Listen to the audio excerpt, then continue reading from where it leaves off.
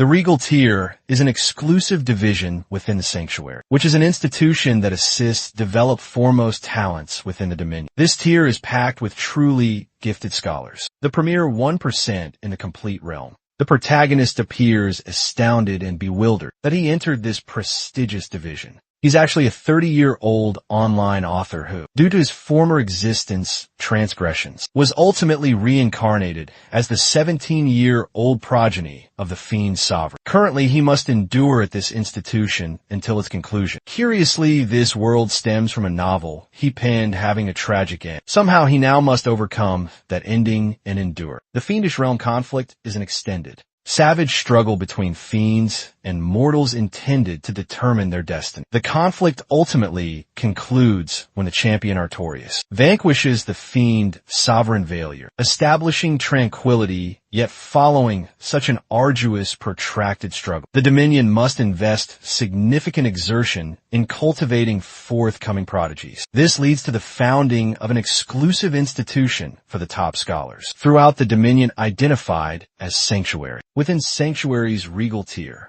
a tier populated exclusively by exceptionally gifted prodigies, a youth is present named Ludwig. He is even-handed but easily angered. However, he consistently finishes lowest. This whole tale is truly authored by the central figure, an online author after he publishes it online. He receives such numerous hostile remarks that he experiences a cardiac arrest and perishes. Due to hypertension, much to his amazement, a psychopomp shortly materializes and presents him an unusual, startling decision to render. The psychopomp clarifies to him that upon an individual's demise, they must expiate their key sins before they enter paradise. For him, these sins are dropping many serial tales and crafting storylines with dreadful consistency. Typically, this would not constitute a major issue. However, he did so on numerous occasions, that it became a critical matter which cannot be dismissed. To atone, he must select one of his finished books, wherein he shall be haphazardly reincarnated as one of its personas, and he must persevere until the end of the entire narrative. Comprehending he possesses no alternative, he reviews his roster of finished narratives and finds that all of them finish very gloomily. When he inspects each story,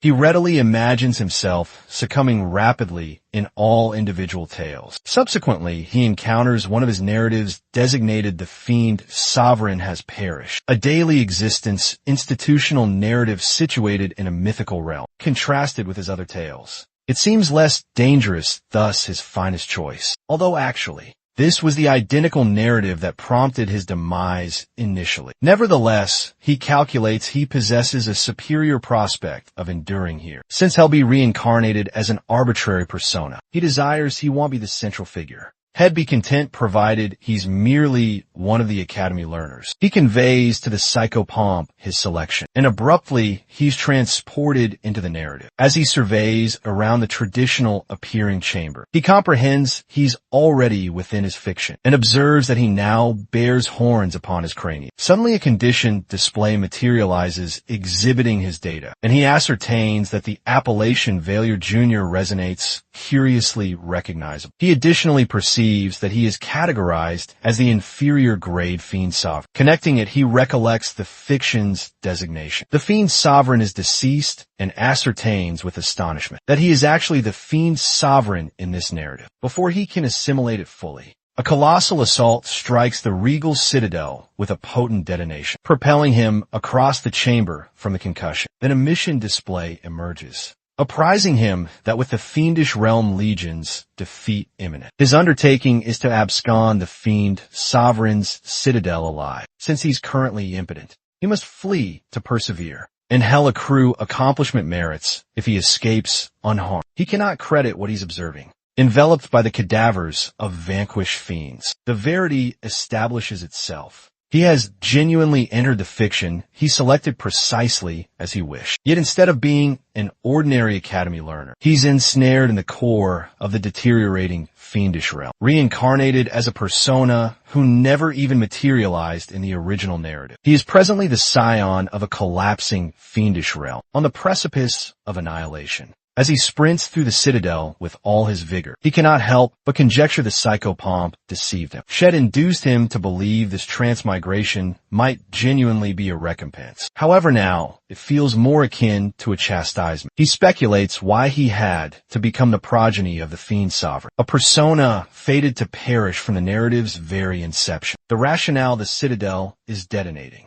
is because the Fiend Sovereign and the champion are engaged in their ultimate confrontation. In the fiction, both of them perish here, and the conflict concludes with a mortal triumph. Comprehending his grim predicament as Prince Valier Jr., he discerns that if he's apprehended, he'll be slain without compunction. He gazes at his condition display, still levitating beside him, and inspects his statistics, which are far from remarkable, particularly considering he possesses no combat aptitudes whatsoever. With no alternative recourse, he resolved to try the Citadel's repository, hoping to discover something advantageous. However, as he enters within, he observes it's mostly filled with refuse, just as he's about to relinquish hope. A mystical incantation codex captures his attention. He swiftly unfurls it and discovers a teleportation enchantment. Desperately, he endeavors to activate, only to find it is inoperative. The enchantment is obstructed by a locomotive magic barrier surrounding the citadel. Exasperated and feeling condemned,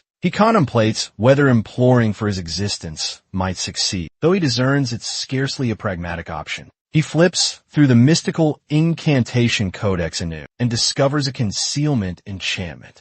Desperate, he resolves to attempt it, metamorphosing himself to resemble a human captive, hoping it will suffice to delude anyone he meets. His absconding stratagem is to meld in as a captive, permeate the mortal contingent, and await for the Imperial Legion to deliver him. Alongside the other captives, he opines this is his optimal prospect of exiting alive. Nevertheless, as he reaches the vicinity where the mortals are confined, he's appalled to discover that they have been savagely slain. Aghast, he ascertains that this macabre spectacle was never in the fiction he penned, which was intended to be a jovial, rom-com-esque narrative. Shortly, Valier observes a flaxen-haired maiden seated in the recess, weeping, gently feeling somewhat disconcerted, yet knowing he must maintain his captive charade. He approaches her, endeavoring to remain in persona. He inquires if she would desire to accompany and abscond the citadel with him. She gazes up at him, and to his astonishment, doesn't promptly rebuff him. Conversely, she bids him come sit beside her. Somewhat perplexed, Valier complies as she requests, feeling peculiar in the procedure. To alleviate the strain, he extracts a morsel from his pocket and proffers it to her, inquiring if she would care to partake of it with him. The maiden wavers for an instant before nodding and taking a nibble. As they sit there together in quietude, the resonance of footfalls approaches. The portal to the jail opens and protectors enter. Succeeded by a patrician, Valier glances upward, anticipating adversity, but to his shock, the individuals bow profoundly before the flaxen-haired maiden. "Your Imperial Majesty," they articulate, their utterances filled with reverence. Valier's core skips a pulsation.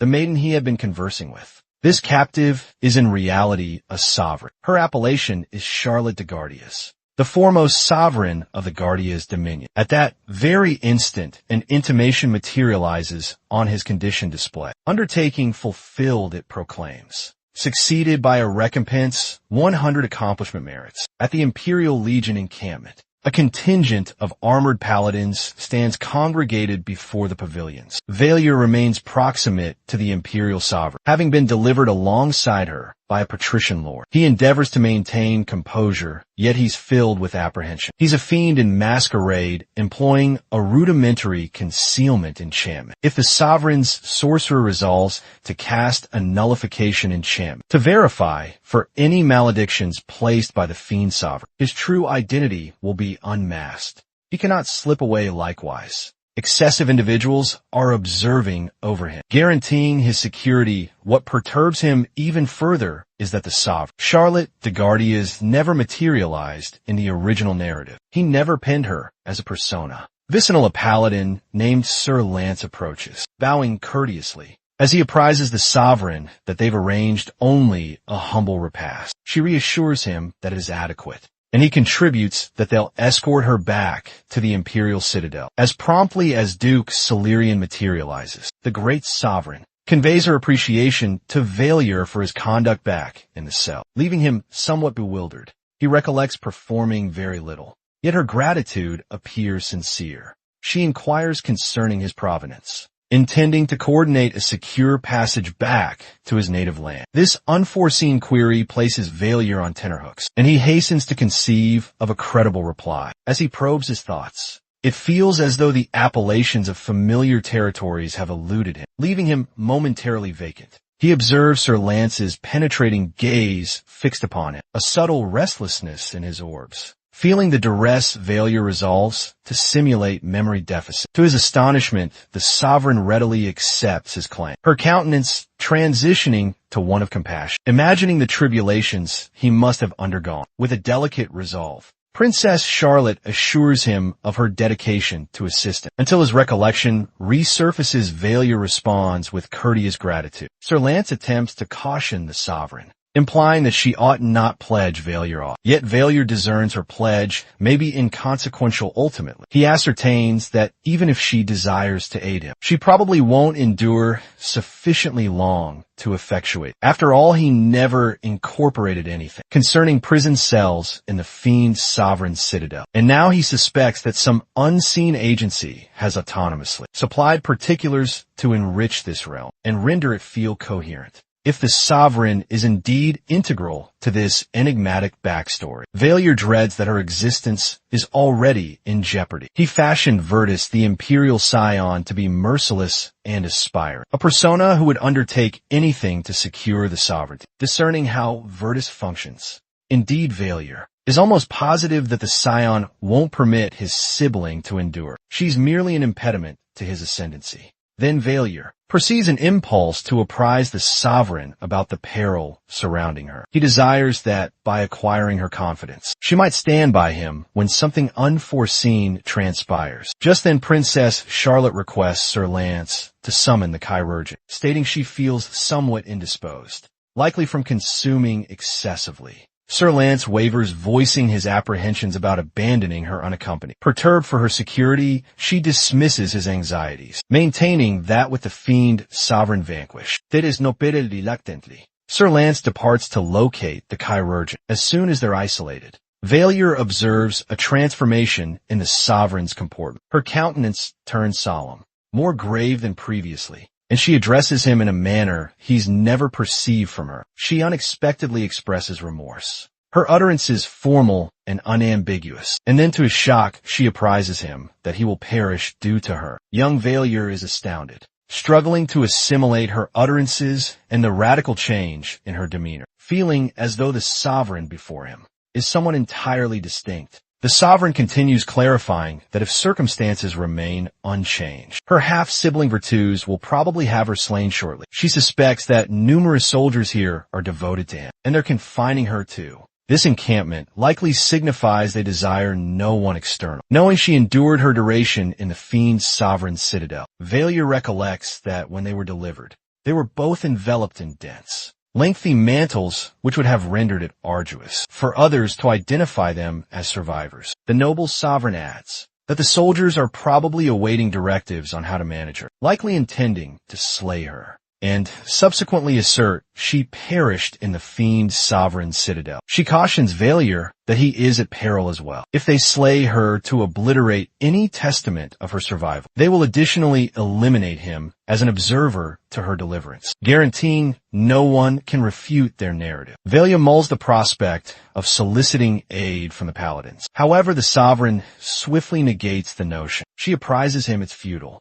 She doesn't opine there's anyone amidst them she can entrust. Still, she comforts him, vowing to remain by his flank until his recollection resurfaces, resolute to aid his absconding as well. She delineates an audacious stratagem. They will devise a means to abscond the encampment. Her cadence is composed yet pressing, as she clarifies that she'll engineer a diversion, procuring him merely adequate interval to execute his maneuver. There isn't ample interval, and she cautions him that if he falters, it could forfeit them both their existences. Failure enters warily into a pavilion, his orb scanning about to guarantee he isn't perceived. Disquietude constricts him, as he speculates why the sovereign has assigned him such an arduous undertaking so precipitously earlier. had queried Princess Charlotte if she genuinely intended for them to abscond furtively, to which she retorted affirmatively, stating there was the sole route to abscond living. She elucidated that they were required to get Sir William's Francis with them, though Vallier discerns the appellation. He maintains his countenance impassive, feigning ignorance of who the paladin is. Charlotte then elucidated that Sir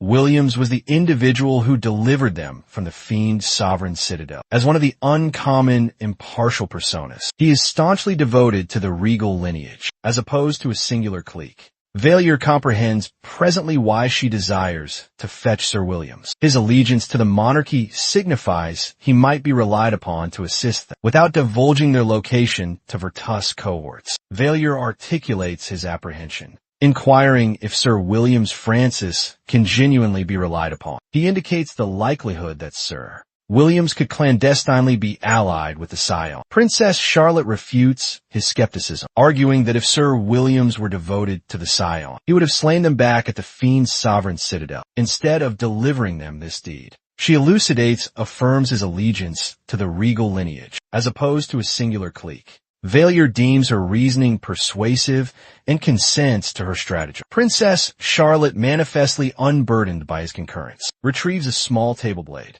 purposing to employ herself as a lure to engineer a distraction. Startled Vallier maintains they must not place her in such peril, contending that it's excessively perilous for her to attract notice. She serenely responds that she ought to be secure present, at minimum until they obtain definite commands to manage her situation. Princess Charlotte urges Vallier to hasten, because they lack ample duration. Vallier discerns he cannot withdraw presently, and has no alternative save to accede to her stratagem. She exits from the pavilion, and inquires of the sentinels if she can survey the quarters. The sentinels appear apprehensive and attempt to halt her, but she maintains that she is the regal sovereign, and possesses the authority to survey the installation. She commences querying them to occupy their attention, while Vallier furtively exits the pavilion. Upon exiting, Vallier perceives bewilderment. He is uncertain how to commence searching for Sir Williams Francis. The encampment is vast, and he has no clue where the paladin may reside. He surveys his surroundings,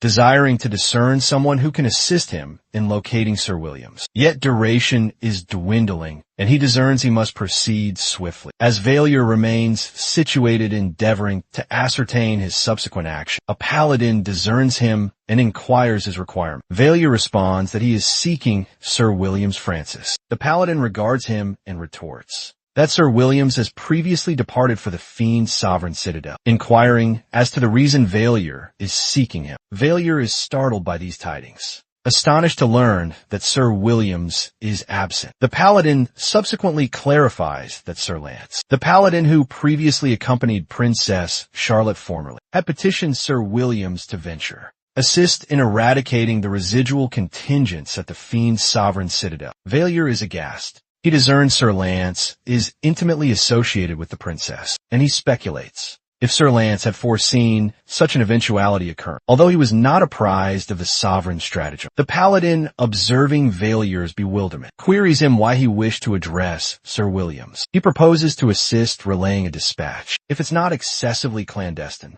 Vallier swiftly apprises the paladin that it's an urgent matter, and Sir Williams is in peril. The paladin promptly responds, stating they must depart and deliver him. However, then the paladin halts and regards Vallier, manifestly bewildered, inquiring what he signifies by that. Vallier, ascertaining he must be candid, resolves to apprise the paladin the verity. He concedes that he lacks full particulars, yet an individual is endeavoring to injure both the princess and Sir Williams, and hence it is imperative they retrieve Sir Williams immediately now. Vallier wavers, admitting that he's a foreigner and the paladin might not place trust in him. To his amazement, the paladin regards him with a solemn countenance and states that, although he is unaware of who Vallier is, he confides in him. Vallier, unpersuaded, queries the paladin why he is behaving in this particular way, as there appears no rationale exists for it. The paladin retorts that indeed a motive exists. He states that Vallier resonates with such urgency that he nearly appears unwise. The paladin additionally notes that he possesses an intuition this circumstance could transpire. He clarifies that Sir Williams anticipates such an eventuality and has commanded the paladin to be prepared, as an individual could arrive seeking him. Vallier is astounded by this revelation and commences to speculate if Sir Williams is aware of the tribulations the sovereign could encounter. However, then he reflects inwardly. If Sir Williams discerns all these matters, why does he abandon the sovereign and venture to the fiend sovereign's citadel? He ought to remain by her side. Darius then queries Vallier if they are poised to depart, and he additionally inquires if Vallier has ever straddled a steed before. Vallier promptly responds that he has never mounted one, with that they both proceed towards Darius' steed. Darius introduces himself to Vallier, stating his appellation is Darius. Simultaneously, Sir Lance is observing them from behind a pavilion. Darius and Vallier are observed riding the steed jointly. As they journey, Vallier observes some fiends that are apprehended. He queries Darius regarding them, and Darius clarifies that they are captives. He states that this signifies the fiends have been seized, and they could either be vestiges of the adversary's forces, or non-combatants who are not engaged in battle. Darius continues to state that they are still pursuing additional fiends around the Grand Citadel. The apprehended fiends will likely be conveyed to headquarters and dispatched. Shortly thereafter, Vallier ascertains that he might have concluded like those fiends similarly, apprehended and confined. Shortly they arrive at the barricade where they encounter some paladins. Sir Darius salutes them and introduces himself. He then clarifies that Vallier bears an urgent dispatch for Sir Williams. The paladin appears astonished when he hears this and responds that he just obtained a report. The report states that Sir Williams was slain by residual fiend contingents during a reconnaissance undertaking. Vallier is astounded by what he hears. He speculates if Sir Williams is genuinely deceased, slain in combat, as the report proclaims. The knight, his visage filled with desolation, curses the fiends as he conveys his sorrow over Sir Williams' demise. Young Vallier, standing proximate, ascertains that with Sir Williams departed, there is no one remaining to aid Princess Charlotte. This ascertainment weighs profoundly upon him. The paladin then queries Vallier if there is aught he needs to discern regarding the dispatch. Sir Darius, who had been taciturn until this moment, promptly responds that the dispatch was intended to be conveyed personally to Sir Williams. With that, they are accorded leave to return. As they journey, Vallier is profoundly perturbed. He perceives a sensation of disquiet, recollecting how everything appeared to be progressing too favorably earlier. Something does not feel right with him. He speculates if it's veracious, that Sir Williams was slain by vestiges of the fiend contingents. However, he cannot accept it. He discerns that Virtus, the imperial scion, desires Princess Charlotte deceased. If she genuinely absconded from the fiend sovereign's citadel, Virtus would undertake everything to conceal that reality. He would guarantee to eliminate all observers. And since Sir Williams was one of those observers, it becomes evident to Vallier that Sir Williams must have been enticed into the fiend's sovereign citadel so that he could be slain, rendering it all component of a larger, more malevolent stratagem. Vallier, perceiving the gravity of the predicament, persists to speculate what he ought to undertake next. He desires not to capitulate yet. However, the prospects appear overwhelming. Sir Darius, perceiving Vallier's indecision, ultimately apprises him it's time to be candid. He exhorts Vallier to clarify why Sir Williams is in peril and how Princess Charlotte is implicated. Vallier wavers, uncertain whether he can entrust Sir Darius. Charlotte had cautioned him that most of the imperial contingents are devoted to Virtus, and he's uncertain if Sir Darius might be one of them, even if he's a superior ranking paladin. Vallier doesn't discern if Darius possesses connections with the inferior ranking commanders who could be devoted to Virtus. However, with no one else to resort to, Vallier resolves to apprise Darius everything. He clarifies the verity that Sir Williams is likely deceased due to a perfidy from their own paladins, not fiends, and that the sovereign is in grave peril. Darius listens attentively, and after perceiving everything, validates his comprehension of the predicament. He concedes the likelihood that Sir Williams was slain by their own individuals. Then, to Vallier's astonishment, Darius proclaims that he will champion the sovereign. He clarifies that he pertains to William's company and perceives a potent obligation to assist. Young Valier, though still dubious about entrusting him, completely concurs. He calculates Darius could yet be advantageous, particularly if he can aid with the absconding. In this perilous circumstance, young Valier discerns they require all the assistance they can obtain, even if he cannot fully entrust the knight yet, as Darius suggests that they ought to return. Valier halts him, his cognition racing with a notion. He bids Darius await, proposing they proceed to the Fiend Provision Depot to pillage aught that could aid their absconding. Young Darius, though uncertain, accedes to his guidance, as Valier maintains that despite the depot being mostly despoiled, there might yet be something advantageous if they search diligently enough. They journey towards the depot, and Valier's intuitions guide them to a few concealed articles that could prove invaluable. Following some investigation, Valier discovers a scroll for collective teleportation, along with numerous other scrolls consolidated within a codex. He discerns these will be pivotal for their absconding. Thus they amass them. Valier perceives a sensation of solace, discerning that this could be their passage out of the encampment. Nevertheless, as they prepare to depart the depot, Sir Darius observes something peculiar. He's perplexed by how Valier knew precisely where to locate the scrolls, especially considering that Valier had professed to be a captive. Darius doesn't inquire, yet a minor suspicion commences to crystallize in his cognition before they can depart. The resonance of approaching paladins causes them both to immobilize. The paladins are pursuing them,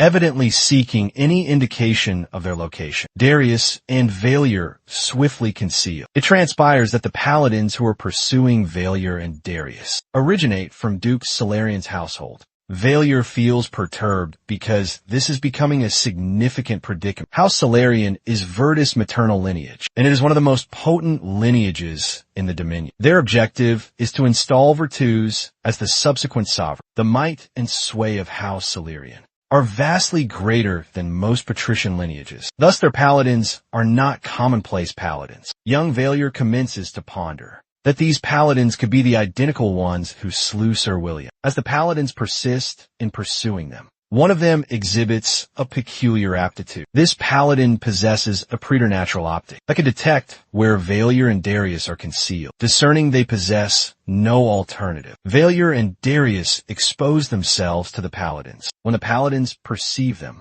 they prepare to combat. The paladins draw their blades, poised to slay Valier and Darius, because they are championing the sovereign. Young Darius swiftly extracts his own blade and positions before Valier. He bids Valier remain behind him, because he is poised to confront the paladins and safeguard them both. Valier cannot resist, but contemplate everything he undertook to abscond from the citadel, only to conclude, here poised to perish. It feels as though all his exertions were futile. However, then something captures his attention. He observes an effigy with crimson incandescent orbs. His cognition swiftly recollects that it's a grotesque effigy. He remembers observing them in animations or digital pastimes, knowing that they're intended to activate in predicaments like this. Before he can contemplate any further, a resonant sound reverberates through the vicinity. The grotesque effigy commences to stir. The paladins are astounded, and so is Valier. The grotesque smashes through the atmosphere and strikes the leader with one potent impact, obliterating him instantaneously. Everyone is dumbfounded, not anticipating such a ferocious assault. Young Valier, too,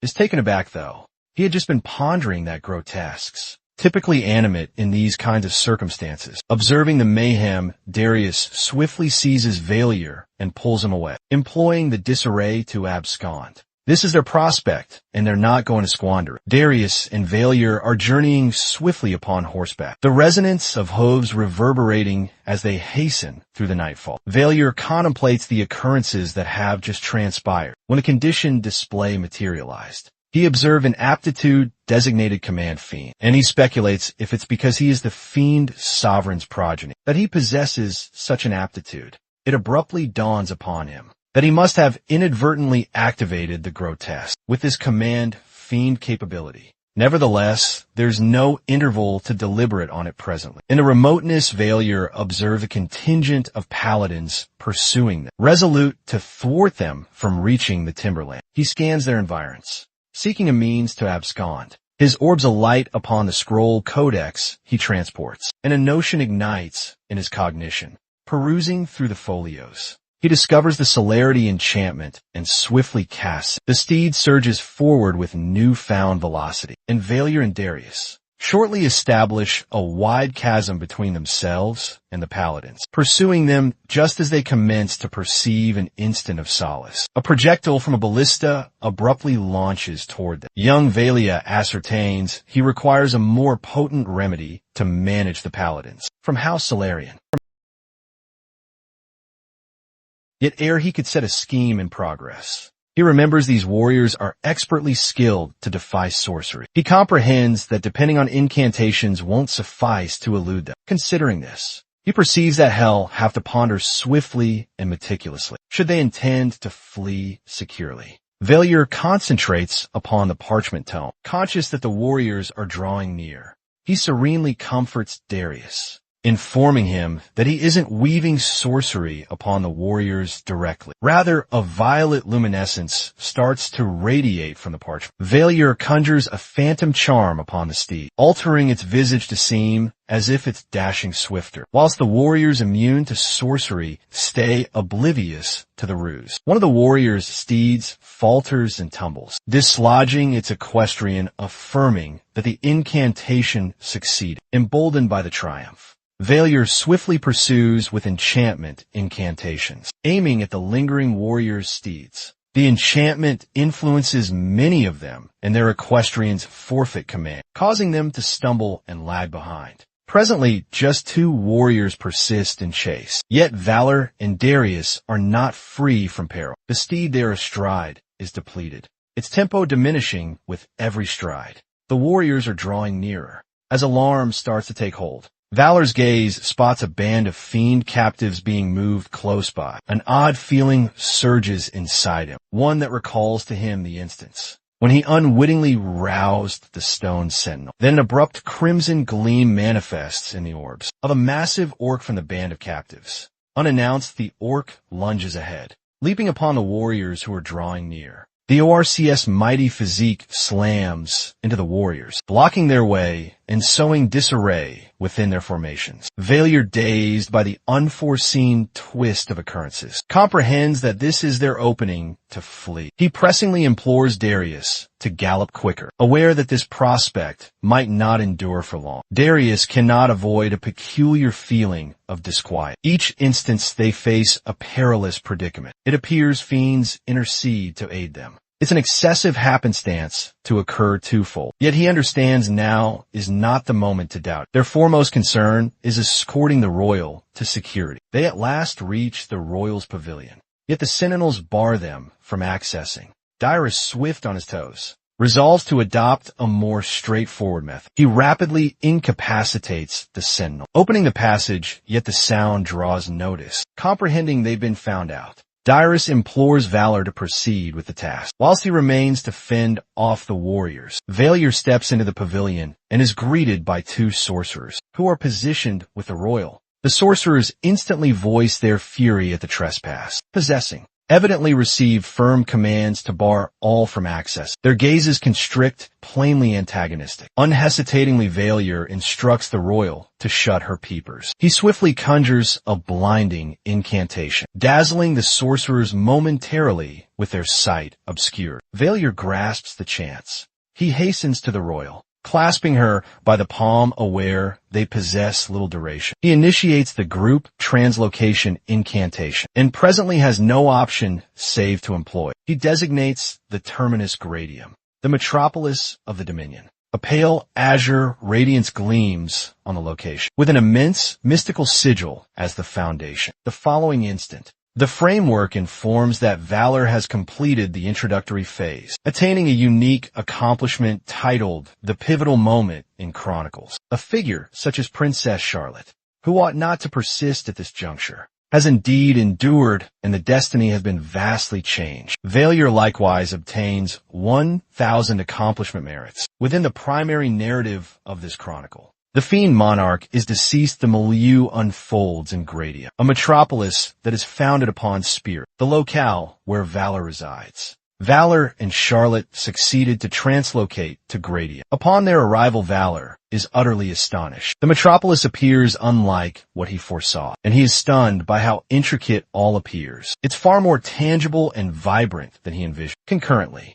Charlotte feels bewildered because the surroundings have abruptly shifted. She swiftly comprehends that they are presently amidst the core of the metropolis. Failure clarifies what transpired to her. He informs her that Sir Williams is deceased, and it was Darius who aided their flight. Precisely then Darius materializes as he issues from the translocation conduit, affirming Valor's clarification. Valor feels ease that the scheme unfolded as anticipated. Darius triumphantly flees with the translocation parchment, precisely as they had wished. Subsequently, Darius formally presents himself to Princess Charlotte. He then commences to recount all that transpired, encompassing how they succeeded to penetrate the fiend monarch's fortress, collect some parchments, and how they were rescued by an unforeseen intercession from the fiends. As Darius proceeds, Princess Charlotte becomes wary. The narrative appears peculiar, and she cannot avoid looking at Failure, who likewise senses that something is amiss. Following a stroll through the plaza for a spell, Failure abruptly vanishes from the throng.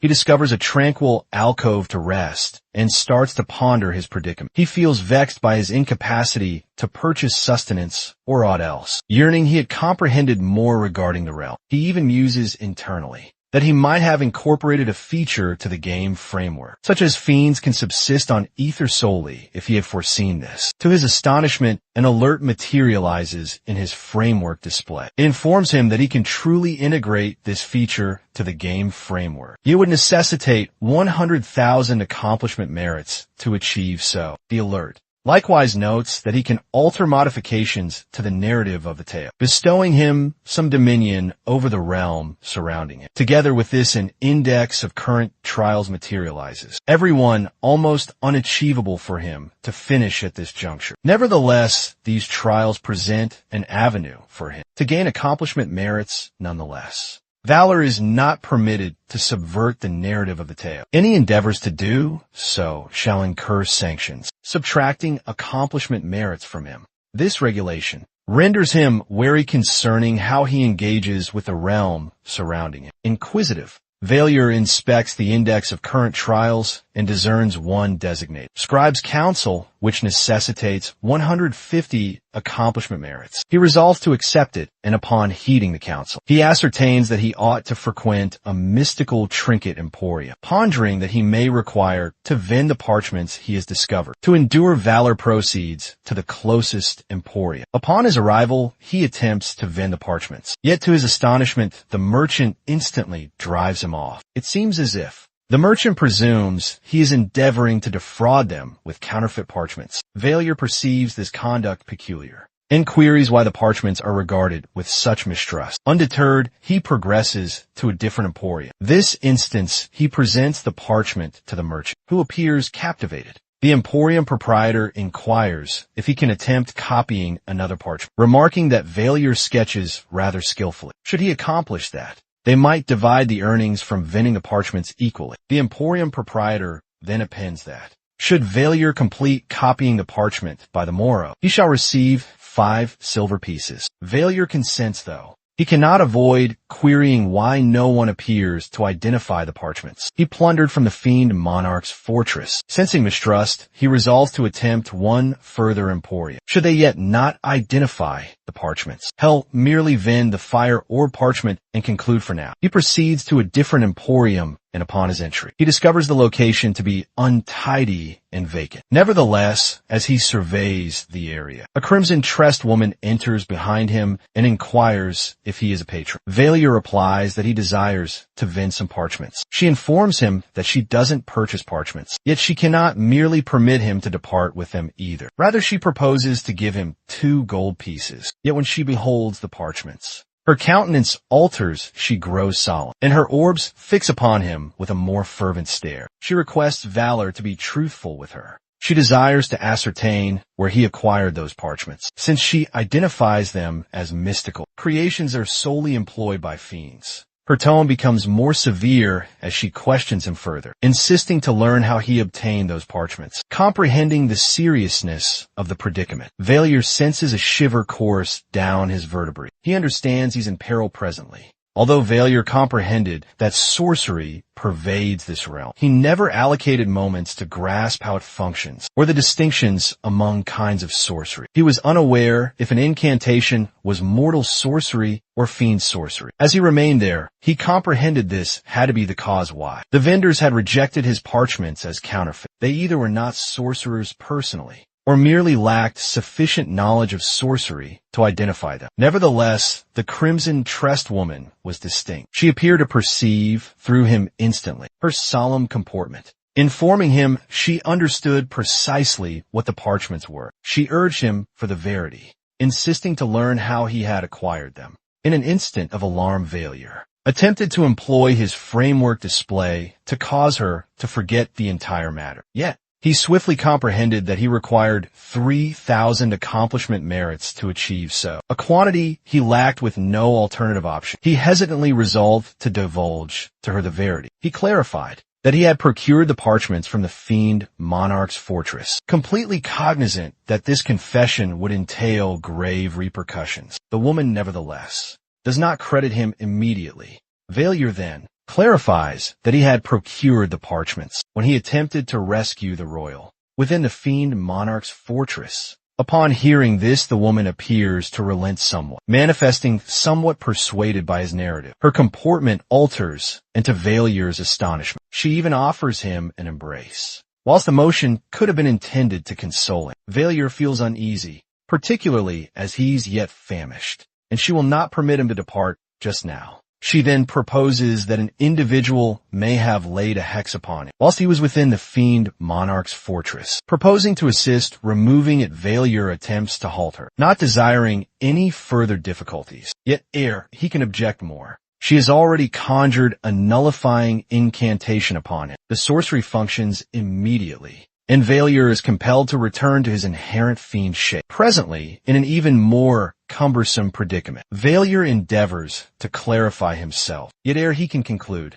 the woman abruptly falls to her knees and salutes him fittingly. She addresses him as the fiend monarch's scion, which astounds him. He's startled by her acknowledgement, and as he observes her intently, he comprehends she is a night stalker, her tusks plainly apparent. Nonetheless, he fails to recall ever encountering her previously. She inquires of him if he recalls her. Yet Valor is yet attempting to assimilate all that unfolds. Alaris, perceiving that they had to prevent drawing notice, proposes they proceed swiftly and ascends to her chamber. Valor trails, yet assimilating all that has transpired thus far. Upon entering, she proffers him victuals, which he appreciatively receives, his craving ultimately being satisfied. While he partakes, Alaris scrutinizes him intently and ascertains that he solely recalls his selfhood, yet not more concerning his antecedents. She presents herself formally as Alaris the Inferno, an operative of the Gradium Penetration Unit. Valor fails to recollect meeting any figures, such as that in his chronicle, yet he refrains from inquiry. Rather, his inquisitiveness prevails, and he queries her why she, a night stalker, dwells in a sunlit abode often frequented by mortals. Alaris clarifies rather pragmatically that she simply possessed no alternative. Residing in an abode possessing a shopfront was the sole means she could meet the rental cost. She subsequently proceeds to elucidate further details concerning the other operatives of the Gradium Penetration Unit. Among them, we find Sarkagar,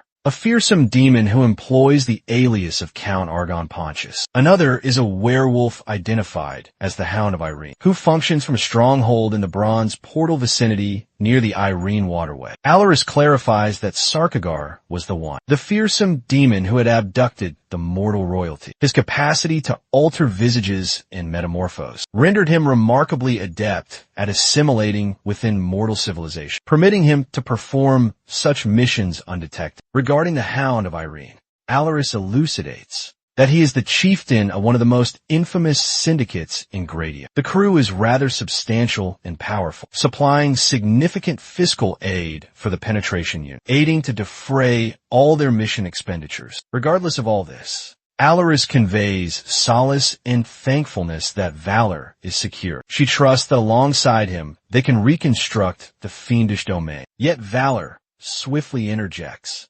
asserting that he has no desire to reconstruct the fiendish domain. He contends that such an endeavor would merely result in one more conflict between domains, and the prior conflict was dreadful indeed. He has no desire to experience that anew. Furthermore, he highlights that assembling fiends together in the present predicament might indeed lead to all their demise. Alaris attempts to clarify to Valor that being the sovereign, it is his presumed duty to desire to reconstruct the fiendish domain. Yet Valor steadfastly declines, informing her that he has no desire to be monarch of a realm that has ceased to be. He further informs her that she is not any more obligated to attend a defunct realm. Her countenance glooms as she internalizes his statements, and following a silent interlude, she departs. Evidently disheartened prior to departing, she advises him to obtain some repose. Subsequently, that evening, Valor, yet inquisitive, queries Alaris how he formerly was preceding all these events. Alaris, anxious and reluctant, informs him that he was formerly a motivating exemplar to all fiends. Her voice is unsettled, and Valor perceives that his former persona lacked such gentleness, nor valiant as he perhaps envisioned. He refrains from pondering and opting rather to concentrate on the now. He appends that tomorrow they shall have to convene with the remainder of the penetration unit, whereupon they occupied the same couch. That Valor experienced pleasantness embodying this persona for a change. The following dawn, Alaris and Valor emerge onto the thoroughfares, proceeding towards the rendezvous point for the remainder of the Gradia penetration unit. The metropolis, yet reveling in the consequence of the conflict, is vibrant with festivity. Folk are exclaiming and rejoicing in the avenues, signifying the secure homecoming of the royalty. The conflict has at last concluded, and the denizens of the metropolis are thronging the avenues with elation, grateful that the protracted hostility has ceased. As they traverse the exultant throng,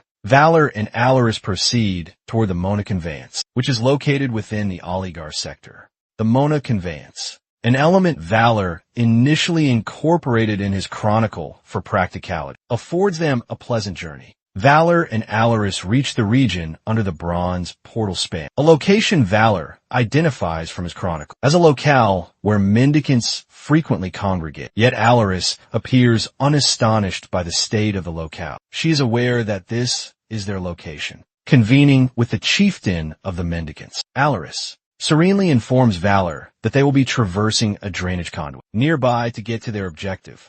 As they proceed through the vicinity, Valor starts to sense disquiet, perceiving something peculiar about the locale. Precisely then a female emerges from the gloom, and she instantly hails Alaris, as if she had anticipated her arrival. Valor is taken aback by the female's visage. Her keen stare and assured stance bestow upon her an authoritative aura, rendering Valor inherently disquieted. Yet the female salutes Valor also, and following a short interlude, she presents herself as Lawyer, an operative of the Gradium penetration unit. Since Alaris previously met her, there's a feeling of acquaintance connecting them. Valor is astounded that the chieftain of this locale is a female. He had not anticipated an individual so mighty to be female in such a course. Disregarded zone, the female queries Alaris concerning Sarkagar, and Alaris replies that he has not arrived yet. She surmises he's probably occupied with his aristocratic responsibilities, but reassures her that he shall arrive shortly. Yet Alaris resolves to impart information to the female lawyer. She informs her that Valor recalls not save for who he once was. Lawyer gazes at Valor astounded by this disclosure, and queries him for affirmation. Valor assents, affirming that he has no memory of aught beyond his selfhood. Lawyer responds with a blend of solace and astonishment. She is pleased about this amnesia, as she knows how Valor previously treated her rather poorly in the past. She wishes that, lacking his recollections, he will be unable to abuse her similarly. Valor fails to comprehend his former conduct was that severe, and he earnestly expresses regret to Lawyer wishing they might begin resolving matters from now on. He proffers his palm for a clasp, and Lawyer reluctantly accepts it. But to her astonishment, Valor jestingly tickles her rather. Lawyer becomes irate and insists on understanding for what reason he acted so. But Valor did not anticipate her response to be that vehement. He promptly expresses regret ere they could proceed. A clamorous sound breaks their exchange. Abruptly, Sarkagar materializes overly awkward in his fervor. He hastens towards and embraces Valor with such force that Valor endeavors to respire. Sarkagar persists in clasping him, imploring Valor for some boon. But Valor, wheezing for breath, requests him to release as Sarkagar refrains. Valor summons Alaris over for assistance. Alaris clarifies that Sarkagar was the individual who ministered to the fiend monarch with steadfast devotion, to the extent that he would forfeit his very essence, should it signify reconstructing the fiendish domain. Subsequently, with Loyar's assistance, who was compelled to tug Sarkagar's locks, they collectively assemble near the luminescence they create for war. As they converse, Sarkagar asserts that Valor is obligated to proceed and reconstruct the fiendish domain, asserting he must seek retribution for his sire and establish a grander dominion there. But Lawyer irately warns him about the pronouncements he is uttering. Valor consequently presumes that should they reconstruct the fiendish domain, he yet deems himself inept. Sarkagar, nonetheless, reassures him that he is not so, that he is an exalted and pristine archfiend before whom all fiends defer. Still, Valor stays skeptical, querying Sarkagar about his definition of archfiend. All are astounded by his inquiry initially. However, Sarkagar commences to elucidate. He informs Valor that an archfiend is the supreme among fiends, for within the shadow realm, the domain they inhabit, a severe and unforgiving locale steeped in gore. Might and solidarity are paramount. Nonetheless, he clarifies that fiends formerly almost annihilated themselves into oblivion, merely due to hailing from distinct lineages. One day, however, a mighty fiend interceded, manipulating the thoughts of others to cease the conflict. He re-established cohesion amidst the fiends in the shadow realm, and henceforth the fiends named him the Archfiend. He was recognized as the forefather of the fiend monarchs. At that juncture, Valor at last comprehends their significance. He inquires about their strategy, and Sarkagar responds that Valor initially needs to grow mightier, venture back to the fiendish domain, to reassemble the dispersed fiends and amass his power. But Valor objects to this strategy, aware they reside in the Dominion's metropolis, the core of the adversary instead.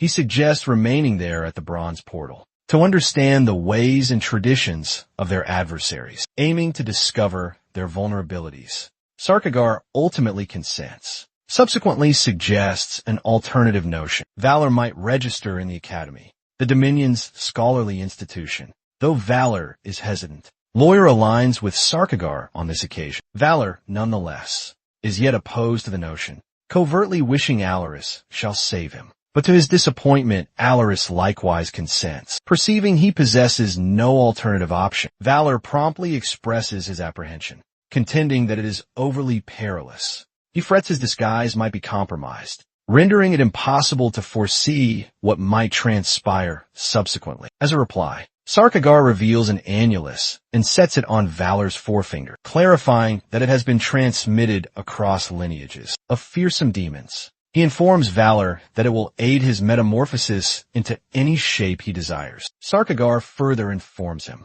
that the splendor of the fiendish dominion shall shortly belong to them, as they resolve that Valor shall learn within the Academy. They first contemplate employing one of Alaris, or Sarkagar's false personas for his registration. Yet they promptly dismiss this option, aware the mortals could scrutinize Charlotte's abductor. Lawyer subsequently presents her subordinate Daiba as another option together. They fabricate a fresh persona for Valia Reinhardt, with a fearsome demon annulus to change his visage. Valor was to register at the Academy beneath this facade. Lawyer directs Daiban to escort Valor forth the following morrow, to obtain a fresh identity document. When Valor queries their strategy for meeting the academic charges, all become quiet, perceiving they overlooked that particular. They start to ideate. Daiban reminds Lawyer that they positively cannot meet the Academy's academic charges with their present income. Lawyer appears to have overlooked that should they even solicit in the avenues, they could not possibly manage the academic charges for the academy. The academy, identified as Garcia's Sanctuary, is the foremost scholarly establishment on the continent. This is where the youthful aristocrats from the paramount lineages arrive to learn and mingle. The yearly academic charge is approximately 100 million, an amount they evidently cannot afford. Yet, Lawyer remains slightly optimistic that they could possibly amass the sum. Daibin then proposes that should she be earnest, she might contemplate rendering it achievable. By diminishing the sum she withdraws from the association coffers. Valor is astounded when he learns of an association. He presumed they merely peddled firearms bundles. Thus he grows inquisitive concerning their enterprise. Lawyer, nonetheless, is reluctant to diminish her portion from coffers, aware that it would jeopardize their enterprise. But Daibin maintains that it's their sole recourse. Valor subsequently proposes a strategy. He solely requires the initial term's academic charge. He clarifies that he might secure a bursary, as the Dominion is seeking prospective combatants to substitute for them who perished. If he demonstrates his aptitude, he could be excused from remitting any charges. He's aware that the Academy forgoes academic charges for remarkably gifted persons. And even if he is a lesser fiend monarch, he's yet an arch-fiend. Certain he will discover his aptitude upon his arrival. He resolves that if required, he can utilize accomplishment merits to reveal an aptitude. Lawyer, admiring his assurance, consents to the strategy. Daibin, nonetheless, observes that they yet lack sufficient funds to meet for even that single-term valor. Perceiving this, proposes they alter strategy and commence engaging patrons personally, should they not be arriving to them. He suggests a novel concept, soliciting patrons via the Manhattan thoroughfare, a location with abundant spoils flow and a swift getaway path, should matters turn awry. Valor proposes they might vend trinkets aboard the conveyance, not necessarily superior grade ones, as guardians would probably purchase them, merely to prevent their offspring from wailing. Daibin instantly consents, but Lawyer grows irate that Daibin allowed Valor to learn the scheme. Appreciative of Valor for the notion, Daibin presents him to the remaining crew, constituents, and in jubilation, they commence dispensing libations. Valor seizes this opportunity to inquire about the association Daibin alluded to earlier, and Daibin clarifies that it's their personal establishment. As it transpires, Lawyer established one of the most extensive syndicates in the metropolis. Their revenue primarily derives from soliciting in the avenues, and inexplicably it meets the costs of the penetration unit, the mystical trinket emporium, an aristocratic existence, and the crew's subsistence expenses. Valor starts to surmise Lawyer could be concealing a matter from his knowledge, oblivious to this mistrust. Daibin proceeds to clarify the origin of their association's title, the Revolving Association. Valor silently determines to ascertain that which Lawyer could be hiding. Yet precisely then, Lawyer materializes irate that Daibin is offering Valor spirits. She hauls Valor away to the questioning room, disregarding his entreaties for aid. Daibin, daunted, remains by powerlessly upon arriving at the questioning room. Lawyer cautions Valor to shun spirits. Yet Valor perceives this as the ideal opportunity to inquire about her additional revenue streams. He highlights that mere soliciting in the avenues alone could not conceivably meet the Academy's academic charges, nor even the penetration unit's costs. Lawyer's briefly dumbfounded, astonished at his inquiry. Ultimately, she clarifies that she had not purposely concealed it from his knowledge. She merely did not believe his awareness was required. Valor subsequently queries if her endeavors entail injuring individuals. Lawyer concedes that it occasionally results in that, but it's not their primary objective. At last she resolves to completely elucidate the soliciting is a facade. The Revolving Association constituents camouflage themselves as mendicants to collect intelligence for the Gradium pilferer's sodality. Lawyer subsequently discloses that she had not planned for him to be profoundly enmeshed in this type of endeavor, and implores him to disregard the association upon entering the Academy. The following morrow, Daibin escorts Valor to the Gradium Bureaucratic Center to create an identity document. The procedure is simpler than Valor anticipated, owing to Daibin suborning the personnel. Thus they proceed to the Academy's Enrollment Bureau. As they traverse the portals, They observe a throng of affluent individuals competing for a place for their offspring at this prestigious institution. They proceed into the advisory bureau, where Valor is aware aptitude assessment occurs, as he has learned that a revelation of aptitude could permit him to learn without charge. Numerous individuals are present anticipating assessment. Ultimately, Valor and Daiben's moment. Their number 86, however. Upon entering, they comprehend they are truly in the enrollment processing bureau. Valor informs the official he desires to remit only for the initial term, but she declines clarifying that. Pupils have attempted securing loans for the initial term, merely to withdraw, so installment remittances are not anymore permitted. Acknowledging this hindrance, Valor moves to depart. But Daiben implores the official to assess Valor's aptitude, implying he could have remarkable talents. He also proposes to remit for the assessment, complimentary and assents to perform. She produces a scanning device and directs Valor to position his hand upon it. He falters, mustering his resolve. He positions his hand upon the reader. To everyone's amazement, the scanner ceases to work, perplexing the attendant as she maintains it operated correctly just before. She departs to fetch a different device. Concurrently, Valor is bewildered by the malfunction, speculating whether it's an indication or another cause. Daiben, nonetheless, is elated, presuming the breakdown implies the device has identified remarkable aptitude within Valor. Shortly thereafter, the attendant reappears with another device, which he's verified previously. She requests Valor to position his hand upon it anew. Yet again, the findings astound her. She elucidates that the device is indicating an inclination, fundamentally a minor version of a gift. Individuals possessing inclination are not invariably virtuosos, yet they exhibit capacity to become superior in a specific field. Eventually, though, she appends that possessing mere inclination is insufficient for temple entry. It's generally employed solely to comfort guardians regarding their offspring's capabilities. Valor experiences a surge of letdown from this. Then abruptly the attendant halts, astounded, and discloses that Valor seems to possess an inclination for all talents recognized worldwide. As per the device's findings, Valor purportedly holds the singular capacity to command both celestial might and nefarious spells concurrently, an achievement unprecedented in Imperial chronicles. Valor himself is startled, incapable of comprehending how this might occur, particularly as it was not precisely what he was intending. Concurrently, Daiben is ecstatic, elated that Valor has proven to be remarkable. They rejoin Lawyer and communicate the full account. She also is dumbfounded, but she offers Valor a laudatory thumbs aloft. Valor, nonetheless, internally speculates if the conditions are merely shifting to integrate him into the Chronicle's narrative. He perceives that the Chronicle could not foresee what aptitude he might select. With his accomplishment merits, which could be anything from melee combat abilities, like blade artistry or spear proficiency, to sorcery or marksmanship indeed, Valor understands it does not even have to be combat-oriented, as he can acquire any skill he desires if he has sufficient merits. Daiben, observing Valor's muted demeanor, finds it peculiar Valor feigns being content, noting that at least the association won't need to remit his tuition. Daiben, feeling gratified,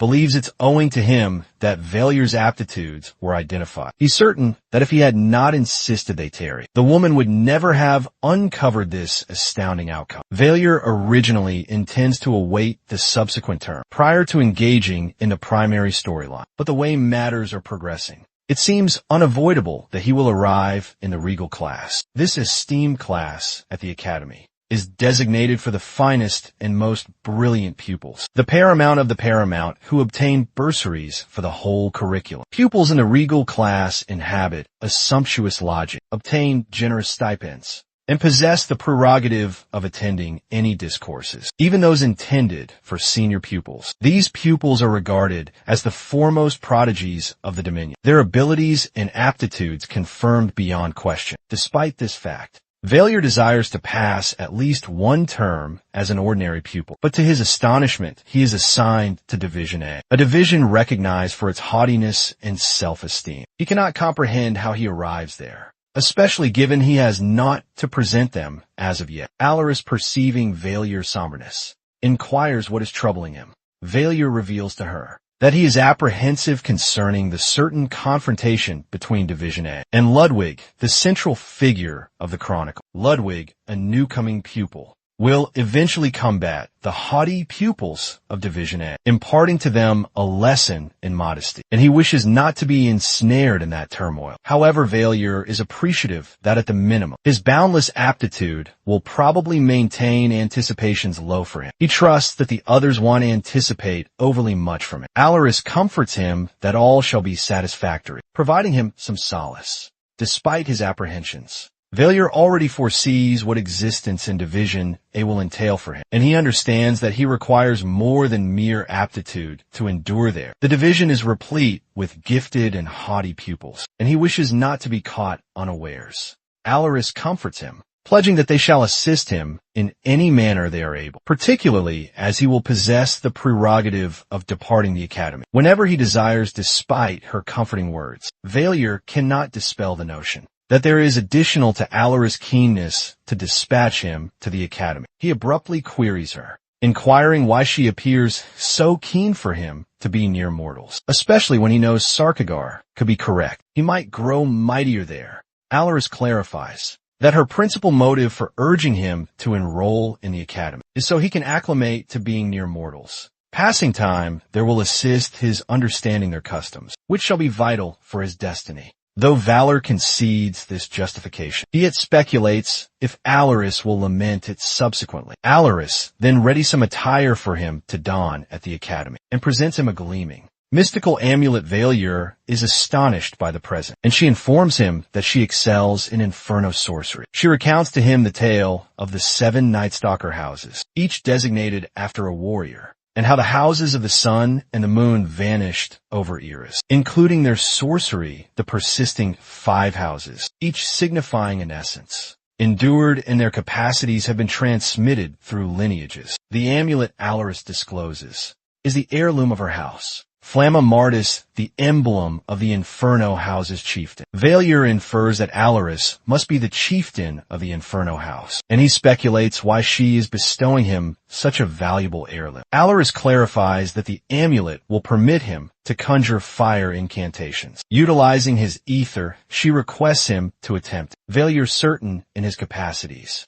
attempts it, but the inferno he creates is feeble. He queries Alaris concerning why the incantation is so feeble, and she clarifies that the amulet conduits mightier infernos. When employed to injure others, she chiefly bestowed it to him for safeguard, though she trusts he won't require its use at all. Valier comprehends, then, that Alaris is apprehensive about it, yet she desires him not to inflict injury upon any individual. With this perception, Valier makes a pledge to himself. He shall not ever employ the amulet for aggressive aims, until he completes his studies later. Lawyer calls upon Valier and bestows him some currency for his stipend at the academy. She clarifies that it's the sole item she can proffer, since he aided her avoiding remittance of his academic charge. She also knows that Alaris and Sarkagar have previously given him presents, so she wishes not to be omitted. Valier thanks her, anticipating her departure, so he might repose. Yet she persists to counsel and caution him regarding diverse matters. Ultimately, Valier courteously dismisses her from his chamber, so he might at last obtain some tranquility. As he composes himself, Valier abruptly recalls a detail. The chronicle he had authored his endeavor at a mundane existence narrative was intended to be jovial, a respite from the somber, bleak conclusions that his audience frequently admonished him for. He had wished to fashion something blithe, but he swiftly perceived he did not possess the aptitude to sustain a cheerful narrative, lacking sufficient happenings or narrative turns. The narrative's cheerfulness began to wane,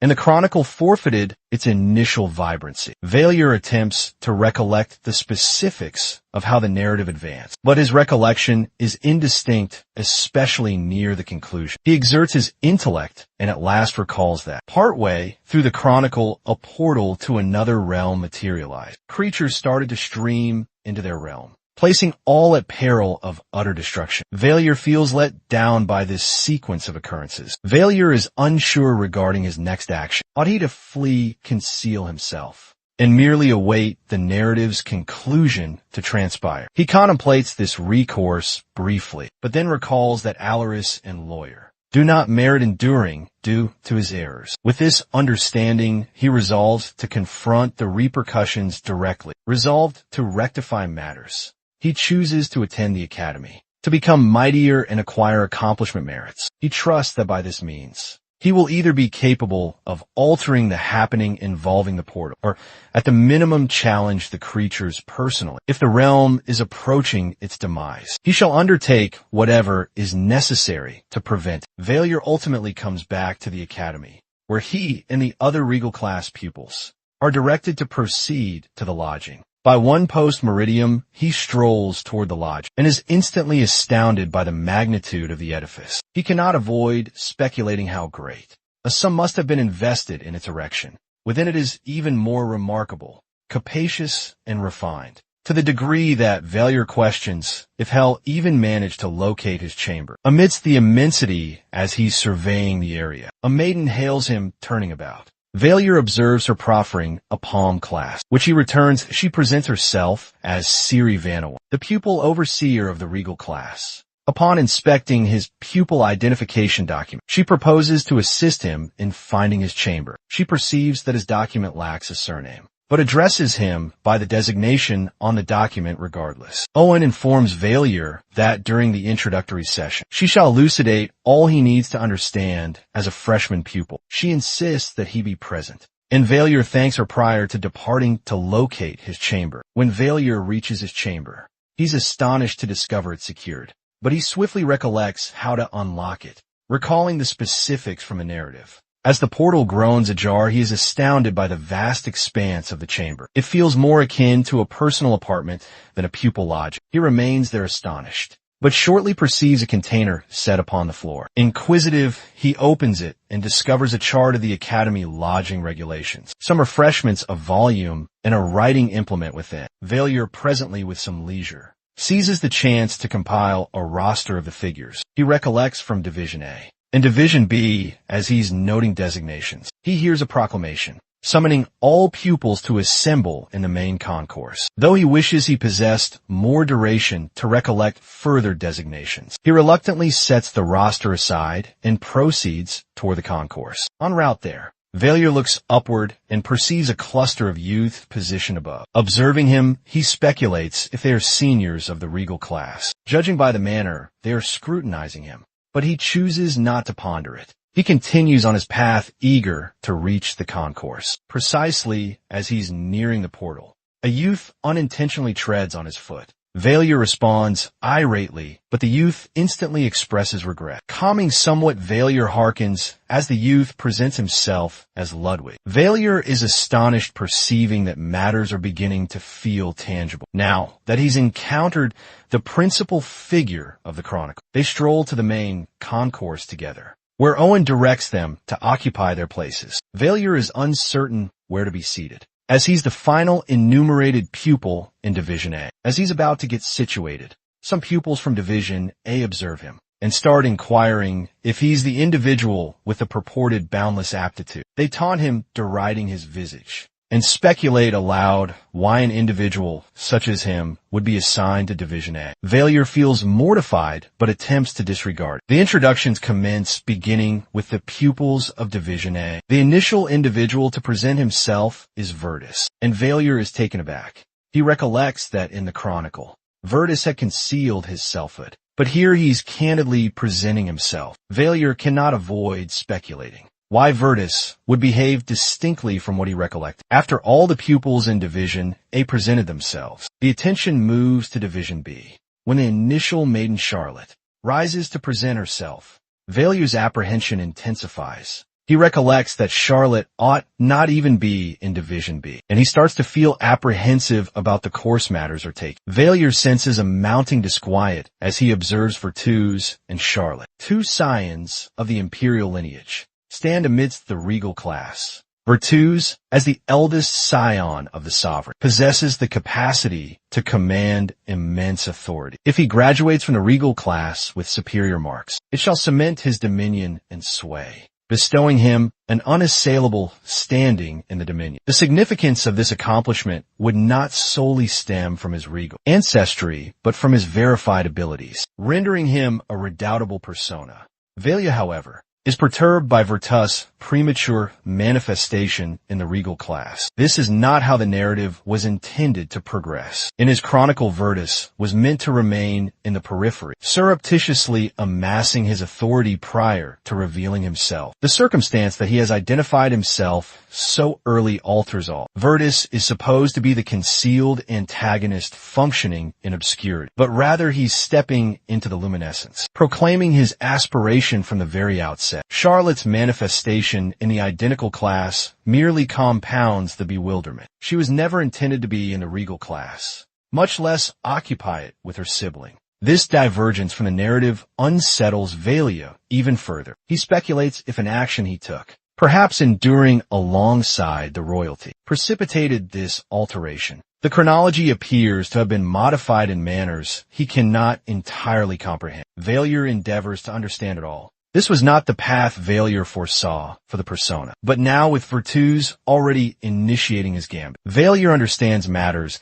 are shifting in ways he cannot manage. Charlotte also seems to be an irregularity. Her manifestation in the regal class is something Velia never orchestrated, and it renders the predicament even more intricate. The disquiet that overcame him when he initially beheld her has solely intensified, and now he feels as if the narrative is no longer his to steer. Then Owen proclaims the statutes of the academy. No prejudice shall be permitted, and all pupils ought to regard one another as peers, irrespective of their standings. Neglect to adhere to these statutes will incur reprisal, which might encompass dismissal from the institution. Subsequently, Owen resolves to peruse a dispatch from the imperial lineage. Although such dispatches are typically not sanctioned, she merely desires to make an allowance. The dispatch functions as a caution to Virtus and Charlotte to be mindful of their standings, urging them not to contend fiercely against each other, as doing so might forfeit them their entitlement to the sovereignty. When Velia hears the proclamation,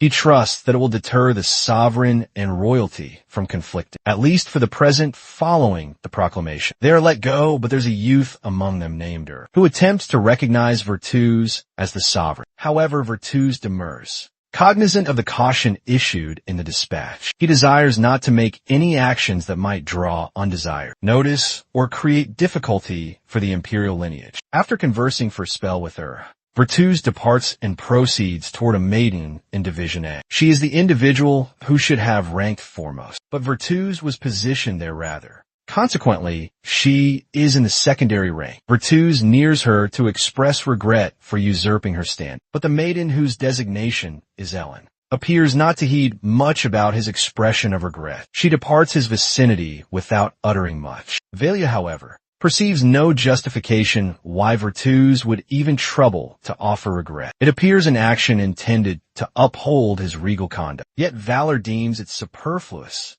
Ellen's complete designation remains Ellen Artorius. Furthermore, she stands as the sibling of Regan Artorius, the renowned champion who offered his being to overcome the fiend monarch, concurrently wherever he might be located. Virtus and companions are positioned. Ludwig nears them and presents his identity, rather than reciprocating the salutation. The Division A pupils regard him with revulsion and animosity. This response validates for Velia that all occurrences are developing consistent with the Chronicle's design. Ludwig, the principal figure, has now emerged as the focus of Division A's contempt. As Ludwig perceives that he is unaccepted by the Division A pupils, he resolves to connect with Velia, whom he had previously encountered before. Ludwig, experiencing Zolmavat secluded, queries Velia whether they might become companions. Velia, lacking any pause, concurs, and they clasp palms, beaming at the commencement of what appears an improbable camaraderie. Nonetheless, Harriet,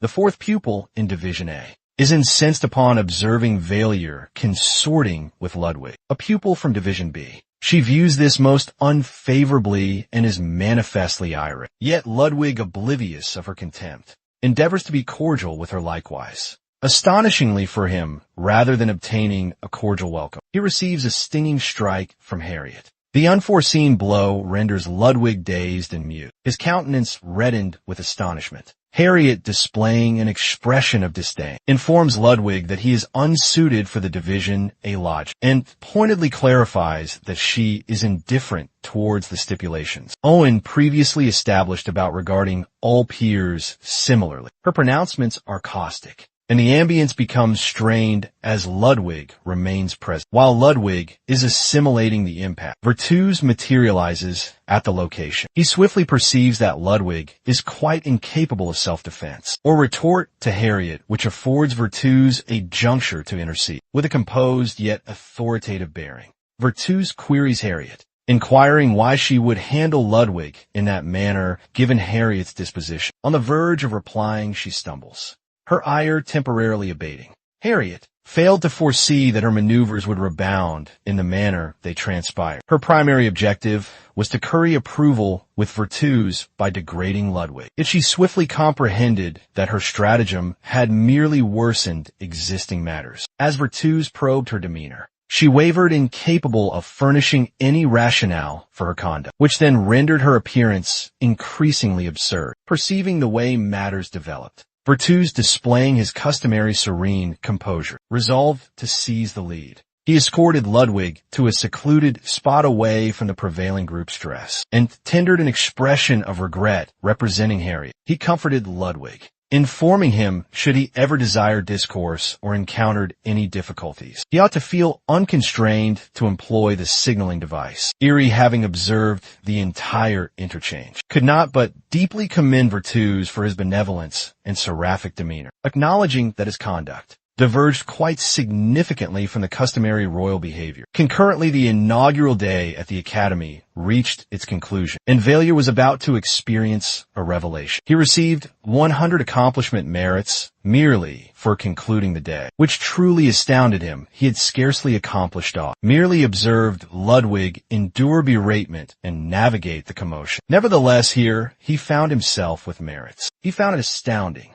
speculating how he had succeeded in acquiring such numerous merits, merely for being present in the Academy for a day. As he maneuvered through the merit framework, he was presented with a catalog of aptitudes he might acquire. Yet he swiftly perceived that he lacked adequate merits to procure aught of significance. Dejected Valier momentarily pondered that he could perhaps never secure the aptitudes he genuinely coveted, but then his gaze fell upon an intriguing item: preternatural capacities which necessitated no merits whatsoever. Inquisitive Valier selected the classification anticipating potent abilities, yet rather discovered that the preternatural capacities enumerated appeared feeble and lackluster. They diverged quite greatly from his earnest aspirations, and he could not dispel the sensation that they likely would possess scant utility. Although sorcerer's capacities were what he genuinely coveted, the stark actuality remained that he could not procure any. With his prevailing merit aggregate,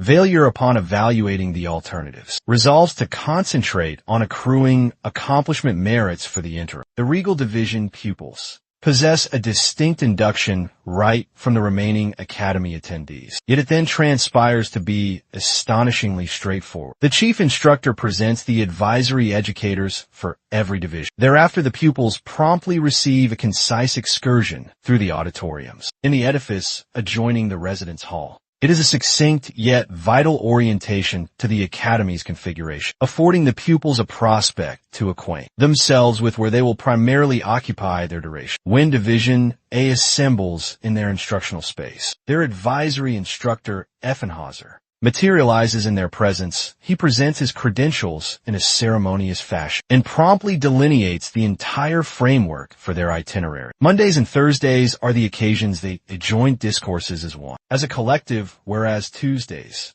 Wednesdays, and Fridays are allocated as periods when learners may select their personal discourses, engaging in sessions suiting their unique pursuits or objectives. Integral to the divisional arrangement, Virtus, the provisional head of Division A, receives the charge of serving as the primary liaison for any concerns or complaints that fellow learners might possess. The presiding educator clearly elucidates that, should the division at any time desire to modify its leadership, they may confer upon it internally and then apprise him, bestowing upon the learners a measure of self-direction and engagement in its governance. Nonetheless, it is likewise comprehended that all directives from Effenhauser shall be transmitted by means of virtus. Buttressing his provisional directorial capacity, the educator grants a singular allowance to the stipulation regarding the learner's very deportment. He positively requires instant summoning should any conflict ensues. Excluding virtus, he elucidates the profound criticality of deterring learners from their mutual annihilation, and underscores the requirement for all to consistently remain alert and circumspect of their peers. The division heeds intently the palpable strain pervading the ambience. A particular learner then proffers an inquiry, querying the potential consequence if they summoned the educator. He then responds quite unhesitatingly, guaranteeing to them that he would exercise heightened vigilance about the predicament. Thereupon, with a solemn countenance,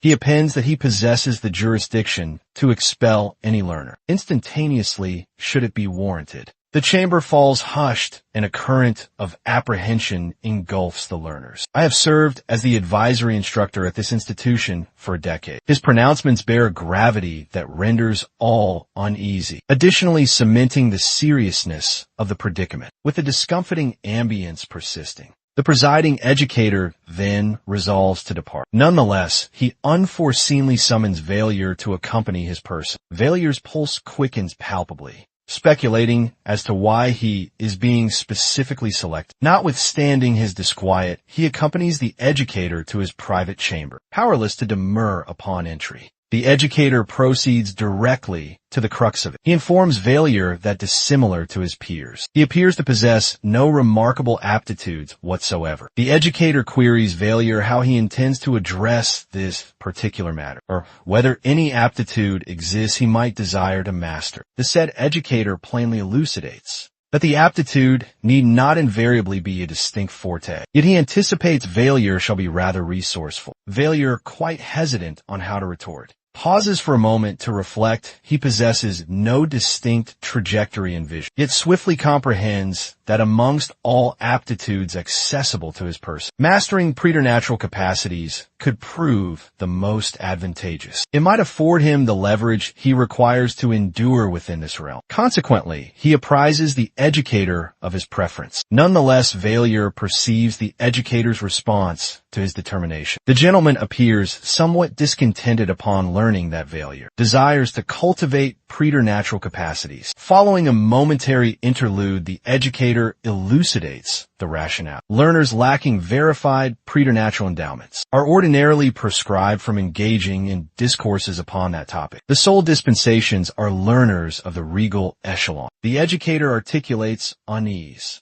admonishing Valier that should he fail to substantiate his capacities, he might be ejected from the discourse chamber. Notwithstanding the dispensation, a hazard persists, and the educator desires Valier not to be mortified or utterly marginalized. Thereafter, the educator astounds Valier by proffering to impart to him personal instruction on preternatural capacities. He furnishes Valier with a schedule for the academic term, elucidating that no modifications are permissible as they deliberate the topic. The said educator firmly emphasizes that preternatural capacities are infrequently attained through simple exertion. Rather, they are accompanied by innate endowments, and individuals endowed with them need not exert such effort to cultivate their growth. The educator counsels Valier to endeavor concentrating upon an alternative pursuit, an area where he might exhibit a natural inclination, rather than obsessing over preternatural capacities. Valier esteems the educator's mentorship,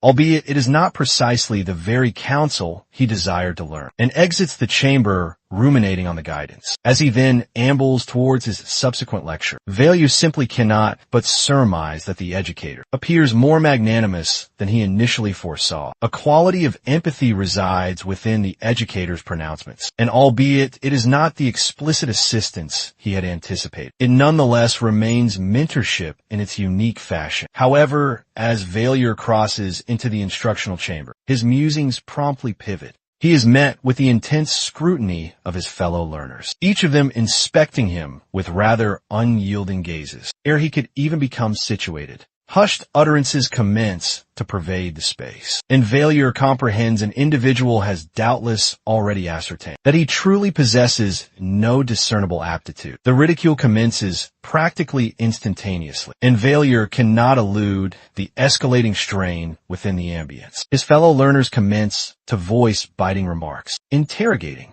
for what reason an untalented individual would be situated in the regal echelon. He asserts to failure that he possesses no aptitude, and opines failure ought not to have gained admittance into the institution, most assuredly not into Division A. By his estimation, an untalented person is more suited for Division B, certainly not Division A, which is celebrated for its learners' endowments. Failure then brands him a scoundrel and queries derisively whether that explains why he was behaving cordially with B10 on a prior occasion. As failure ascends, they presently confront one another, proximate enough to perceive mutual exhalations. Startled, the other party queries if failure directs his speech to him. Ere he could retort, failure positioned furiously, declares he did not secure his own admittance, nor has he suborned any individual. He submitted application akin to every other learner. Should that other party harbor a particular complaint, he ought to broach it directly with the enrollment department. Instead of pestering him, failure highlights that he could possess abundant ether. However, he is wanting in the capacity to govern it. His counterpart, presently alarmed, commences to lower himself, his orbs suffusing crimson. Failure concludes his utterance by directing him to desist from labeling him a scoundrel. Lest he come to rue it, the lad promptly retreats to his designated spot, and his associates congregate in his vicinity, querying the recent events during their discourse. Failure catches wind of the male learner's prattle, alleging he possesses no aptitude and an irascible nature.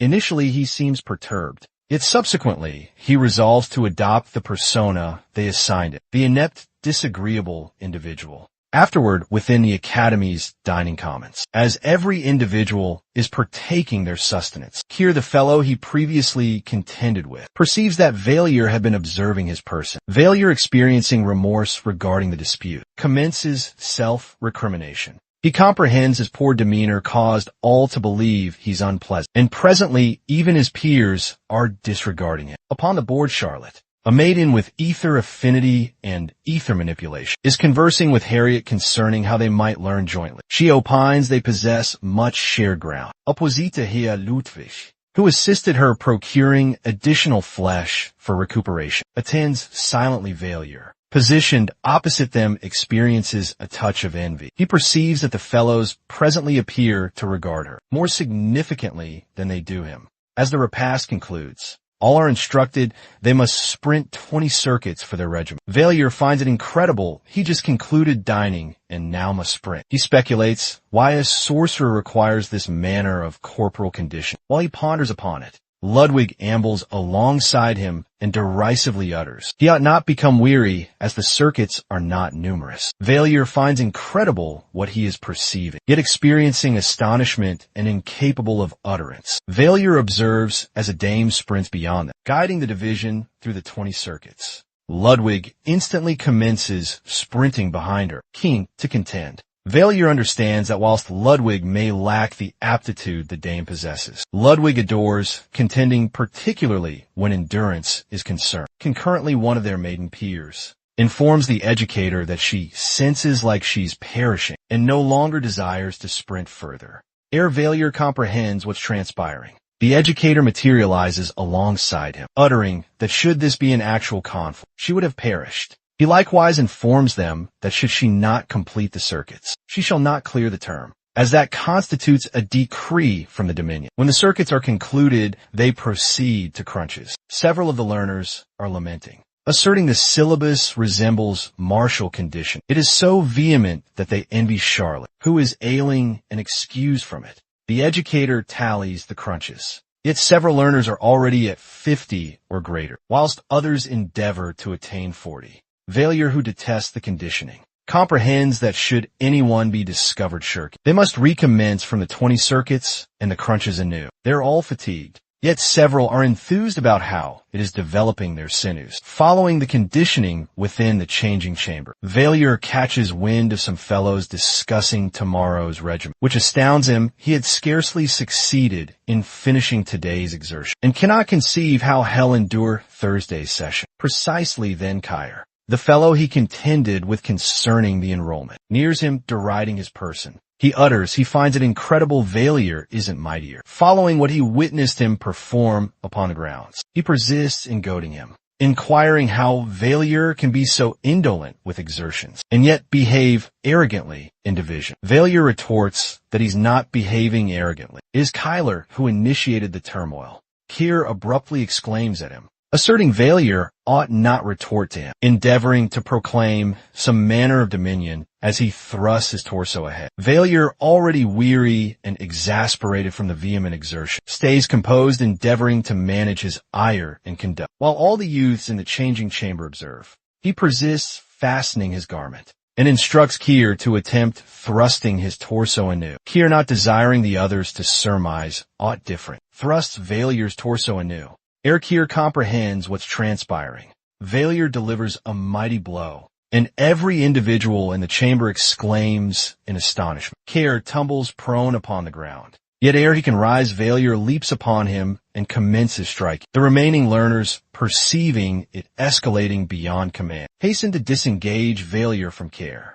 Kyre, keen to retaliate, is likewise restrained by the youths, who instruct the pair of them to cease conflicting. Shortly they discover themselves within the educator's chamber, positioned adjacent upon a divan as the educator is seated opposite them. Valier is indeed astonished by how swiftly the educator ascertained the conflict. He comprehends it was Louis Ankton, a talebearer who had apprised the educator within the chamber. The educator informs them they are conflicting upon the inaugural day. Kyre swiftly retorts, imputing Valier for initiating it, and asserts that Valier had reviled him in the forenoon in division. The educator rebuffs Kyre, instructing him not to utter unless queried. Subsequently, he pivots to Valier, inquiring if he was the instigator of the conflict. Valier replies, candidly confessing that he initiated the conflict, since Kyre had sullied the visage and standing of the academy. Kyre remains astonished, the educator captivated, desires to learn further.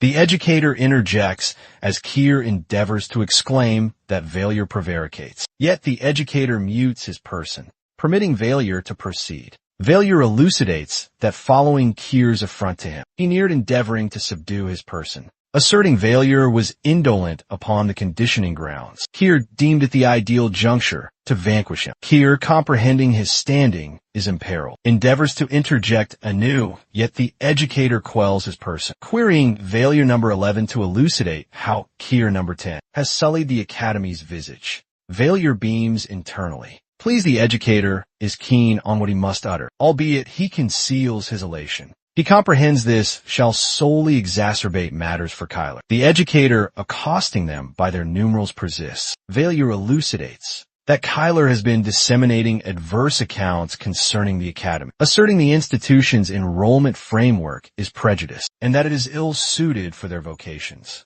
He recollects that from Kyre's very arrival, he's been forthright concerning how he merits not being in the institution, or the division, imputing the framework for admitting his person. Valier appends that Kyre has also charged the academy governance with employing unsavory stratagems. To gain him entry, Valier recollects how Kyre wept, endeavoring to render his allegations more persuasive, trusting the educator would credit his person. Kyre, perceiving he's already culpable in the educator's estimation, remains mute. The educator subsequently queries about the conflict, and Valier confesses he initiated it, elucidating that he could not endure the affronts Kyre was casting upon the academy's trustworthiness. He expresses regret for forfeiting his composure, confessing his impetuous conduct. The educator, identified as Effenhauser, attends meticulously. Effenhauser is a recognized stalwart of the academy, renowned for safeguarding its standing against all manners of assault or coercion.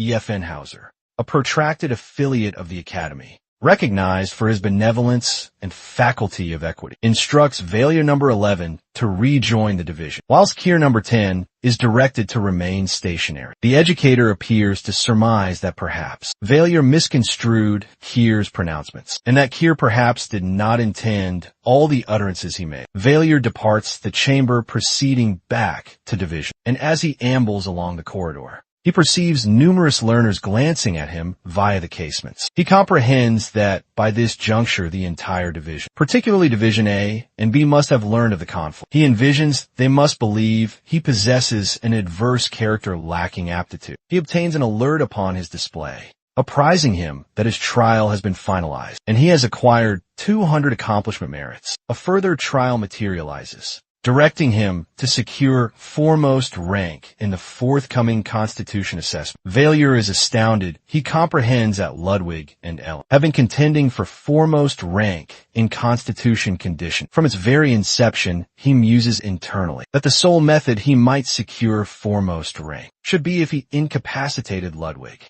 or Ellen's limbs. A further trial materializes, directing him to be within the premier 10 for the interim assessment, which should garner him 3,000 merits. Precisely as he's concluding perusing the trials, a different one emerges. This one concerns prompting a maiden to a vow to him. Ere the term concludes, Failure rebuffs it. Experiencing vexation, he finds it incredible that, although he could not accomplish this in his preceding annum, he is anticipated to perform it presently. There exist additional lesser trials also. Failure experiences inundation by the quantity of trials, yet ere he can ponder excessively further concerning them, F and Hauser crosses into the instructional chamber, astonishing Failure and the remainder of the division. Kier trails, proceeding directly to his designated spot. F and Hauser queries if all the learners are accounted for, and as the division retorts, he queries the division delegate number 1 to amass every individual's enrollment submissions. Individuals who have not completed their documents yet ought to remain, whilst individuals who have completed them may tender them. And exit the chamber, Failure perceives Kyler's countenance, and comprehends that Kyler shall not create any further difficulty for him. Upon Failure tendering his document and exiting the chamber, he perceives a tone exclaiming at a learner, instructing her to observe where she is proceeding. Lacking even a glance, Failure identifies the tone as air. He is a masculine learner. He glances rearward to observe that air. He is exclaiming at Scarlet, the sole maiden in the division with crimson locks, a characteristic that signifies foreboding matters. She has tumbled, and her volumes are dispersed upon ground. Ere he persists, exclaiming at her person, asserting she ought not approach his vicinity anew. Failure, presently irate at Eerie for his discourteous conduct, hastens to Scarlet and assists her upright. He succeeds in governing his ire, recalling to himself that crimson locks in the fiendish domain signifies fortitude and valor, not a matter to be tormented for. Scarlet, notwithstanding her standing as a tormentor owing to her visage, is not an individual Valor believes ought to be handled thusly. Reclining upon his couch, Valor peruses through his alert tablet, yet assimilating all that transpired at the institution this day. He is content with his advancement.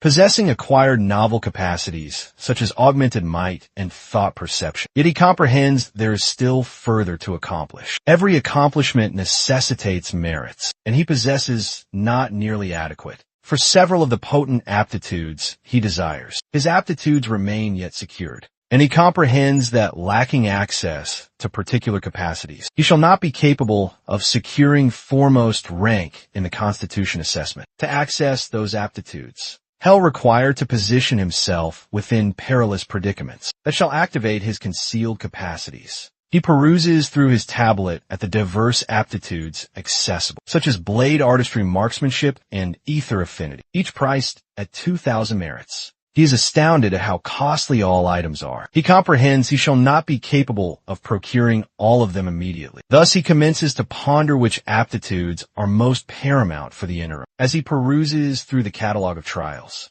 he discerns one that causes him to falter. Soliciting a maiden forth and being rejected, he derides it, Comprehending, he esteems his self-respect excessively to venture the ignominy, particularly for merely 200 merits. Yet subsequently his gaze alights upon a further trial, and a faint grin traverses his countenance. This particular one necessitates him, prompting a peer to avow to him. It is valued at 1,000 merits. And Valier experiences greater assurance that he can accomplish this feat concurrently externally in the thoroughfares of the academy. Valier comprehends it is not solely a locale of erudition. The thoroughfares are replete with emporiums and bazaars, wherein folk procure and vend commodities, and there exist numerous administrative edifices dispersed around, demonstrating how meticulously structured and cultivated the academy is. Amidst them, 3 learners from the academy, Connor, Kyler, and are positioned within one of the more opulent eateries, their repast arranged prior to them. Notwithstanding the sumptuous environment, Keir remains manifestly perturbed, his disposition somber from the confrontation with Valor previously at the institution. Connor endeavors to persuade him to partake, yet Keir demurs, thrusting the victuals away, yet engrossed in his musings. Ere he, the sole aristocrat amidst the threesome, observes the interchange silently, his countenance dispassionate as he reclines within his seat. Dissimilar to the remaining pair, he comports himself with a particular degree of self-possession that originates from his aristocratic rearing. He rebuffs the matter, informing Kyra that he ought not squander his duration fretting over Valor, whom he designates as an eccentric. The strain connecting the threesome is tangible, and their connection is not one established from reciprocal esteem or veneration, yet instead a mutual vexation involving Valier, the newcomer who has already created a disturbance by provoking all of them through his demeanor.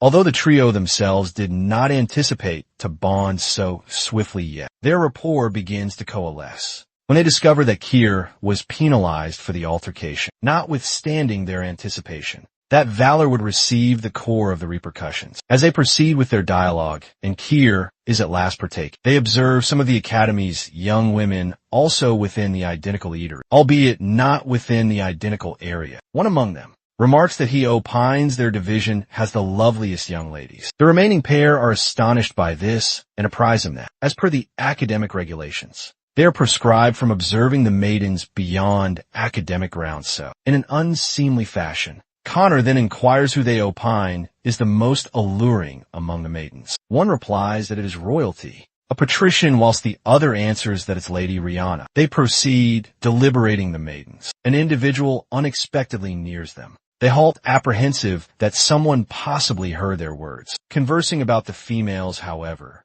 they're comforted to ascertain it is not an educator, but a learner from their academy. An individual of similar years, she summons an individual forth, presenting him a missive while he peruses it. The missive discloses that she harbors affections for him. She inquires what he opines regarding her, and he admits that he shares her very sentiments, professing it was an immediate romantic affection. She swiftly hastens away, declaring she is in haste, but will indeed arrange to see him anew. The remaining pair, who are still positioned outside, but can perceive the discourse, clearly comprehend it is a love avowal. Kyler, inspecting himself in the reflective glass, queries why a maiden would select the different fellow instead of him, opining he's more attractive. However, an unforeseen turn. The maiden professing to Connor is in truth Valier, employing a transformation talent to adopt some alternative appearance, to elicit a declaration of affection from his person. This was a component of a trial created to assist his success. Valier's alert tablet subsequently refreshes, unveiling that he is forbidden to utilize any appearance save for Valier, which is familiar to all,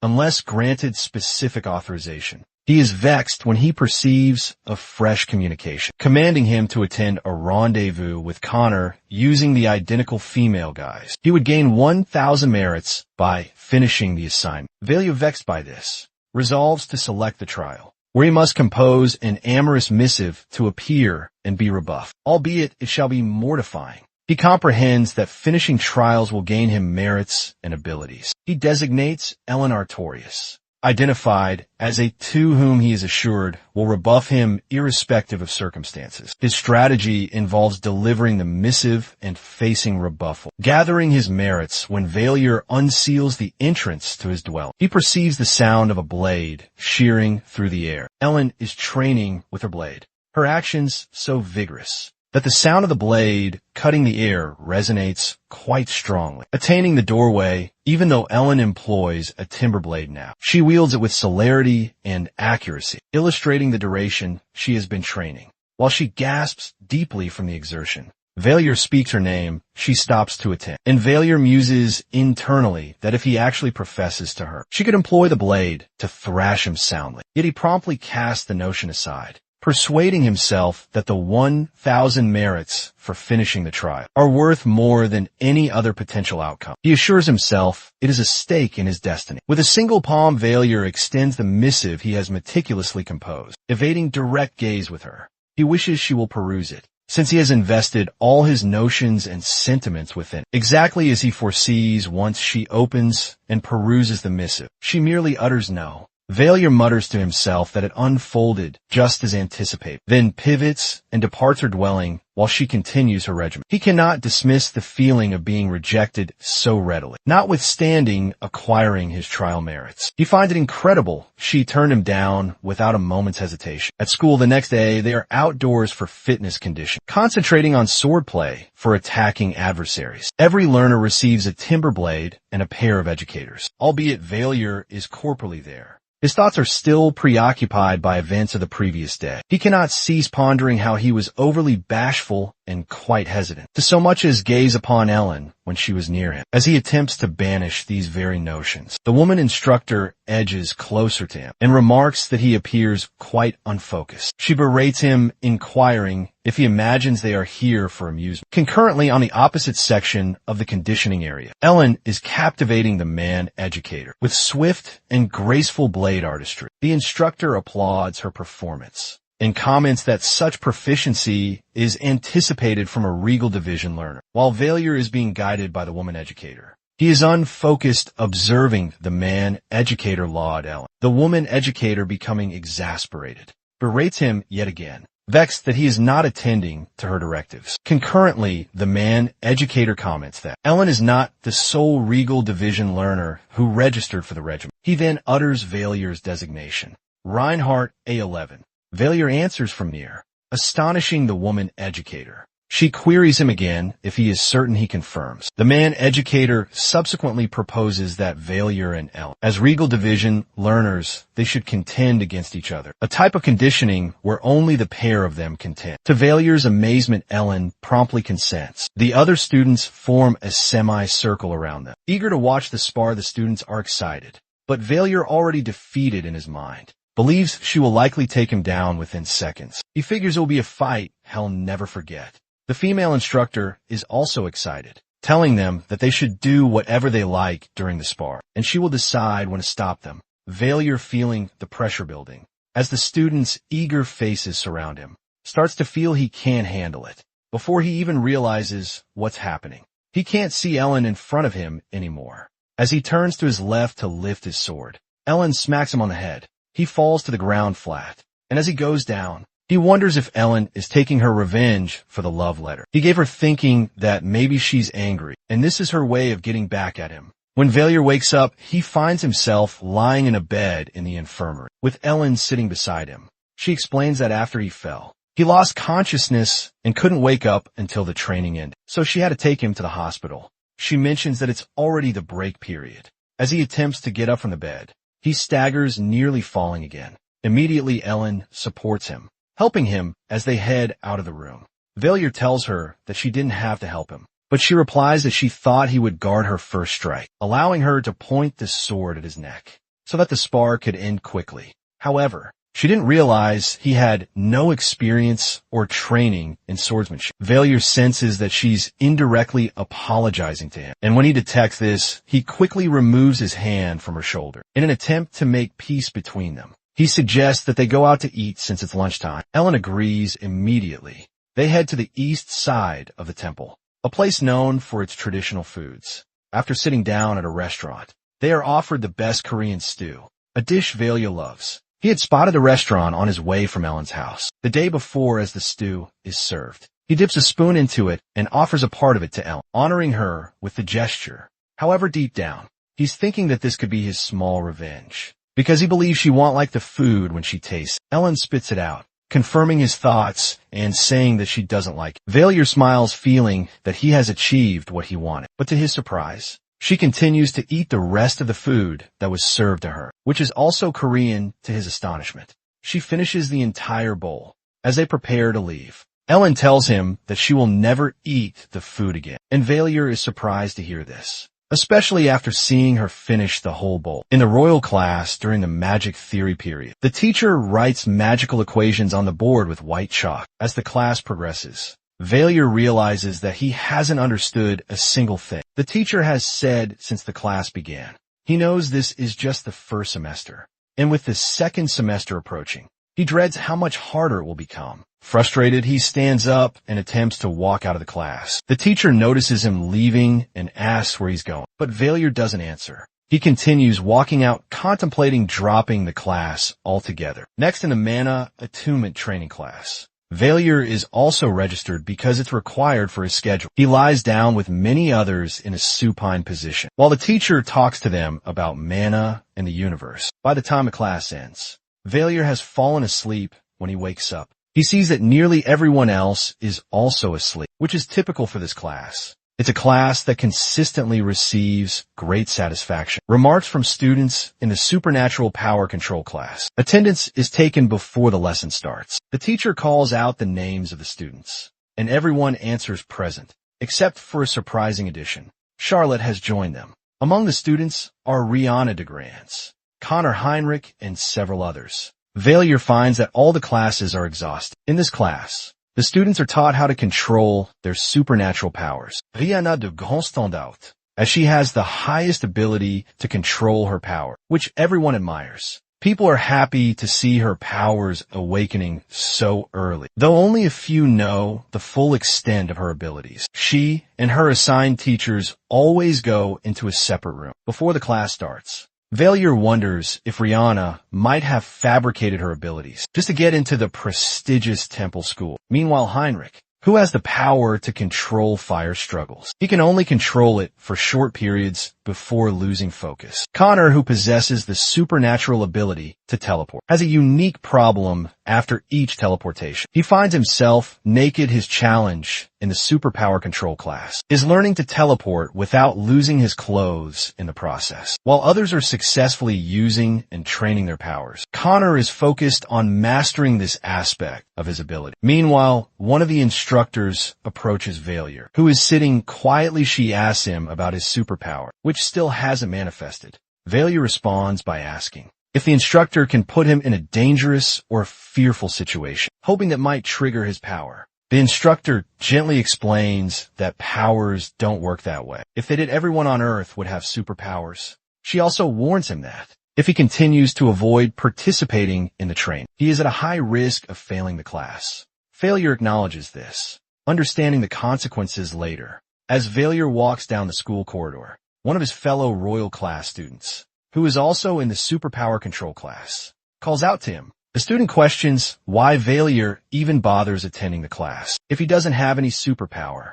Valier immediately responds, stating that he joined the class in hopes of gaining a superpower. The student laughs, telling Valier that he's been deluding himself. Just because he has infinite aptitude doesn't mean he has any superpowers. Other students passing by overhear the conversation and listen in. Valier replies that he's hoping something might come to him one day, referring to the possibility of his superpower awakening. Heinrich, who is also in the class, then tells Valier that he shouldn't come to the next class unless he wants Heinrich to burn him with his fire powers. As Heinrich walks away, Valier, not backing down, responds sarcastically that Heinrich, who can't even cook potatoes, has the nerve to threaten him with fire. The students around them exclaim in surprise at Valier's comment. Heinrich, infuriated by the insult, turns around and shouts at Valier, calling him a filthy commoner and demanding to know how dare he insult a member of the royal family. As Heinrich refuses to apologize, Failure firmly tells him that according to the school rules, no student is allowed to bring their title into the school, and by doing so in front of everyone, Heinrich has broken the rules. Failure warns that he will report this to the school authorities and the student council if Heinrich doesn't apologize within 3 counts. The surrounding students eagerly wait to see what will happen next. However, Heinrich, refusing to lose his dignity, summons fire from his hand, ready to throw it at Failure. Before he can act, Failure swiftly punches him on the head, causing the fire to fizzle out. Failure justifies his actions, claiming it was self-defense from Heinrich's attempt to roast him. Heinrich, now even more enraged, tries again to summon fire, but Failure smacks him down once more. Continuing the back and forth for a while, Heinrich finally attempts to get physical, but Failure knocks him down again and steps on his face with one leg, asking why Heinrich constantly bothers him, when he has never done anything to provoke him. Failure then warns Heinrich, with students watching the exchange, that if he ever uses his superpower on him again, he'll make sure to beat him senseless. The students, who have been watching the confrontation, are left in stunned silence. By the time they gather in the dining hall later, word has spread quickly about what happened. Most of the students avoid making eye contact with Failure, clearly distancing themselves from him. Ludwig, a fellow student, approaches Failure at the dining table and tells him he wants to speak with him privately. As they step outside the dining hall, the cool night air surrounds them, and the moon shines brightly enough for them to see each other, clearly aided by the soft glow from the temple lights. Virtus offers Failure tea, which surprises him. Similarly, Valier concours, albeit he stays inquisitive regarding the reason Virtus might summon him for, merely to partake in tea concurrently. Virtus is scrutinizing Failure intently. He perceives that notwithstanding Failure's informal dialogue, he is not relaxing his vigilance. This, as a result, prompts Virtus to ponder the notion that Failure could be fearful of him, owing to his standing amidst his fellow students. Failure, on the other hand, is pondering if Virtus, as the prospective blade master, could somehow curtail him during this gathering. Nevertheless, their ponderings fade, as Virtus eventually vocalizes subsequent to offering tea, and commences by elucidating he has summoned Failure to this location because individuals are irritated with him. Failure, perplexed, inquires what Virtus implies by that. Virtus elucidates that individuals are fearful of him, and he has arrived to articulate as their representative. He proceeds to convey esteem for how Failure safeguarded the sanctuary against Care, who had been disparaging it so openly. Virtus elucidates he has perpetually desired to be a devoted patriot of the temple, and he opines that if he affiliates with Failure, different individuals may emulate his lead. Failure is increasingly bewildered at this juncture. He had been anticipating something more confrontational, such as being berated or formally admonished. Nevertheless, Virtus proceeds, redirecting the dialogue to the new occurrence with Heinrich. Schwartz Virtus informs him that what Valier perpetrated against Heinrich was regarded as discourteous and disrespectful. Some learners are starting to believe that Valier handles people inadequately because he possesses influential associations or a clandestine family supporting him. There are even whispers circulating that he might be an unrevealed scion of the imperial lineage. Virtus then pointedly queries Valier if he genuinely has such ties. Valier, now comprehending the trajectory of the discourse, replies negatively, and Virtus nods in acknowledgement. He continues to articulate that Valier does not require a family name or affiliations to advocate for himself. He informs Valier that as far as he perceives, Valier is performing what any individual ought to do, defending his own honor, rather than being intimidated or condescended to by his companions. Valier can discern the gravity of Virtus' pronouncements, persisting as he mulls over the conversation. Virtus' incredulity about his absence of familial connections catches him unexpectedly, but it also fortifies Valier's internal realization that he has been residing in a realm where his self-assurance is frequently misconstrued as something greater. Virtus, though astonished, appears to comprehend the veracity in Valier's reply. The manner he grasps his teacup becomes a signal to Virtus that Valier is not prevaricating. His deportment is too unrefined for a nobleman to exhibit. Despite Virtus' admonition, that disclosing such matters might not augur well for him. Beyond the temple confines, Valier remains resolute. He is not aiming to shelter behind the facade of connections. If some misfortune befalls him, he will guarantee Heinrich shoulders the culpability, rendering the royal family's reputation a collateral detriment. The dialogue shifts when Valier, positioned by the moonlit casement, contemplates why he cherishes the temple so profoundly. It is more than simply a venue for learning. It is where an individual like him, who originated from the alleys, could ascend purely on innate ability.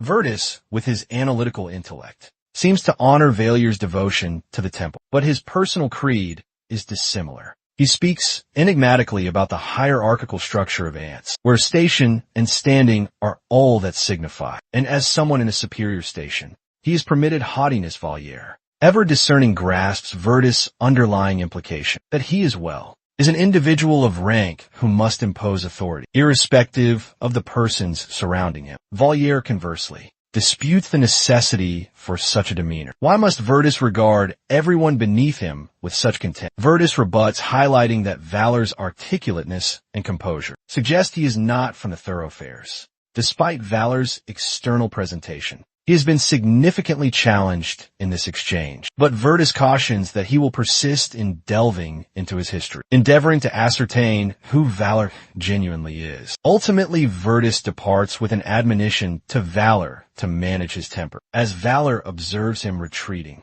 he cannot help but mumble to himself that Virtus is an unsettling fellow. But Valor realizes there is more to this engagement than merely a peculiar conversation. Virtus has commenced to take an interest in him, and that could signify adversity or conceivably an open. Subsequently, in sparring instruction, Valor's reflections are disrupted by the sharp agony of a strike to his nose and cranium from his adversary's wooden blade. Crimson spills onto the ground as Valor falters, attempting to recover his equilibrium. His head reels from the concussion, but his psyche replays Virtu's counsel regarding controlling his fury. But Valier understands he cannot lose composure presently, not before everyone assembled, not with the instructor's gaze fixed resolutely upon him. His antagonist smirks, perceiving Valier's unsteady condition as a chance to assert supremacy. But Valier's determination solidifies. He will not permit his anger to dominate. He needs to deliberate lucidly,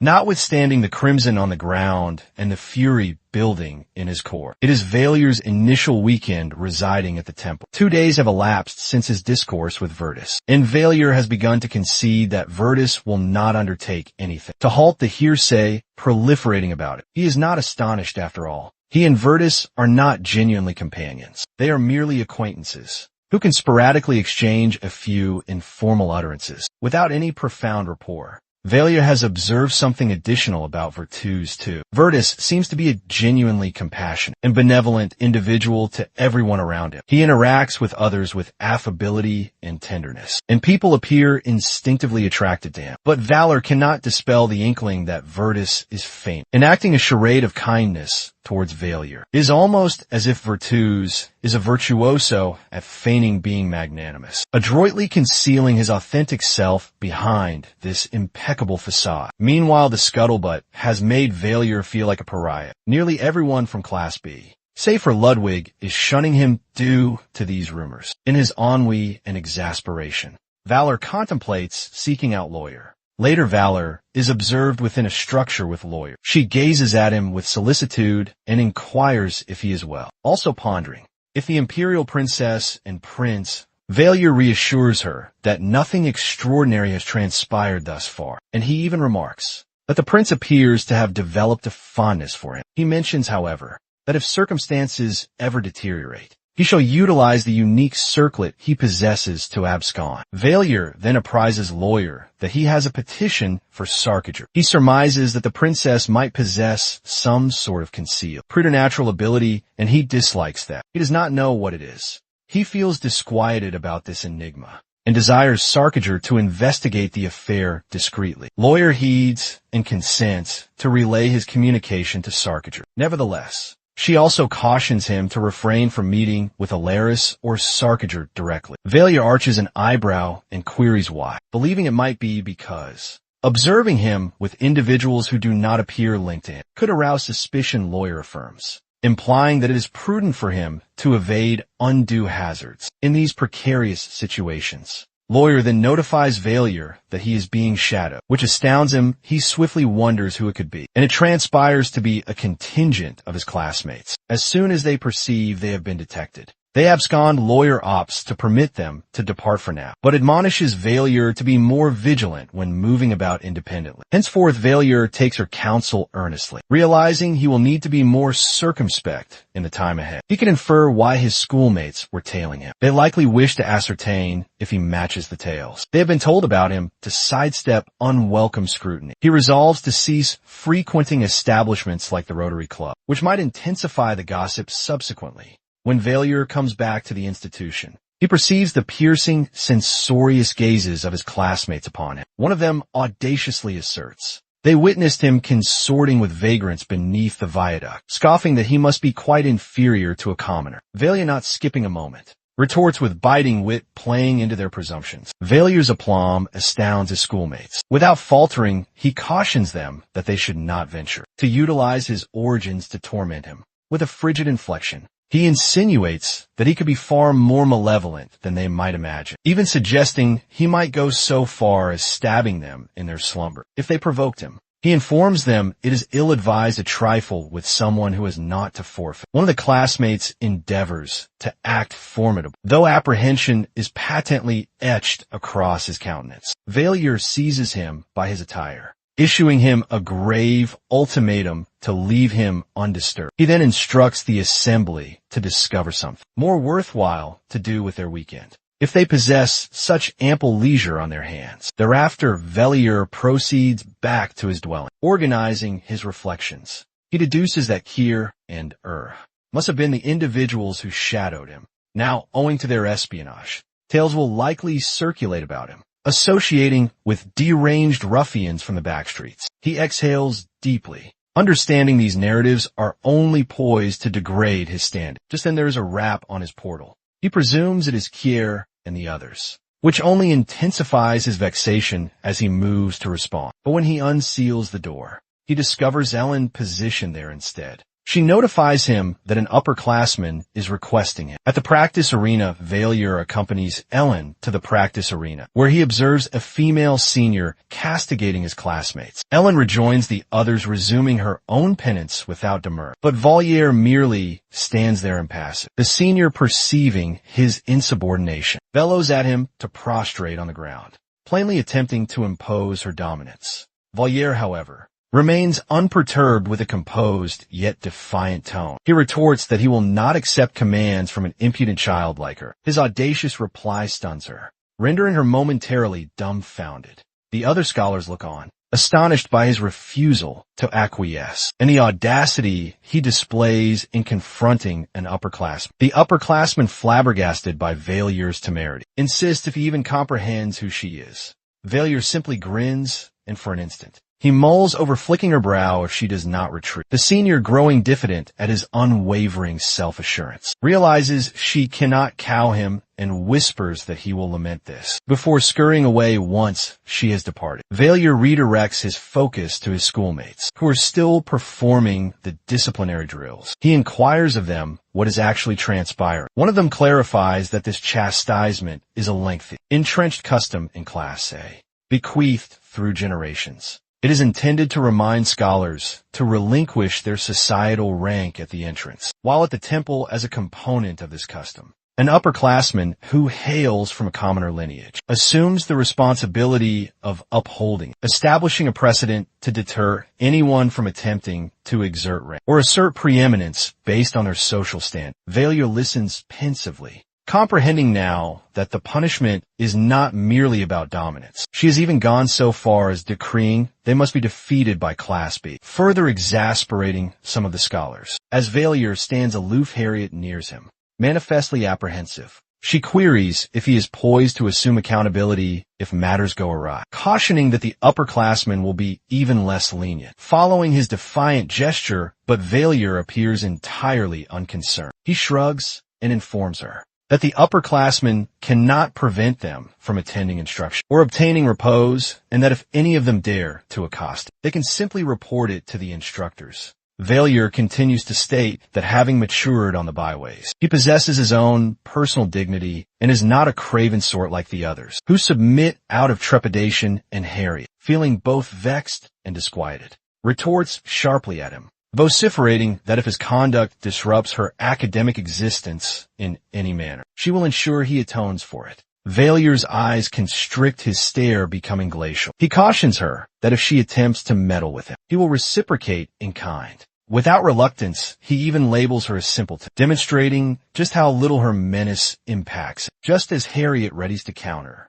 a cohort of upperclassmen erupts into the practice arena with Radina. Their chieftain steps ahead, inquiring to ascertain who ventured to retort to Radina. Radina indicates squarely toward Valier, and the leader's gaze narrows as he takes his measure. Without pause, the leader states firmly that it matters not to him what level Valier could be positioned on the aristocratic hierarchy. Yet Valier breaks in sharply, elucidating he is not aristocratic or of the imperial lineage, merely a vagrant from the alleyways. Courageously, Valier asks if the leader has any objection to that. The chief grins disdainfully and queries why Valier presumes he may ignore the established conventions, adhered to by the aristocrats and sovereigns. Valier coolly replies that his place of origin does not signify. What is important to him is maintaining his own personal honor. Vexed, the chief abruptly strikes Valier in his midsection, and then lands a hard blow upon his visage, scoffing that being a scholar within the regal cohort, it is his obligation to observe traditions of the regal cohort. Valier, unwilling to yield ground,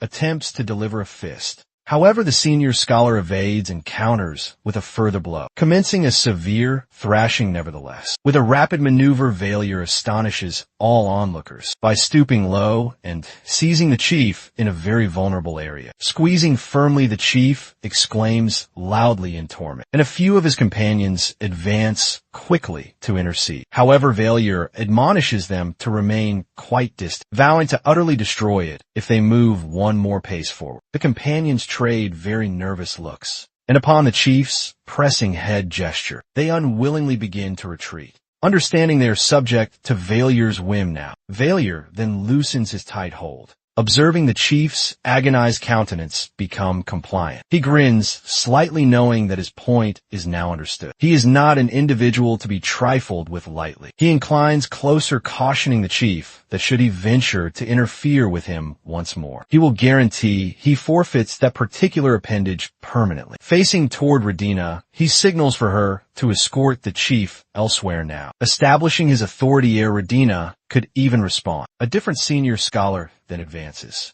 Serene and poised, she presents her name simply as Adriana, a sophomore student of the esteemed regal cohort. She advises Valier to avoid worsening the current circumstances, additionally clarifying to him that the senior scholars do not genuinely desire to discipline the young freshmen. It is a custom that has been inherited through many years, and they feel compelled to maintain its ongoing observance. She includes that Radina, regardless of her firm outward posture, is in reality a very benevolent individual, and merely followed the explicit commands of the senior scholar. Should she decline the third-year student's commands, would intervene to uphold the custom using much more severe means. Valier, nevertheless, stays unperturbed, making a casual hand gesture. He declares that the senior most class can certainly attempt it, and he also challenges them to appear the next Monday evening. He then jeers loudly, questioning audibly if they would possess the courage to compel even Virtus fall to the earth, while Adriana scrutinizes him carefully, perceiving that Valier is quite unlike all the rest, and not an individual who is readily frightened. She exhales softly, but chooses not to pursue the matter more, acknowledging that compelling him would surely accomplish naught. Valier confers with Virtus subsequently, and the pair partake in a succinct yet meaningful dialogue. Virtus affirms that there is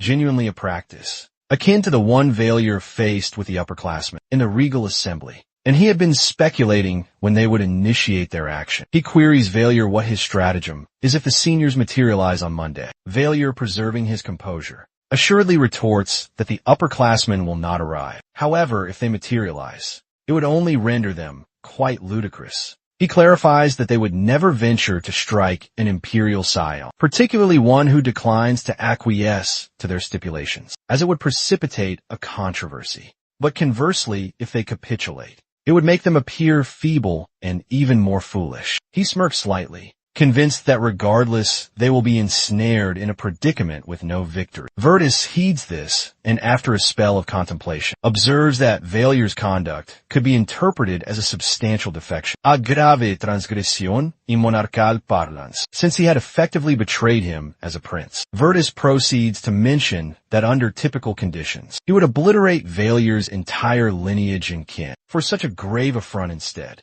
Virtus resolves that it is only equitable to redeem a favor, as Valier is indebted to him for one. With a slight grin, Virtus requests Valier to observe Charlotte closely. Valier, comprehending the seriousness of this entreaty, consents without any reluctance. On his transit back to his chamber, Valier mulls over the notion that Harriet had seemingly complained to Virtus concerning him.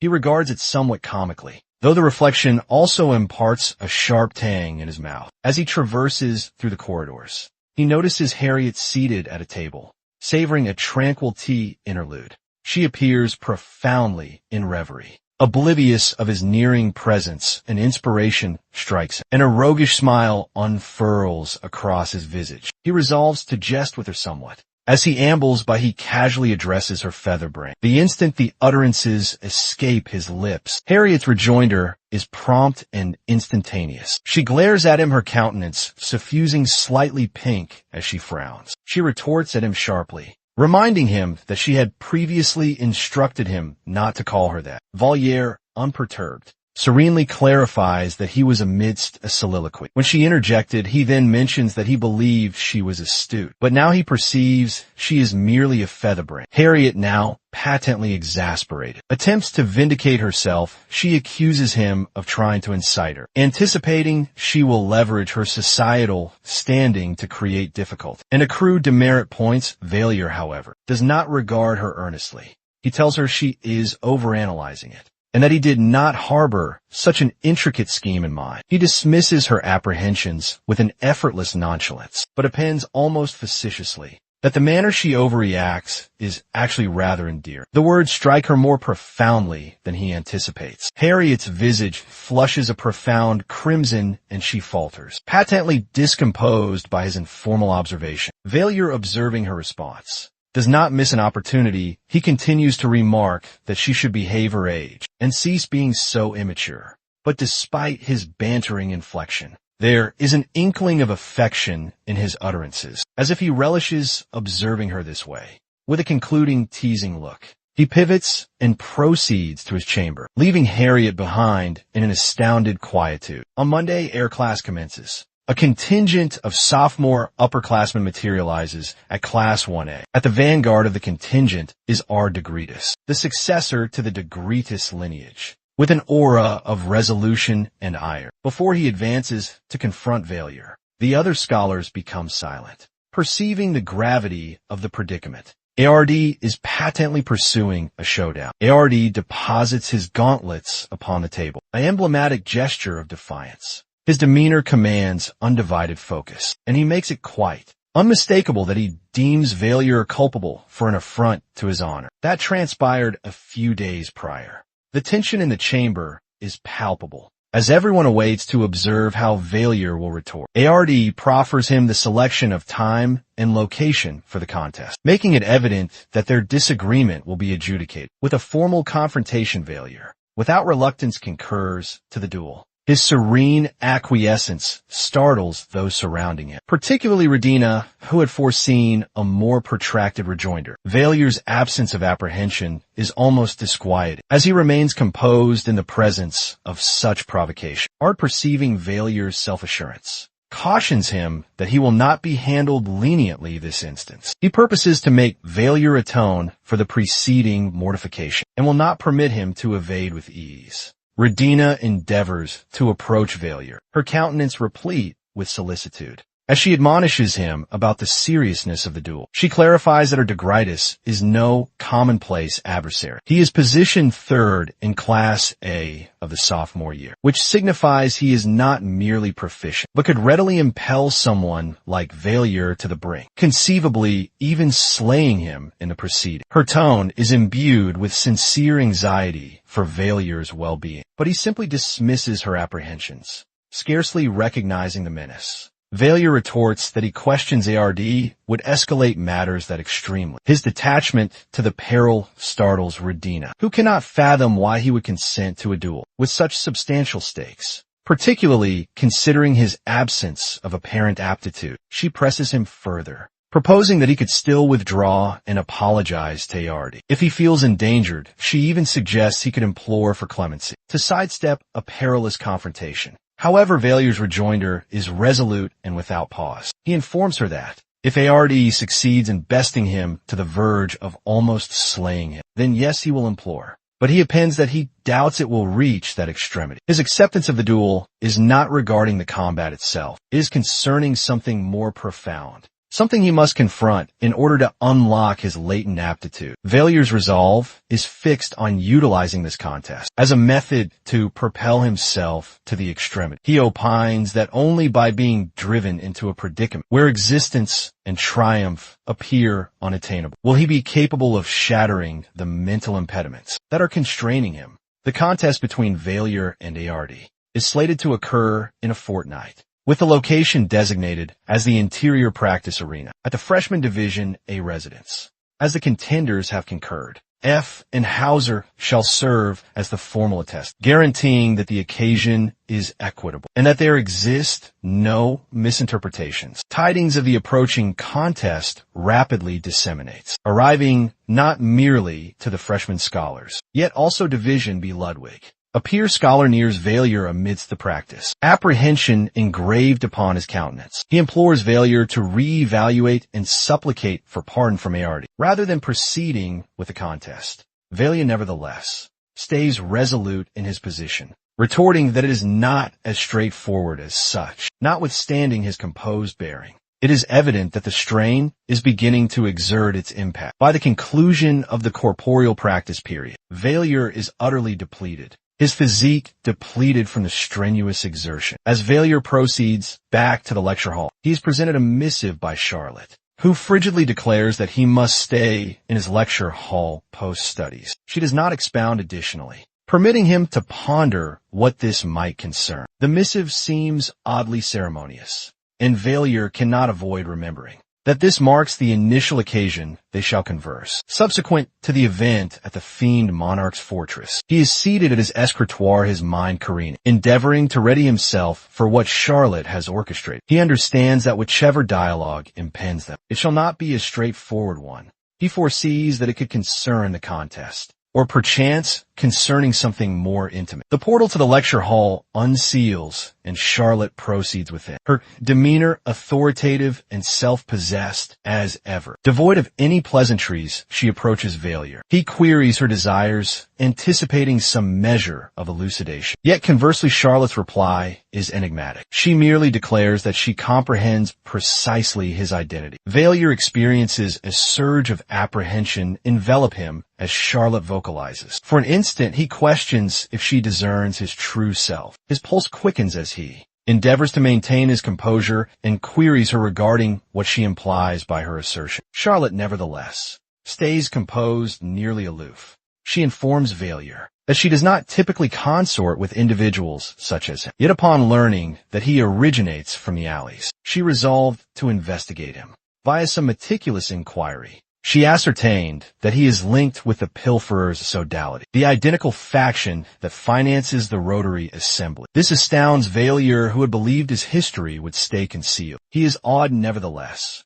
by how readily Charlotte unearthed such particulars. It demonstrates precisely how much sway she possesses. Her capacity to assemble intelligence from such meager fragments attests that naught can elude her observation. Yet Charlotte is not concluded. She presents Valier frigid, analytical gaze and informs him that should he decline to perform what she desires, she will summon the municipal sentinels to purge the pilferer's sodality. Valier comprehends that should she desire, she can render his existence exceedingly arduous, perchance demolish the affiliations he has labored diligently to establish. Then Charlotte presents him an image, one that Valier instantly identifies. It is a likeness of him in one of his prior guises. Charlotte informs him that she desires him to locate the youth in the image. She is unconcerned whether the youth is living or deceased, yet she desires him traced. Valier is taken aback once more. This is not merely a petition. It is a stipulation. Charlotte anticipates outcomes, and she clarifies explicitly that should he fails to provide her the intelligence she desires, repercussions shall ensue.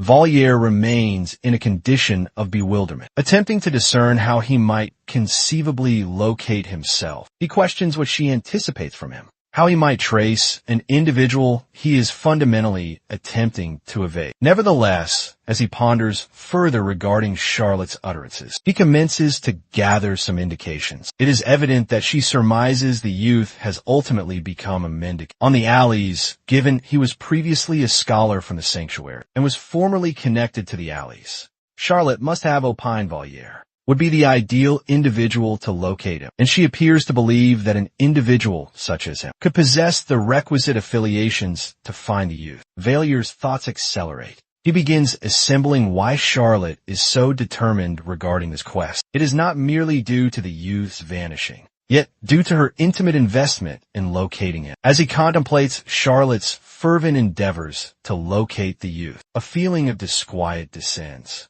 She is not merely seeking resolutions. She is sentimentally committed, and her resolve causes him to sense that his subterfuges shall ultimately overtake him. He understands he cannot disclose his authentic self to her while he is immersed in his reflections. Harriet materializes her customary bantering smirk upon her countenance. She promptly broaches the approaching contest, noting that she has learned how formidable Ard is, and querying if Valor is apprehensive.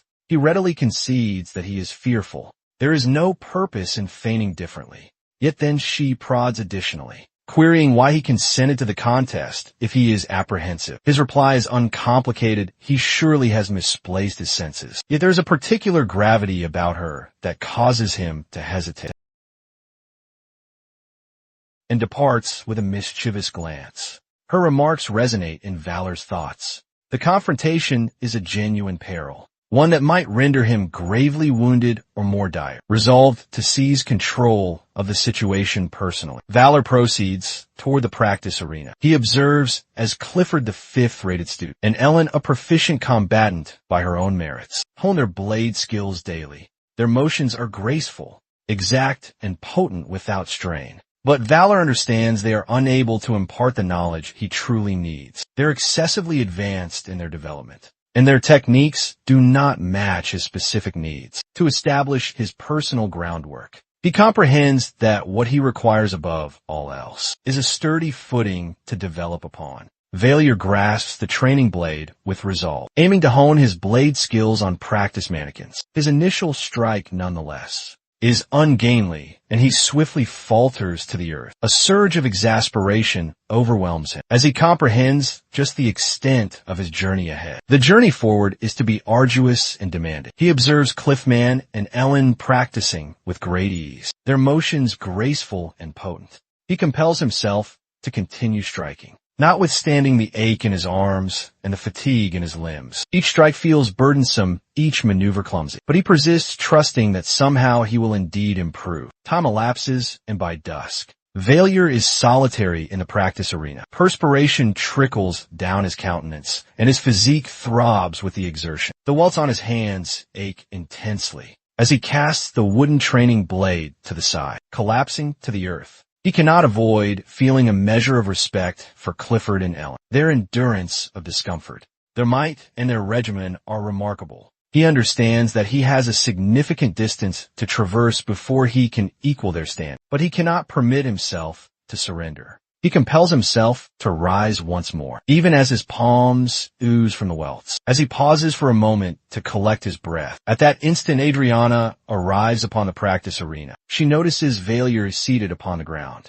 appearing utterly exhausted and disheartened. She draws near to him and tells him that she's arrived as a kindness to Redina, who is concerned that ARD could slay Valier in the confrontation owing to his wrath. Adriana's voice is solicitous, but quite pragmatic. She remarks that while she observes Valor attempting to train, it will prove insufficient in a mere fortnight. If he persists at the current rate, he will be effortlessly vanquished by ARD. She even ventures to propose that he offer an apology and withdraw from the confrontation, but Valor replies that he fully understands the perils. He merely requires a sound thrashing, something to propel him past his boundaries. Adriana, observing his obstinacy, grasps a nearby training blade and commences displaying an elegant and exact blade ballet for him. She glides smoothly, her attacks cascading one upon another in an unbroken cadence. Valier observes with wonder as she showcases the artistry of blade work, something he ardently desires to master. After concluding, Adriana gazes upon him and instructs him to attempt to emulate her recent actions. Valier clutches the training blade with determination, resolved to emulate Adriana's skilled maneuvers. Inhaling profoundly, he firmly sets his stance, raising the blade with concentrated purpose. However, his initial attempt is ungainly, his footing unsteady, and he promptly falters forward, collapsing to his knees in exasperation. Adriana watches intently, perceiving his form and the frailty in his bearing. Drawing nearer, she softly raises his arm, sensing the tension in his limbs. They are too rigid, enfeebled, and exhausted. Persisting in this manner would only result in harm. With serene accuracy, Adriana directs a calming incantation, casting a soft radiance through his appendages. Valier feels a surge of solace as the sacred enchantment alleviates his discomforts, releasing the strain from his weary sinews. Vigor surges back to his limbs, and a revitalized power courses through his physique, leaving him feeling buoyant and prepared. He rises, modifies his hold on the training blade, and readies for a further try, this time with enhanced assurance and concentration. Nonetheless, despite his revitalized energy, his subsequent attempt is as ungainly as the initial one. Adriana's pensive look alters as she evaluates his actions. She perceives that his core power is critically lacking. Mere bodily conditioning will be futile without a more robust foundation. Understanding this, Adriana formulates a strategy for him to develop endurance and fundamental power before progressing. With blade exercises, Valier awakens sooner than accustomed the following dawn, the heavens still a deep azure hue as daybreak nears. Shortly thereafter, Adriana appears punctually, her demeanor concentrated and prepared for their practice regimen. Immediately she directs him to commence with limbering exercises, readying his sinews for the impending jog. Valier, though keen, feels a twinge of worry and expresses his reluctance, pondering if her peers might perhaps judge her unfavorably for assisting him with such rudimentary exercises. Adriana's reply is steadfast and determined. She perceives no problem in aiding him. To her, both might and prowess are vital, and she cherishes the opportunity to enhance by aiding him, guaranteeing ARD will not face blame of brutality for aiming at an unskilled junior student. After a bout of limbering, they embark upon the training grounds. Adriana's gait rapid and consistent as Valor lags in the rear, already sensing the exertion. He compels himself to maintain pace, but his endurance rapidly diminishes. Adriana perceives his fatigue, and with a gleam of sacred enchantment, she casts a revitalizing charm toward him, imbuing him with a minor surge of vigor. As the restorative heat fully permeates his sinews, Valor comments upon the remarkable swiftness and stamina of the future sacred paladins, jestingly implying they would conquer any long race with their capabilities. Adriana replies by naming Ludwig, a paragon in their ranks, who once ran an entire circuit around the temple quite unwaveringly, to which Valier queried, then, just who Ludwig is. After withstanding 3 rigorous periods of foundational drills and bodily conditioning for blade mastery, Valor senses each sinew in his physique throbbing, driven to the edge of depletion. Adriana observes him intently, poised to direct her sacred power. to revitalize him each time he neared utter failure. Before they both return indoors, Adriana counsels him on the significance of consuming meals off to support himself through the arduous regimen he's embarked upon. Valier truly heeds her counsel earnestly, resolving to visit the regal tier mess hall to procure some nourishment before the morning meal commences. The regal tier mess hall is a distinguished institution. Its singular duty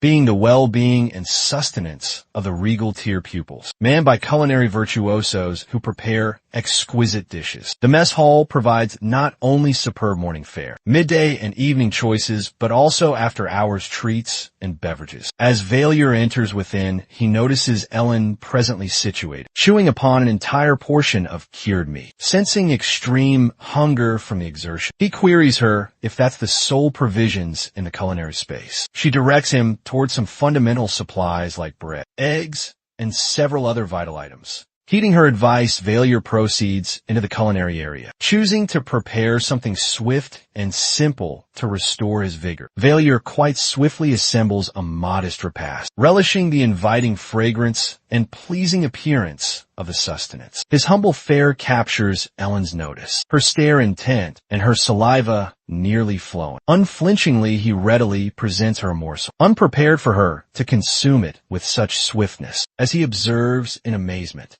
Ellen dines with a ravenous hunger, and before he could even respond, a greater portion of his sustenance vanished. Startled, he contrives to request her to reduce her pace, but she persists at the unaltered speed, eventually glancing upwards to declare she was merely famished. Mildly vexed, he queries her if they'll be in identical lessons this day. She affirms their shared schedule, and he devises a scheme to retaliate against her, bidding her to a midday meal subsequently. Where held guarantee, she samples chanmukjang once more. Returning to his chambers, Valier readies for the morning, donning his attire with a renewed and potent sense of resolve. The regimen, though arduous, is now commencing to produce outcomes, a hint of the advancement he's capable of achieving. The forthcoming confrontation, he comprehends, is merely a minor marker on his journey. It signifies a commencement, an opportunity to prove that he's beyond a skill-less person. With only cleverness as his sole asset, he's resolved to nurture genuine prowess. Understanding his physique shall persist in development and fortification. With every moment he commits to his regimen, a feeling of immediacy now impels him to arouse his latent power of personal misdirection with utmost haste. As Valier observes Ellen labor through their midday meal, he truly cannot avoid feeling both entertained and bewildered. She appears patently uneasy with the potent tastes of the fermented stew he provided, yet she still obstinately perseveres, maybe out of ego or pure resolve. He grins, comprehending she might have refused, but the reality of her trailing him to the mess hall nonetheless arouses his intrigue. Does she have a secret penchant for complimentary meals? Jestingly, he jests with her for sponge, implying that she could merely be present for the repast. Ellen darts him a keen glance, replying sharply that she'll treat him to a meal subsequently, a proposition that astonishes him with its genuineness. However, Valier's regimen and schemes surpass simple competitions or minor retaliations, the portal catastrophe, an impending disaster he personally had intertwined within the narrative of his tome, fuels his commitment. He is not conditioning so intensely just to validate his worth against a haughty senior student. He's readying for the cataclysmic occurrence he anticipates arriving. In that situation, innumerable existences will be at stake. An existence shall not be assured for anyone who is deficient in might or prowess. The exasperation of his present frailty torments him, heightening his determination. He's determined to be more than a skill-less persona. He desires to become an individual with both a keen facet to his disposition and the might to employ it effectively. Subsequently returning to the mess hall, Valier notices Ellen consuming a substantial amount of links. Her hunger truly surprises him greatly, and he observes the treat station is utterly bare, arousing his doubt that she's previously plundered the treats beforehand. Entertained, once more he watches her munching vigorously, comprehending she's consuming the links chill directly from the icebox. His burning intrigue finally overcomes him, and he queries why she had not even bothered to heat them. Ellen, completely unfazed, confesses she's ignorant of how to operate the cooker, concluding Ellen might indeed gain from some cooking instruction. Valor undertakes the task to instruct her in rudimentary culinary arts. As they prepare in the culinary space, he observes with utter amazement as she dices components with an astonishing degree of deftness, her blade handling nearly resembling that of a skilled sanctuary cook, directing her through every culinary stage. He's truly amazed at how swiftly she comprehends, and before long they've concocted a modest repast together. Immediately upon them being seated, Ellen commences eating instantly, disregarding the vapor emanating from her dish. The sustenance remains scorching and she flinches somewhat, grasping for her beverage, as Valier swiftly retrieves additional liquid to assist her cooling. Notwithstanding the slight impediment, Ellen consumes the repast with her customary zeal, patently delighted with the outcome. Upon concluding, Valier then returns to his chambers, merely to discover an unforeseen guest awaiting his arrival. A servant is positioned by the doorway, her bearing correct and her look unwavering. He pauses, instantly wondering if she's sent by Virtus or Charlotte, two residences noted for sometimes dispatching servants. But ere he could inquire, the servant advances, softly securing the portal after him with an elegant inclination. She presents herself as Sarkager, her demeanor quite confident and composed, completely takes him by surprise, and he cannot avoid pondering how she somehow contrived to enter his chambers, unseen, noticing the intrigue in his countenance. Sarkager reassures him that it was an uncomplicated affair, and she notifies him that she shall be visiting him directly. Henceforth Sarkagar, with her serene and self-possessed presence, apprises Valor regarding the concealed mystical ability that the princess, Charlotte, allegedly wields. By Sarkagar's own account, there are whispers and conjectures within the prince's contingent. Some question the reality of Charlotte's capabilities, thinking she might be feigning or overstating her talents. This incredulity has resulted in a cloak of confidentiality concerning the subject, even precluding the prince himself from ascertaining the reality about his sister's enigmatic talent. Merely two individuals apart from the emperor are cognizant of the particulars. Mustang, the primary instructor of Tier B, who has been charged with overseeing the regal pupils, and Charlotte's designated tutor for the mystical disciplines. Hearing attentively, Valier starts to assemble the circumstances. If Charlotte truly wields such capabilities, they are probably disquieting or perilous, which could account for the stringent controls and confidentiality. He ponders what sort of talent would be regarded as excessively troublesome or disquieting to unveil even amid regal echelons. The profound enigma enshrouding it imparts a foreboding atmosphere, and he senses an increasing intrigue blended with wariness. Addressing Sarkager, Valier proposes ceasing the inquiry, should there be any genuine peril implicated. He does not wish Sarkager to encounter difficulties over a matter they'll likely ascertain in due course, particularly considering how strictly the monarchy has guarded the information. With a contemplative moment, he then mentions Charlotte herself, noting that she appears to have been searching for him of late. Sarkager's apprehension for Valor's well-being intensifies, exhorting him to abandon the circumstances entirely. But Valor, perpetually shrewd, rejects the notion, understanding that forsaking his position could preserve his existence, but would signify the termination of the Rotary Society he's toiled diligently to found. Soliciting Sarkar's viewpoint, he contemplates feigning his own demise as an evasion tactic, even pondering the prospect of leaving concocted proof to render his alleged end entirely believable. Nonetheless, he swiftly grasps that misleading the princess thusly could rebound negatively should Charlotte believe he has completed his objective. There's a strong probability shall eliminate him irrespective, regarding him either as disposable or more perilous. A conceivable menace if he rejects her ultimatums. Evaluating his alternatives, Valier makes an astute choice to engage in a more nuanced strategy. Rather than completely acquiescing or directly denying her, he shall mete out intelligence, maintaining her curiosity aroused but never entirely gratified. By this method, Charlotte shall persist in depending on him, perceiving him as a valuable resource instead of an expendable tool. By meticulously managing the current of intelligence, he eludes rendering her an outright opponent while fortifying his stand. He is resolved not to antagonize her directly. Transforming into her foe would prove excessively perilous, but he also purposes to maintain separation from becoming her simple instrument. Valier's thoughts then turn towards Virtus, comprehending that the prince could ultimately develop a curiosity about it, should he maneuver himself shrewdly.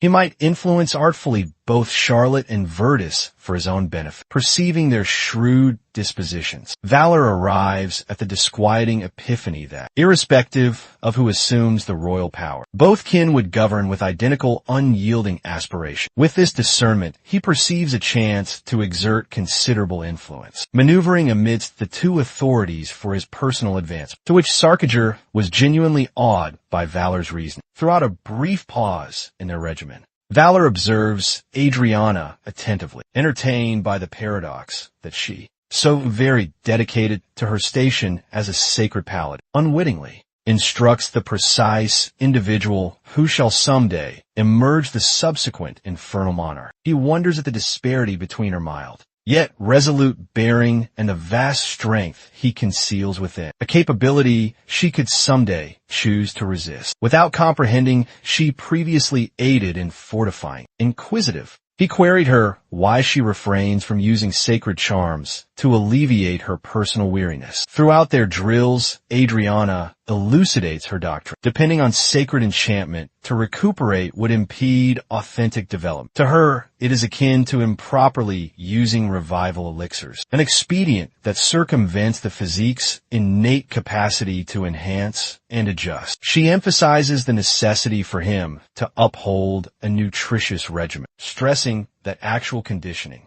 outcomes solely materialize when he utilizes his personal might and stamina. Without any props or pronouncements contain a verity that deeply affects Valier, invigorating his determination to transcend his boundaries while remaining independent, even while he conceals his more sinister aspirations. As they get ready to recommence, Valier's look then turns to Ludwig, who's conversing with two young women close by. In the initial narrative, Ludwig would ordinarily be embroiled in Tyr as jeers and instigations guiding him toward his personal growth and tribulations. But since Valier has assumed a more prominent part in his own dealings with Tyr, Ludwig has now become a rather disregarded individual, no more the focal point of strife, and in its place a silent spectator. Noticing Valier deeply preoccupied, Adriana hailed him so they might recommence the regimen. Valier was positioned in the culinary space, gazing at Ellen with some astonishment. As she assuredly informed him, she intended to prepare a meat ragout. He observed as she commenced her cooking.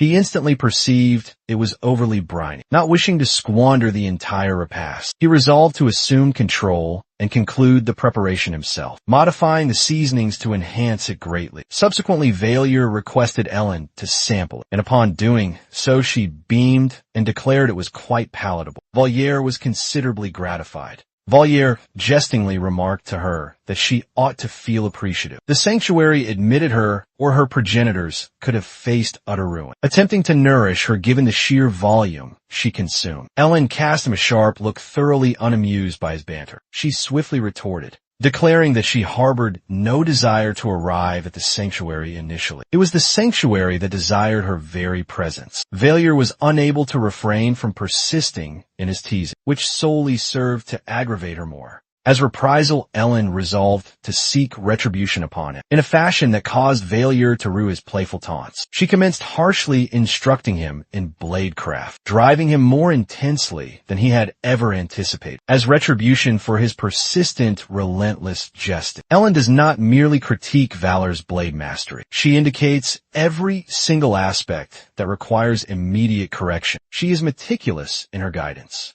perceiving the minutest errors in his posture and method. She offers him explicit counsel on how to modify his maneuvers, instructing him how to grip the blade correctly, how to advance with the appropriate precise rhythm, and how to employ his physique more proficiently in direct confrontation. What genuinely astonishes Valor is that she does not cease there. She additionally engages in practice combat with him, presenting him the opportunity to drill against a dynamic adversary, conditioning with an individual who can shift and respond to his very actions is vastly more beneficial than he had ever truly conceived. He quickly grasps that blade combat is not solely about raw power or swiftness, it is about intricate, harmonious movement. 2 rotations prior to the confrontation, Ellen devises a singular conditioning drill for Valor. She instructs him to grip his blade while she hits it continuously. With every impact, she perceives his grasp is remarkably feeble. Ellen cautions him that should he forfeit his blade amid the contest, it shall signify his utter defeat after a short period. The training blade shatters in 2 quite astonishing. He gazes intently at the fractured remnants, perplexed by how it possibly transpired.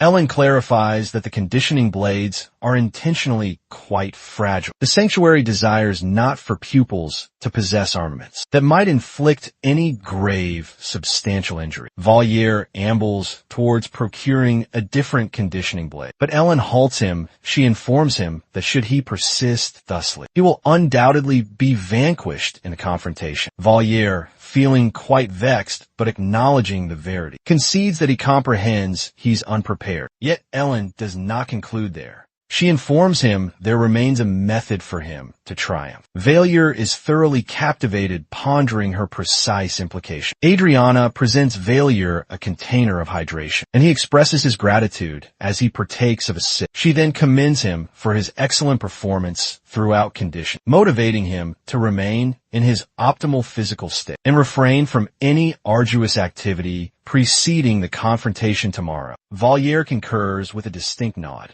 heeding her earnest counsel quite sincerely. Nonetheless, notwithstanding Adriana's pronouncements, Valier is unable to dispel a potent sense of disquiet. The morrow marks the day of the confrontation, and he discovers himself utterly lost in contemplation. His thoughts return to the moment Ellen had previously alluded, that there existed a definite path for him to achieve victory. Yet she never imparted to him the complete, essential specifics. He commences to ponder what that precise path could entail. In his utter bewilderment, Valier then consults Adriana, inquiring whether she perhaps could comprehend Ellen's true meaning. Adriana, nonetheless, indicates negation with her head, informing him she is unaware. Valier's spirit falters if Adriana herself is truly unaware. Then he senses utter despair. He concedes to her, somewhat vanquished, that should he face defeat the morrow, then such is simply the determined outcome. Although Valier senses utter vanquishment, he is unable to disregard the advancement he's achieved, owing to the combined efforts of both Adriana and Ellen. His regimen from the preceding 7 days has certainly enhanced his capabilities, and he can clearly perceive it within his personal status display. However, as he examines his current metrics, a particular detail sharply attracts his full attention. An F+ in martial prowess, the assessment renders him feel more woeful, recalling to him the considerable distance he yet must traverse. Feeling quite dejected, Valier cannot avoid being thoroughly vexed. His metrics have not enhanced to the very extent he had envisioned, and the indistinct nascent ability that has manifested seems of minimal true assistance. The subsequent morning dawns, and Valier is quite astonished by the throng assembled to witness the confrontation. It is not merely his peers. There are significantly more pupils than he had ever anticipated, encompassing novices and even a substantial quantity from Tier A. Harriet and additional affiliates of Tier A are already in attendance, although Virtus and Rihanna remain conspicuously absent. Several pupils from Tier B are likewise present, together with a handful of unknown, strange countenances. A couple of Valier's companions encourage him vocally, conveying their firm conviction that he can indeed triumph. Nonetheless, his assurance wavers as he perceives Charlotte within the throng. Scowling at him, her intense gaze sends a distinct chill down his very spine, rendering him feel quite disquieted. Harry invariably continues to taunt him,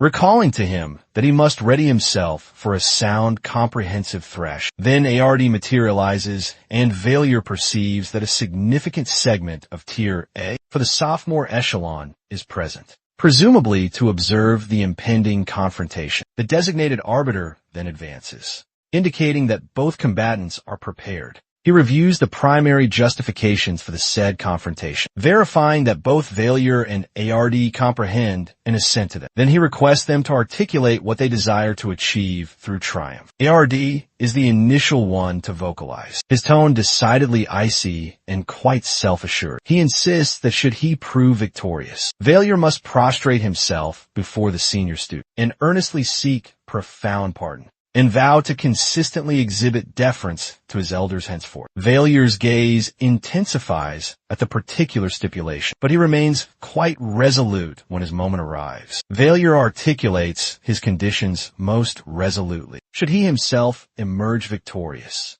he desires the senior students to cease imposing excessive duties from himself and his fellow peers. He asserts that they must additionally offer apologies for their conduct. As the arbiter advances to declare the commencement of the confrontation, Yardi interjects, seeking the prerogative to select his chosen warrior as a constituent of the contending faction. The assembled throng becomes utterly quiet, astonished by the sudden request. Yardi indicates Manhattan, a tertiary-level pupil from Tier A. Failure's pulse quickens dramatically when he perceives the identity of the warrior. Manhattan is renowned for his truly extraordinary martial prowess, and the circumstance that ARD has selected him to contend in his stead conveys an unambiguous signal directly to Failure. This is certainly no typical standard confrontation. The tertiary-level pupil is an individual vastly superior to Failure's current stand. Failure is utterly stunned. He does not completely comprehend why ARD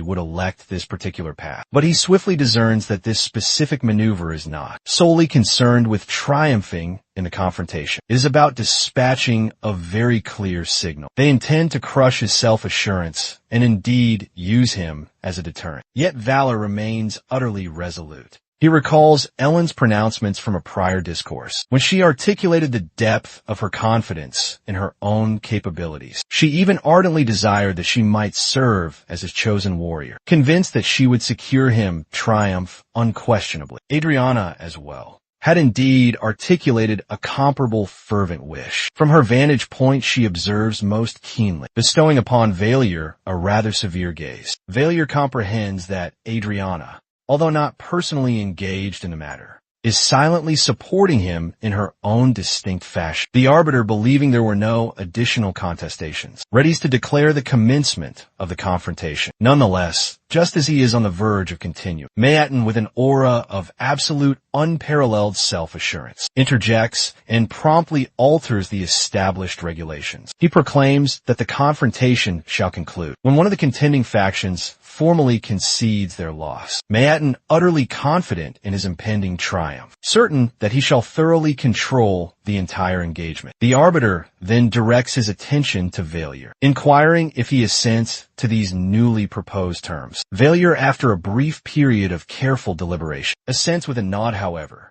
he astonishes all present by advancing his own distinct regulation. He states that as the disadvantaged competitor in this confrontation, he asks for a specific limitation to help equalize the chances. He concedes he's quite unsure whom to select as his chosen warrior from either the formidable Ellen or Adriana, and actively seeks a method to guarantee true impartiality. The arbiter regards both contending factions before reaching a verdict. He proclaims that considering the freshly introduced regulation, Manhattan shall be strictly prohibited from employing his left appendage throughout the confrontation. Manhattan, possibly somewhat taken aback, but remaining entirely confident, assents to the limitation readily, without any voiced objection. Failure, on the other hand, comprehends the profound significance of this particular ruling. Constraining Manhattan's utilization of his left limb is no trivial affair, and Failure comprehends it could create a substantial impact within the contest. Previously, in bygone times, he could have undervalued the critical importance of such a constraint, but following his rigorous regimen alongside the formidable Ellen, he now perceives precisely the extent of the benefit. Even a seemingly minor limitation can truly generate. The confrontation commences, and Failure instantly begins devising his tactical approach. Failure swiftly resolves. He intends an unexpected strike as Mayatin lowers his defenses, thinking he has the contest certainly secured. Nonetheless, while the confrontation unfolds, Valier is stunned by the immense power Mayatin exhibits. Notwithstanding his left arm constrained fully to his rear, Mayatin's strikes are exceedingly potent, that Valier nearly relinquishes his firm grasp on his blade. He finds it incredible how Mayatin possesses such power with only a single arm. The notion darts swiftly through Valor's very consciousness that Mayatin is surely exceptionally proficient to battle so intensely with just a single limb. But what truly grabs his focus then is Mayatin's unyielding attention upon Valor's own blade, endeavoring to make him weaponless given any opening, ere Valor can fully alter his current plan. Mayatin unleashes a very potent blow, and abruptly Valor senses his own blade escape from his firm grasp. Moments appear to decelerate as his very blade soars from his strong hold, and he falters rearward, tumbling heavily onto the earth. He's astounded how did events intensify so very rapidly. His thoughts whirl as he now hastens to truly rally, comprehending how swift and adept Mayatin genuinely is indeed. Mayatin looms above him, his countenance quite frigid and derisive. Valier strives with effort to retrieve his own blade, his palm oozing from the impacts he has indeed withstood. Each instance he now attempts to firmly grasp. Mayatin drives him rearward, preventing his immediate ascent to stand. His physique throbs from the very agony, and the burning in his hand truly worsens. But notwithstanding the profound existing fatigue, Valier absolutely declines to just yield. He can sense the burden of impending loss now bearing down. Still, a deep inner force now compels him to fully persevere. Mayatin persists to mock and jeer him, quite certain that Valier will eventually just yield. But Valier, although shattered and quite bruised, yet clings fast to a sliver of his resolve. He understands he is surpassed and that his physique is now failing him greatly. But he is unable to fully concede his own loss. Ellen observes intently from the near periphery, her vexation mounting as she witnesses Valor being thrashed so relentlessly now. The injustice of it ignites an emotion within her soul, but she senses her powerlessness, quite unable to directly intervene. Her gaze remains locked firmly upon Valier still, silently urging him to transcend the current profound agony. Notwithstanding the suffering, Valier now musters all his remaining power he still possesses. His palm, now searing with intense agony, extends once more. It requires his utmost resolve to force his very frame erect. The motion is deliberate and very unsteady, but he clutches the blade, resolved to prevent its sudden escape now. The heft of it within his grasp is quite comforting, a testament that he yet possesses the resolve to continue battle, although it now appears utterly futile. Rising arduously now, Valier directly confronts Mayatin, now devoid of apprehension, but with a calm, subdued resistance. Mayatin, astonished by the unexpected burst of sheer power, briefly falters, for he did not anticipate Valier would rise again. But now, perceiving the resolve in his very gaze, he understands the contest is less imbalanced than he had previously assumed. Valier, comprehending that his scheme to evoke his mystical ability was not proceeding as he had truly envisioned, discovers himself consumed with profound vexation and fierce rage. Resolved to transcend his current personal boundaries, he engages his framework propelled by the unceasing impacts he has just withstood. His physique, still throbbing painfully, responds instinctively as he readies to assault Mayatin yet again. Mayatin evades on two distinct occasions, but Valor can perceive that his adversary's blade is now enervated. With each and every errant assault, Ellen's tutelage had been quite precise. The training blades, though apparently quite robust, were in reality exceedingly fragile. This very insight, coupled with his recently acquired power,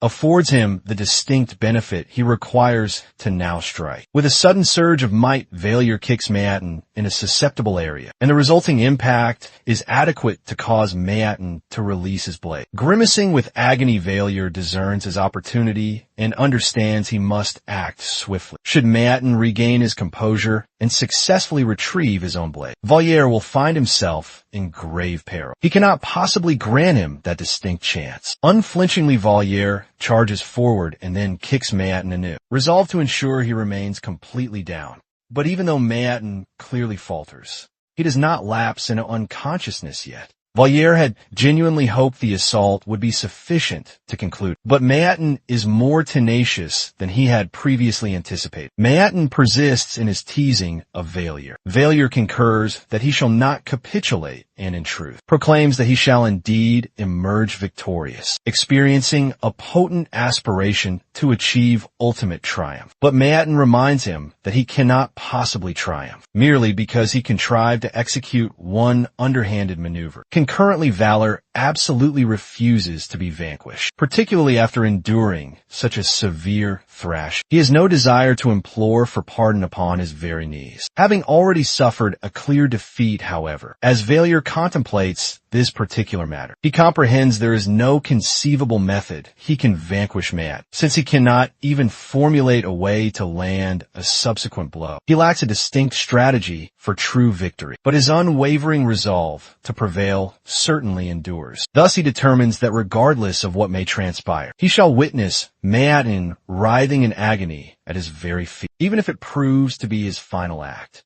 Valliere maintains that in a circumstance where he would surely lose, he must ardently desire triumph and be utterly convinced it shall occur. Ultimately, he commences to grasp what he ought to have performed, as he deciphers the fundamental workings of how his true power functions. Essentially, Valliere's ability has no connection with driving himself to a mentally arduous and difficult predicament, as he had invariably and always believed. Alternatively, he comes to understand that his unique power is termed self-delusion. It was not concerning compelling himself to attain a breaking threshold or withstanding severe and intense bodily suffering. The verity is he needs to delude himself into thinking he can prevail. And subsequently, that very conviction itself energizes his innate power. Stated differently, his might does not originate from pure resolve or physical prowess alone, but rather from his capacity to persuade himself that triumph is truly unavoidable. Once he persuades his own consciousness that success is absolutely guaranteed, his innate power magnifies, propelling him far beyond his usual boundaries. Unflinchingly, he advances upon Mayatin with astonishing celerity, his very maneuvers swift and remarkably exact, as if he has previously envisioned the outcome within his mind. Valliere strikes Mayatin, making him commence to bleed profusely. Mayatin stares in utter disbelief,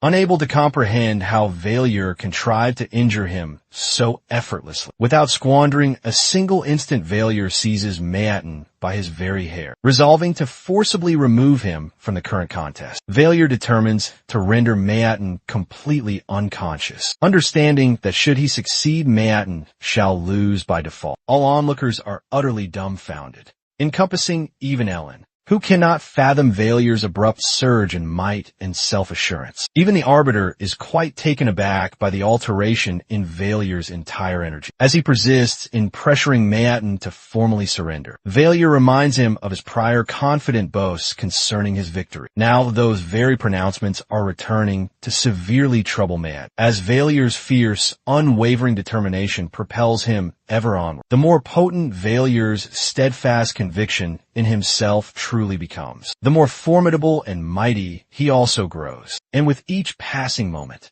it becomes abundantly apparent that he genuinely believes he is fated to triumph. Valliere seizes Mayatin firmly by the hair, drawing him forward and orienting him towards the observing pupils. With a derisive inflection, Valliere instructs Mayatin to admit to all present that, notwithstanding studying at the sanctuary for 2 additional solar cycles, and despite his inherent physical capabilities and blade mastery being vastly more advanced, he still was utterly and comprehensively vanquished by a novice pupil. But Mayatin remains completely silent. His nose and eyes are already seeping, rendering it agonizing to articulate or even maintain his head erect. Perceiving that Mayatin shall not articulate, Valliere then resolves, he'll guarantee Mayatin ultimately regains consciousness within the infirmary. He readies to forcefully smash Mayatin's cranium against something quite firm, to conclude the contest decisively and completely. Precisely as Valliere maneuvers to execute this, Mayatin at last formally surrenders his fight, whispering a quiet word of apology.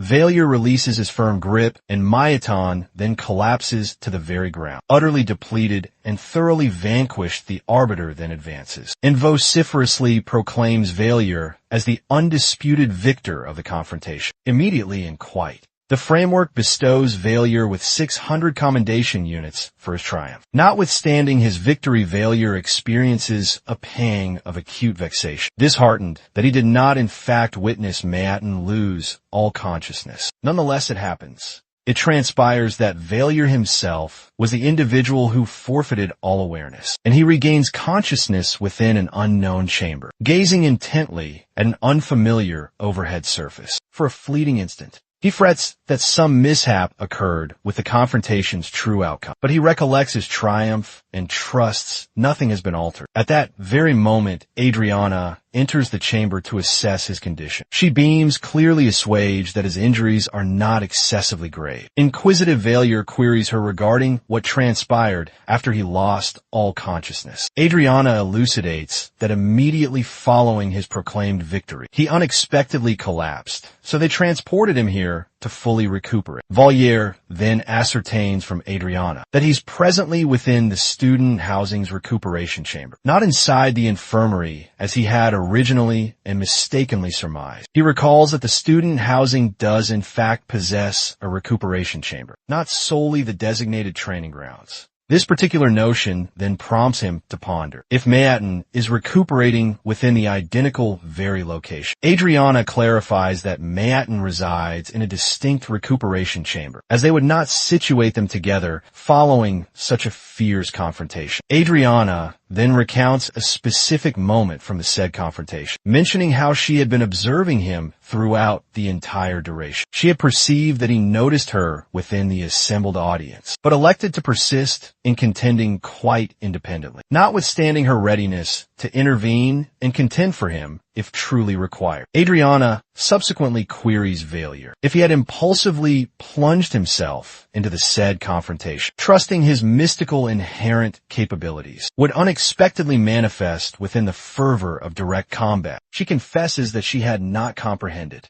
until this very moment, what he implied when he previously stated he required a sound thrash. Valor, on the other hand, does not desire to explore that particular topic. He's merely content that everything resolved favorably in the conclusion. But Adriana is not prepared to overlook it so easily. She informs him that his scheme was exceedingly reckless, and also that, had he not been fortunate enough to unleash his mystical powers, at that precise instant matters could have concluded quite differently. She reminds him that honing his capabilities over the ensuing 6 solar cycles will prove ineffective if he persists in endangering himself in such a manner. Failure, on the other hand, an erratic inherent skill, therefore, he resolves to concentrate on utilizing his commendation units to procure supplementary inherent talents, instead of depending solely upon perilous manifestation endeavors. Nevertheless, it is Adriana persists in cautioning him against employing such stratagems in times to come. She additionally counsels him to maintain a composed demeanor around the senior students, and not to become overly elated merely because he triumphed this instance. Once he's completely mended and officially released, Valor participates in a guidance meeting with his primary classroom instructor. Throughout their varied discourse, he enthusiastically recounts the narrative of his freshly manifested inherent skill. His instructor listens with considerable intrigue, as he's cognizant that Failure possesses a diverse array of aptitudes, encompassing truly mystical inherent powers. Nonetheless, he's quite astonished to learn that Failure, in fact, contrived to manifest this exceptionally scarce capability. Up to this present moment, the instructor had harbored doubts that such a power would ever truly emerge, although indeed, he initially deemed it quite reckless for Failure to confront a senior student. The instructor concedes that considering the very outcome, Failure might have been onto a significant discovery. The manner in which matters concluded demonstrates that the peril Failure undertook could have been quite worthwhile. After all, his instructor, on the other hand, indicates that while sheer diligence alone cannot generate inherent talent, fortuity itself can occasionally constitute a form of inherent talent. With that particular thought,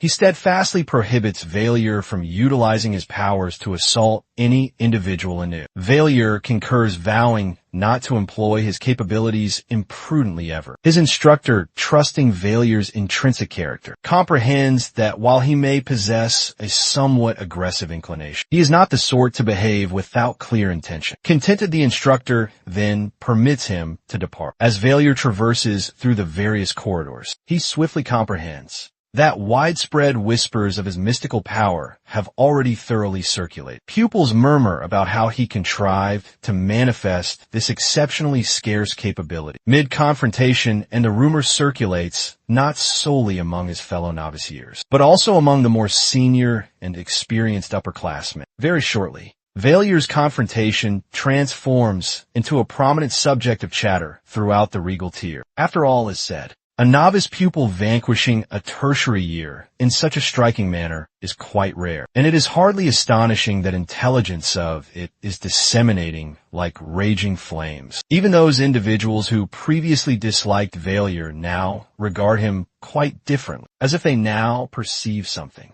beyond merely the manifestation of his mystical inherent power. Throughout the entire preceding confrontation later, Failure encounters the formidable Hard-Eye, an individual he fully anticipates will direct a few sharp, critical observations his way. As she typically performs, yet this instance she stays muted while she moves past him. Astonished, Failure resolves to summon her rearward and inquire why she refrained from speaking anything directly to him. Harriet falters, clearly disconcerted by the very unexpected query, and subsequently formulates a suitable and fitting reply. She informs him then that it was still quite craven of him to depend upon his mystical power. Throughout the confrontation, Valier had foreseen such a particular response from her, comprehending precisely how to provoke the appropriate and desired reactions. Still he smirks internally to himself, perceiving that even Hard-Eye's pronouncements carry a distinct inflection presently. Failure then emits a soft chuckle and informs Hard-Eye that he could clearly perceive her evident unease, while he was enduring the severe and relentless pummeling. Observing the manner her countenance turned quite pallid with sheer apprehension, she commences to refute it, but her agitated look clearly reveals her true feelings, and her endeavors to vindicate herself emerge in a distinct stutter. Failure elevates his own hand as if to softly graze her own shoulder, but she swiftly cautions him not to venture any nearer to her. To his utter surprise, Hard-Eye's countenance then contorts, and she starts to weep profusely, requesting him to cease his relentless mockery of her person. Her immediate reaction takes Failure completely by surprise, and a feeling of culpability swiftly takes firm hold within him. He had not intended to distress her in this very manner. Regretting profoundly that he had indeed pushed her excessively, Failure attempts every conceivable action he can to make her cease her weeping. He even presents her with a delicate macaron,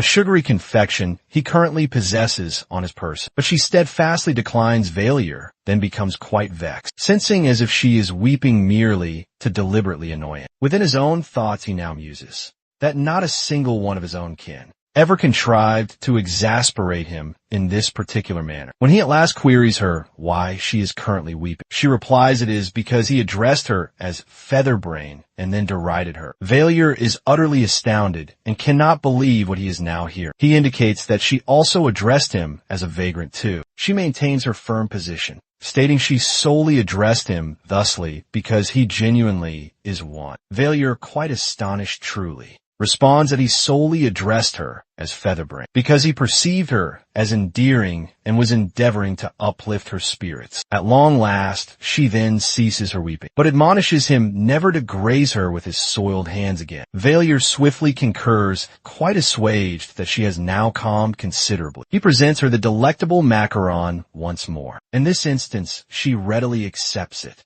addressing him as an antiquated codger for his prior conduct. She subsequently inquires if it pained him when he was thrashed during the confrontation. Failure concedes that it indeed pained him significantly. Like infernal torment, she follows with a subsequent query, pondering why he refrained from capitulating if it was so very agonizing. She indicates that he was exceedingly fortunate to manifest his mystical ability throughout the entire contest. Otherwise, matters could have concluded quite unfavorably for him. He replies to her that throughout the said confrontation, he experienced such profound determination that he would sooner perish than be vanquished by that specific adversary. She is quite taken aback by his very pronouncements and cautions him that should he approach every confrontation with that disposition, it could culminate in a premature demise for him. Valier concedes that he indeed went to an extreme, but is appreciative that he ultimately survived. Subsequently, in class, Valier occupies his assigned seat, attempting to transcribe annotations when Virtus then approaches him. Virtus beams and informs Valier that he's truly proud of him. He states he never conceived Valier could vanquish any individual at school, much less a tertiary year and formidable student. Valier humbly replies that it was predominantly sheer luck, and that his mystical ability just chanced to manifest throughout the contest. As they persist in their current discourse, the pupil Valier confronted enters the very classroom. The palpable tension escalates as the pupil then advances towards them. Valier anticipates the worst and readies himself for additional trouble. But to his utter astonishment, the pupil then lowers his head and offers an apology. He concedes his errors and apologizes most sincerely. Valier is quite taken aback by this. He had been anticipating harsh pronouncements or further direct conflict, but alternatively, he receives a truly genuine, heartfelt apology. The pupil even vows not to employ any verbal tirades or physical aggression against pupils from lower echelons henceforth. Valier is still quite astonished, formally acknowledges the heartfelt apology. He even concedes that he believes the pupil might not be so nefarious. After all, considering he possessed the fortitude to acknowledge his own misdeeds. Valier elucidates that he solely intervened because Ard, an acquaintance of the esteemed Radina, could not endure witnessing junior students treated so very poorly. Valier rises and in a most serene inflection informs the pupil he's also quite regretful for instigating any trouble, conceding his own part in the entire preceding situation. His peers observe in utter astonishment, quite taken aback by witnessing Valier and his erstwhile adversary, bowing respectfully and offering apologies to one another. As the pupil Ard then turns away, Valier contemplates he might also proceed to apologize to Radina, merely to rectify all the matters. Shortly thereafter, Mr. Effenhauser visits Valier's very class, making his customary rounds to apprise all individuals about the forthcoming prestige ceremony, slated for the subsequent 7-day period. He reminds them that this particular ceremony is a method to commemorate their past, significant triumphs ordinarily. The sanctuary remains inaccessible for a lunar cycle throughout this festival, but owing to their demanding academic syllabus, they shall solely receive a 5-day respite. Notwithstanding the curtailed period of respite, the pupils are exceedingly elated. One of them jests that he felt as if he were perishing from all the arduous morning running exercises. The institution compels them to perform Valier also, beams gently secretly scheming to utilize the respite to visit Alaris, although he's still determining the most optimal method to approach her. At that very moment, Mr. Effenhauser then calls Valerie's name, abruptly interrupting his current thoughts. He proclaims that Valier is to be excused from all classroom engagements. For the remainder of the day, Valier's eyes widened in utter surprise, as did those of his very classmates. Mr. Effenhauser gestures for Valier to then follow, him leaving all individuals quite curious, and Valier himself pondering what could possibly be so critical that he's withdrawn from his class. Valier and Mr. Effenhauser are seated beneath the brilliant sun upon a timber seat. The intense heat makes the interval feel more protracted, and Valier glances about his surroundings, pondering who she might conceivably be. Mr. Effenhauser had been quite ambiguous, merely stating that an individual would be arriving very shortly, without providing him with any particular specifics. To occupy the current period of silence, they converse. Effenhauser introduces a seemingly unrelated and quite random notion. Since the institution possesses an all-mana wellspring, they could utilize it to construct an enclosed natatorium that remains comfortably warm throughout the frigid winter solar cycles. He proceeds to elucidate how precipitation is gathered for utilization in the open air natatorium, emphasizing its inherent practicality. Valier listens with considerable intrigue, but ere he can fully respond, Effenhauser bestows upon him a very sharp look and queries if he harbors any concealed intentions for proposing a natatorium throughout the winter period. Valier is quite taken aback and instantly endeavors to clarify. Did Effenhauser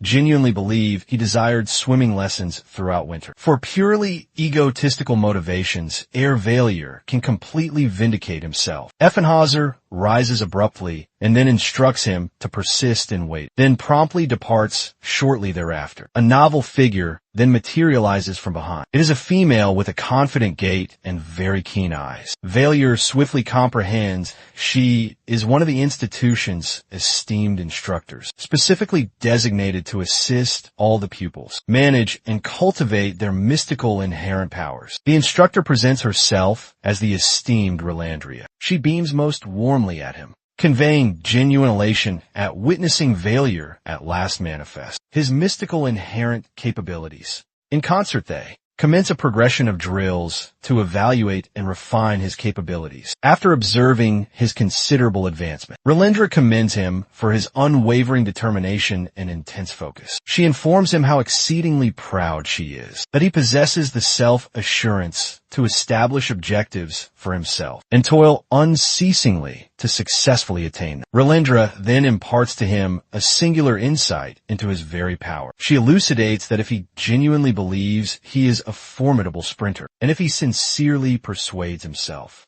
he can run more swiftly than any other sprinter, she encourages him to put it to the test. Valier sprints, propelling himself more intensely and rapidly, sensing the potent power coursing freely through him. A portion of him experiences profound exhilaration, but uncertainty swiftly permeates his very thoughts. He commences to contemplate that perhaps this power is not as magnificent as it seems, and a feeling of profound disappointment then settles over him. Perceiving his vexation, Radina then intervenes. She gently endeavors to alter his current perspective. She shares why she truly esteems his very power, elucidating that it possesses boundless and limitless potential, provided that he steadfastly believes in his own self. She exhorts him to accept and fully embrace it, reminding him that even powers that appear peculiar or quite burdensome can be transformed into formidable inherent strengths. As twilight descends, Valier reclines in his bed. Unable to attain slumber, he replays Radina's pronouncements in his mind, endeavoring to make complete sense of all she articulated. Precisely as he's lost in deep contemplation, his personal phone vibrates. He answers the incoming call and a voice. Another pupil requests him to meet her without any delay. Valier exits into the refreshing nocturnal atmosphere, quite curious about why he's been specifically summoned. She greets him and then immediately inquires how it feels to abruptly possess a mystical ability overnight. Valier replies that he's currently coping, although it is a significant amount to fully process. She nods pensively, then poses a subsequent query. She's heard his mystical ability centers around his self-suggestion. Valier affirms this with a muted affirmative reply, still quite uncertain where this particular discourse is headed. They sit together, still enveloped by the subdued, inviting radiance of the nearby street illumination. The silence prolongs as Valier's intrigue steadily intensifies. Why summon him at this specific hour when all others are asleep? At last, she then breaks the prevailing silence. She inquires if it is indeed true that hypothetically he could locate something or some individual. Should he genuinely persuade himself, he knew precisely where to search. Her query leaves him briefly quite dumbfounded. He had not considered utilizing his power in such a specific manner previously. Following a pause, he concedes he's uncertain if it would function thusly, but he's quite prepared to make an attempt ere he can say more. She presents him with a single leaf of parchment. Valier accepts it and perceives the likeness of a young lad gazing back at it. She elucidates that it concerns the esteemed Charlotte, who is exceedingly desperate to locate this particular child, unlike herself and the esteemed Rotary Society, who possess more available time and greater resources. Charlotte is propelled by profound apprehension and great urgency. Valier grips the image firmly, allowing its intricate details to fully permeate. As he fabricates his alleged precognition, he depicts a vivid tableau to the pupil seated beside him, the lad riding desperately upon a steed through time-worn remnants, with a throng of relentless pursuers rapidly closing in upon him. Infernal beings loom nearby, amplifying the immediacy of the entire image. When he concludes, Failure then ceases, asserting it is all he can perceive for the present moment. He trusts this will terminate the current discourse. But she seizes his hand, tears now cascading down her face, and implores him to exert more effort and perceive additional details. Internally, Failure feels utterly ensnared. He comprehends he has previously prevaricated, concocting a narrative that has merely fueled her fervent aspirations. Persisting along this particular path signifies deepening the current deception and ultimately inflicting upon her even more profound suffering. Uncertain of what further actions to take,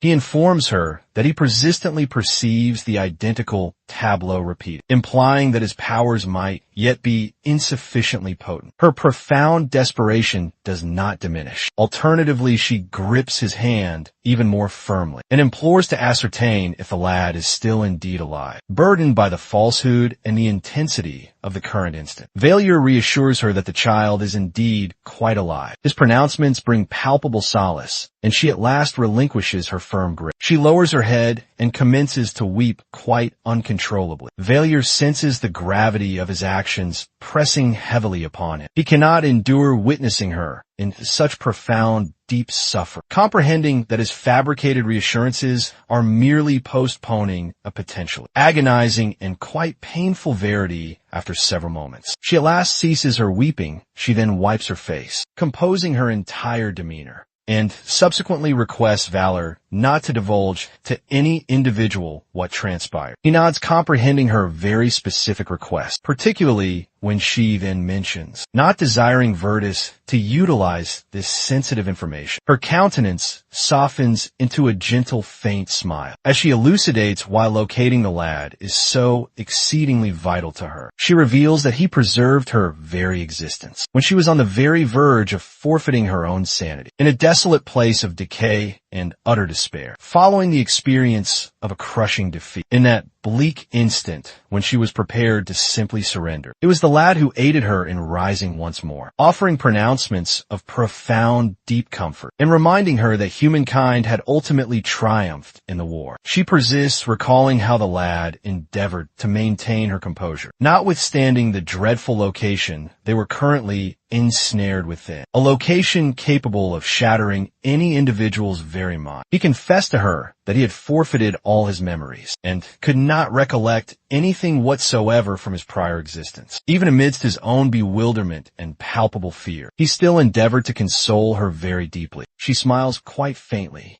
as she recollects how he presented her a minuscule portion of a biscuit. Since that precise moment, she had resolved firmly to assist the lad in regaining all his memories. She informs Failure that it is the primary reason she has been searching for him, because even if it is solely to aid him in remembering, she is utterly resolved to be present and supportive for him. Failure then questions her current decision, pondering if it is genuinely the appropriate course of action to take. He inquires if it is truly essential to aid him in remembering, particularly in most, considering the profound trauma he must have endured within the infernal citadel. He cautions her directly that reviving those agonizing memories might solely inflict additional profound suffering. Charlotte acknowledges his very valid concerns, but asserts that it is a matter she and the lad must determine. In concert, should they indeed meet once more. She implores Failure with great fervor, requesting his assistance to locate him with all his available capability. As she readies to depart, she vows that should Valor assist her in locating him, she shall perform any action within her power to grant him whatever he desires. In reciprocation, her unwavering determination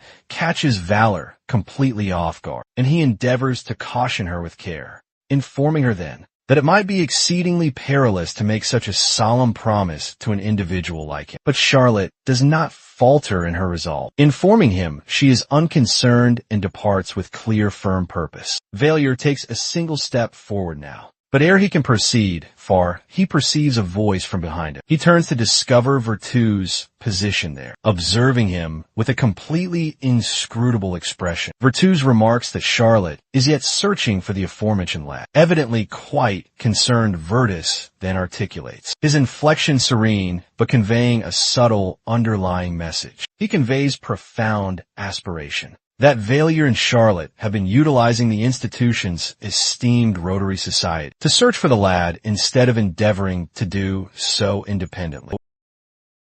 And precisely what he truly implies. Remain within your designated bounds and avoid instigating any superfluous turmoil. He comprehends this is Virtus' method of cautioning him not to transgress, to elude attracting undue notice, and to depend upon the established framework. Instead of behaving in an independent manner, Valier discerns that Virtus has been observing him most attentively ever since his enrollment at the institution, invariably monitoring his every single action. Valier replies with considerable circumspection, informing Virtus that all he possesses is the lad's likeness, and no tangible clues regarding where to actually locate it. He concedes that his endeavors might prove entirely futile, but he articulates this not from a sense of utter defeat, but to reassure Virtus that he's not undertaking any imprudent actions, or anything beyond acceptable limits. He does not wish to convey the notion that he is becoming excessively enmeshed,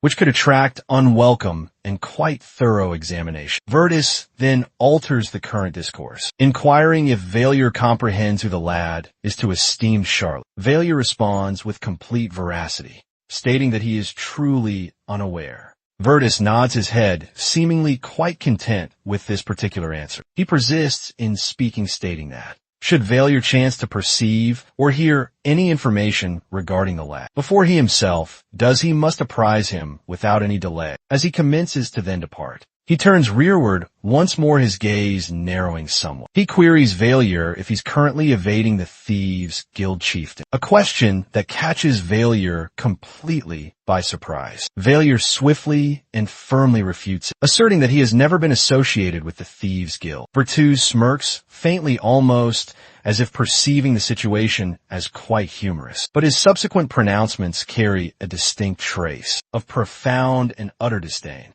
He informs Valier that it's a genuine pity he's solely with the Rotary Society, as if it represents a less esteemed or less potent affiliation. Valier remains there, still endeavoring to process Virtus' pronouncements. The remark concerning the thieves' guild chieftain persists within his thoughts. Virtus' assertion stating that even if criminality is eradicated from the thoroughfares, it shall invariably find its passage to the subterranean conduits, leaves Valier feeling more bewildered than he was previously. He cannot completely fathom what Virtus truly intends, but the comment conveys a feeling of profound inevitability, as if the clandestine underworld shall perpetually possess a method of resurgence, regardless of how diligently society endeavors to completely obliterate. Virtus then renders his contention quite clear, implying that an individual such as Valier, with his inherent potential and great power, could someday ascend to become the very chieftain of the Thieves' Guild. Valier could indeed harness his own capabilities in a manner that could grant him considerable power and vast influence. The suggestion catches Valier entirely and completely off guard. He is quite surprised and thoroughly taken aback by the very notion, never conceiving that Virtus would perceive him in that particular light. The concept of commanding a clandestine criminal enterprise does not resonate comfortably with his very being, but Virtus' pronouncements persist within the recesses of his own mind. The academic day draws to a definite close, signifying the commencement of the Glory Festival the subsequent morrow. The pupils are exceedingly excited and quite prepared to return home, eagerly anticipating the forthcoming period of respite. As Valier traverses through the institution's various grounds, he encounters the esteemed Radina,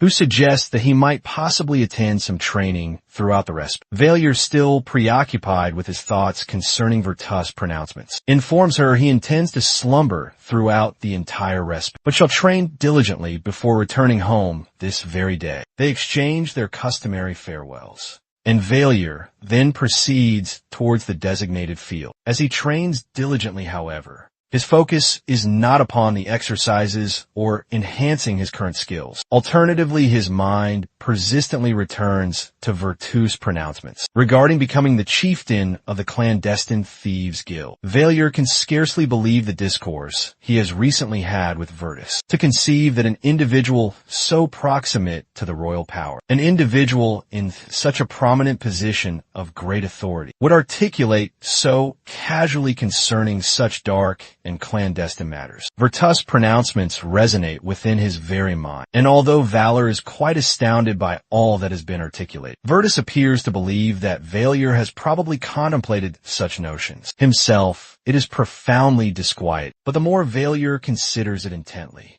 the more he comprehends that Virtus might indeed possess a valid point. The suggestion that Valier could someday command the clandestine thieves guild is not merely an unsubstantiated empty assertion. It feels like a meticulously considered and quite shrewd observation. Throughout the respite as Valor trains alongside the formidable Ellen, he discovers himself utterly unable to truly focus. His mind drifts persistently back to his discourse with the esteemed Virtus. Ellen must remind him to concentrate more than 3 separate times. But notwithstanding her earnest efforts, Valier is simply excessively distracted. At last he concedes he's excessively fatigued to persist any further. He comprehends it's not solely physical depletion that is affecting him. It is the gravity of Virtus' pronouncements that continue to circulate in his thoughts, obscuring his focus as Ellen diligently persists. With her rigorous blade mastery regimen, Valor resolves to take a brief period of respite. He proceeds to the culinary space to prepare some sustenance for her, comprehending she'll be quite famished following her intense regimen session. But upon his arrival, he is utterly astounded by what he witnesses. Ellen is recumbent upon the floor, completely and utterly unconscious. Ellen reclines in bed, her physique still quite enfeebled, but her consciousness drifting into a vivid dream. Within her dream, she is a young child once more, weeping desperately as she implores an individual named Reagan not to depart, pleading with him not to leave for the ensuing battle. Her voice quavers with profound apprehension, and tears cascade as Reagan then departs. Leaving her behind, the agony of that particular memory feels exceedingly real. But abruptly all fades, and she gradually unseals her very eyes. The initial thing Ellen perceives upon awakening is the presence of Valor, seated closely by her very side.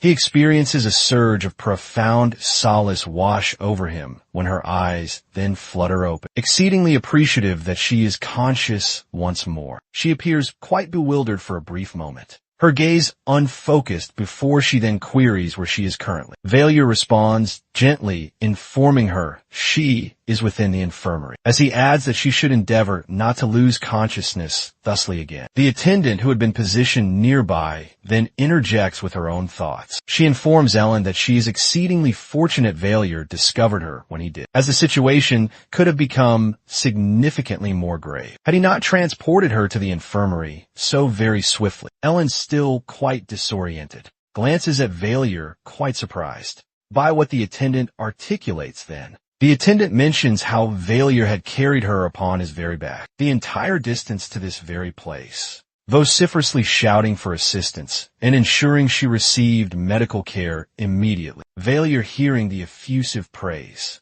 becomes quite noticeably flustered. His countenance flushes with evident embarrassment as he bashfully averts his gaze, uncertain how to respond to the attendant's pronouncements. As the attendant departs the very chamber, she calls out a final piece of counsel directly to Ellen, informing her not to train as if she were endeavoring to perish again. With a gentle, faint smile, the attendant then exits, leaving the two of them entirely alone. Valier turns to face Ellen, his voice imbued with concern as he queries what precisely transpired. Ellen falters for a brief moment before she then responds, her inflection gentle as she recollects what occurred while she was practicing. She had forfeited her very balance and impacted her head against the timber training mannequin she had been utilizing. The impact had been sufficiently forceful to render her unconscious, resulting in her fainting. She mentions the potentiality of a concussion, and Valier's countenance grows more solemn as the profound realization strikes him. He had just recently preserved her very existence. He presses her to formally concede it,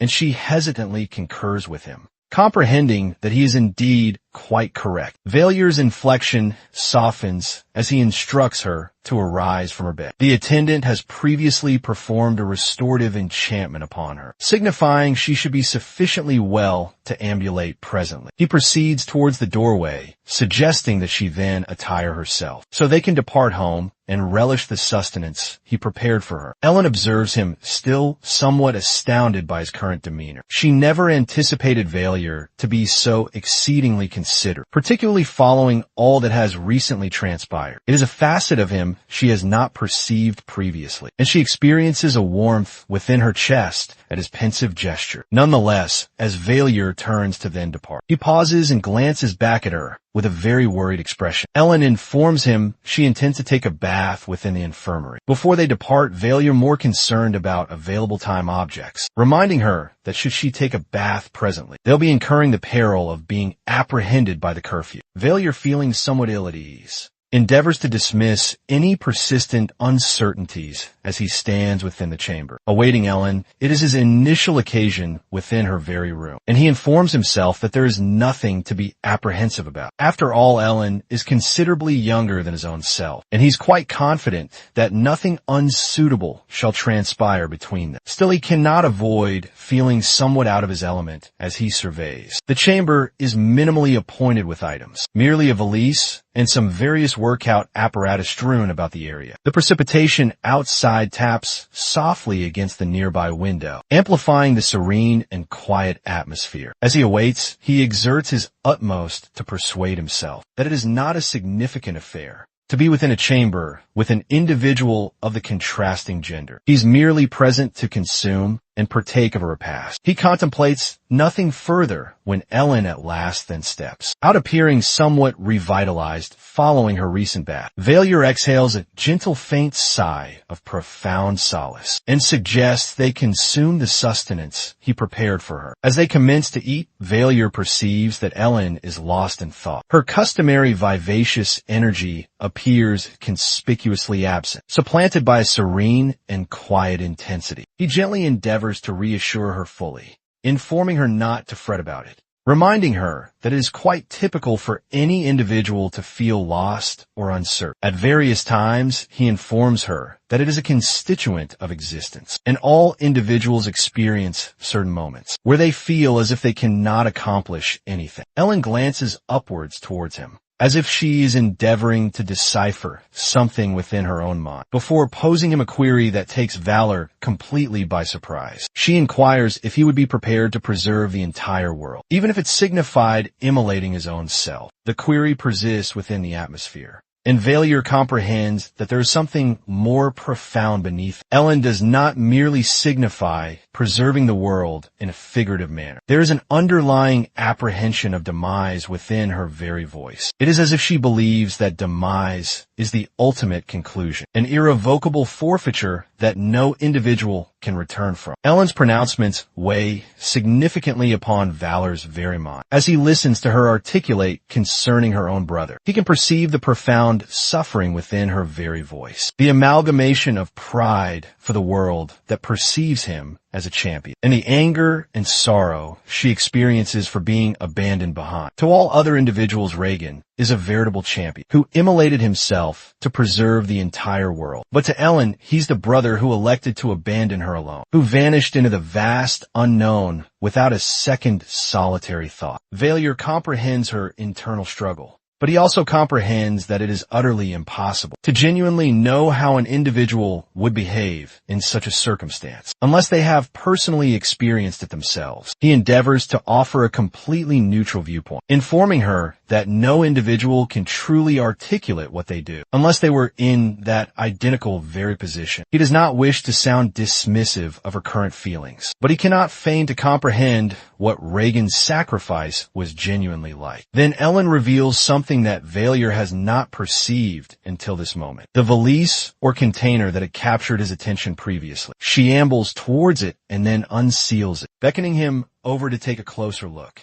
When Valior approaches, he is quite taken aback by what he witnesses. Within the container lies a blade unlike any he has ever perceived before. It radiates with a peculiar energy and its artistry is quite preternatural. It is a blade meticulously forged from sheer tears, the very quintessence of profound sorrow and ultimate sacrifice. Valir comprehends instantly what it truly is. He recognizes the blade as the legendary lament. The name sends a distinct chill down his very spine. This is no commonplace and ordinary armament. It is the armament of the renowned Regan. Elend's own beloved brother Regan was a fabled combatant wielding two distinct blades. One als bringer Atuli was reputed to be a celestial armament bestowed by the deity of war. The other, the formidable lament, was meticulously forged by the goddess of the moon. Menci's lament was an exceptionally scarce and quite sacred blade, one that could solely be wielded by an individual of great skill and immense strength. Valir comprehends that Elend must have inherited not solely the blade, but the incredible inherent power that accompanies it. This armament is more than merely a familial treasure. It is a potent symbol of her brother's enduring legacy, a poignant reminder of his ultimate sacrifice, and presently it is an integral part of her. Valir comprehends that it is from this very blade that Elend has meticulously honed her incredible inherent capabilities. It is hardly surprising she is as formidable as she is. Lament has shaped her into a veritable force to be reckoned with. Elend beams at him a faint but truly sincere, gentle smile. She expresses her gratitude to him for preserving her existence previously. And as she does something entirely unforeseen, then transpires. An accolade unlocks for the esteemed Valor, a recompense for ascertaining Elend's true and veritable identity, for comprehending the profound gravity of her entire past. The notification materializes upon his personal screen, revealing that he's acquired 500 units, for unraveling the enigma of Elend's true lineage. At dawn, Valir awakens and attires himself in crimson garments, readying for his sojourn to the Oligar sector throughout the respite interval. He traverses through the bustling thoroughfares, ultimately arriving at Alaris' esteemed emporium. Upon perceiving him, Alaris' apprehension becomes quite apparent as she hastens towards him, although she asserts that it is exceedingly perilous for him to be present. Valir serenely replies then that he has previously navigated numerous narrow passageways to reach the Emporium, and intends to remain there until the respite has fully concluded. Nonetheless, as Valir perceives Alaris' evident disquiet, it becomes quite apparent that something is indeed troubling her. She elucidates that the prior occasion he visited, turmoil ensued when individuals traced him back to her very emporium, owing to a particular scroll she had been actively vending. Alaris persists, her inflection imbued with profound fear. As Valir verifies whether individuals are genuinely searching for him, she responds in the affirmative yes, elucidating that while the individuals are not suspicious regarding her, they have been observing all the emporiums he visited that particular day. Encompassing her voice quavers somewhat as she inquires if he genuinely purloined the fireball scroll from a store. Valir becomes exceedingly incensed at the very accusation and responds sharply that it was Mr. Borton's esteemed emporium. He instantly recollects who might have disseminated the erroneous information with an increasing and dawning realization. He informs Alaris that it was an individual who had assigned him the task, vowing to compensate him should he be able to replicate the scroll and render it appear as the authentic article for subsequent resale. Valir elucidates that he harbored no intention of purloining the scroll, but had been deceived into believing the assignment was entirely legitimate. Alaris listens most attentively, and once he has fully concluded, she supports him, unequivocally affirming that Valir had made the correct decision by imparting a lesson to the very man.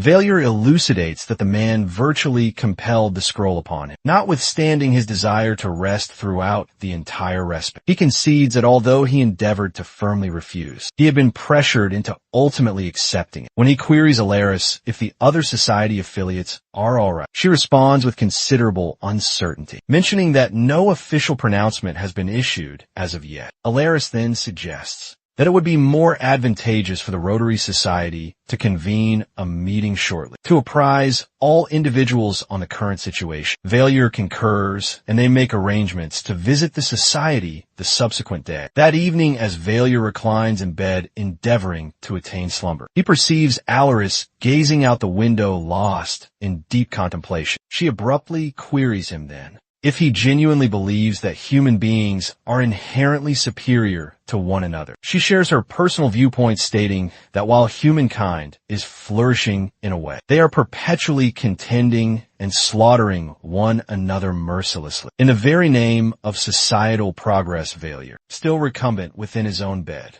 sits upright and queries her what has precipitated her to articulate thusly. He ponders if some unfortunate event has indeed transpired, but Alaris deftly evades the direct question, informing him that he shall comprehend the morrow. The subsequent morning they traverse through the customary alleyway in concert. As they arrive at their intended destination, the lad rushes precipitously towards Vallier and embraces him most fervently, conveying his profound and utter elation upon learning that Vallier has manifested his mystical ability. When queried about how sanctuary existence was treating him, Vallier responds with considerable sarcasm, stating it feels as if he's on the very verge of perishing from sheer elation there. The others instantly comprehend the true inflection of his very answer. He then recounts a little concerning his varied experiences, encompassing a recent confrontation he had truly endured. The group is quite astonished, and the others commence lauding him for content. Nonetheless, Alaris expresses profound, deep concern, believing that it was Valor's anger that precipitated the entire fight. She reminds him that as she has invariably and always counseled, should he not learn to manage his volatile temperament, it could culminate in utter chaos they would be unable to handle. Alaris' vexation steadily intensifies as she admonishes him for not maintaining a low and discreet profile. But Vallier abruptly interrupts her,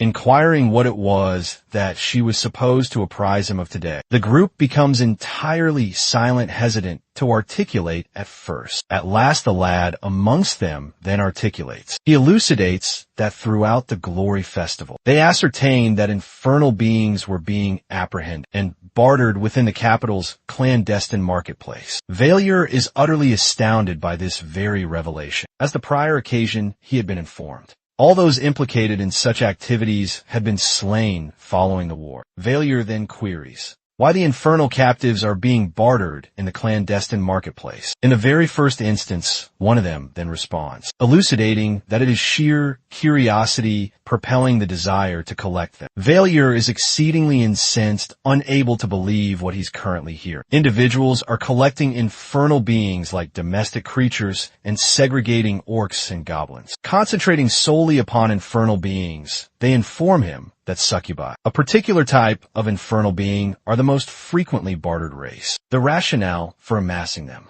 they elucidate, is owing to their human-like physical form. What astonishes Vallier even more is that these infernal beings, who are typically renowned for consuming human beings, particularly their internal organs, are being specifically targeted. Alaris adds that while it is voracious succubi consume human beings, they could be indoctrinated to cease that particular behavior. Should that prove, ineffective surgeries can be performed upon, much like with the formidable incubi Valor. Still quite astounded queries what their current plan is now. Regarding the group, it appears they desire to preserve the captives. They concede they do, but there is considerable hesitation. Should they endeavor and fail, it could expose them all. Encompassing Vallier perceives that notwithstanding the slender probability of success, they have established it as their foremost priority to preserve the infernal captives. It is quite apparent that they are awaiting him to command them in liberating their people from the existence of servitude. But the verity is Vallier is not even a genuine infernal being. He's merely a middle-aged man now charged with a significant mission, to preserve captives, thereby placing himself at considerable peril. It feels as if they are requesting him to aid in rebuilding the infernal race to what it once was like in the bygone ancient days. Lost in contemplation, uncertain of what to perform or even what to articulate, Vallier sits there, the gravity of their expectations pressing heavily upon him. The group observes him with considerable expectancy, awaiting his response. Alaris then,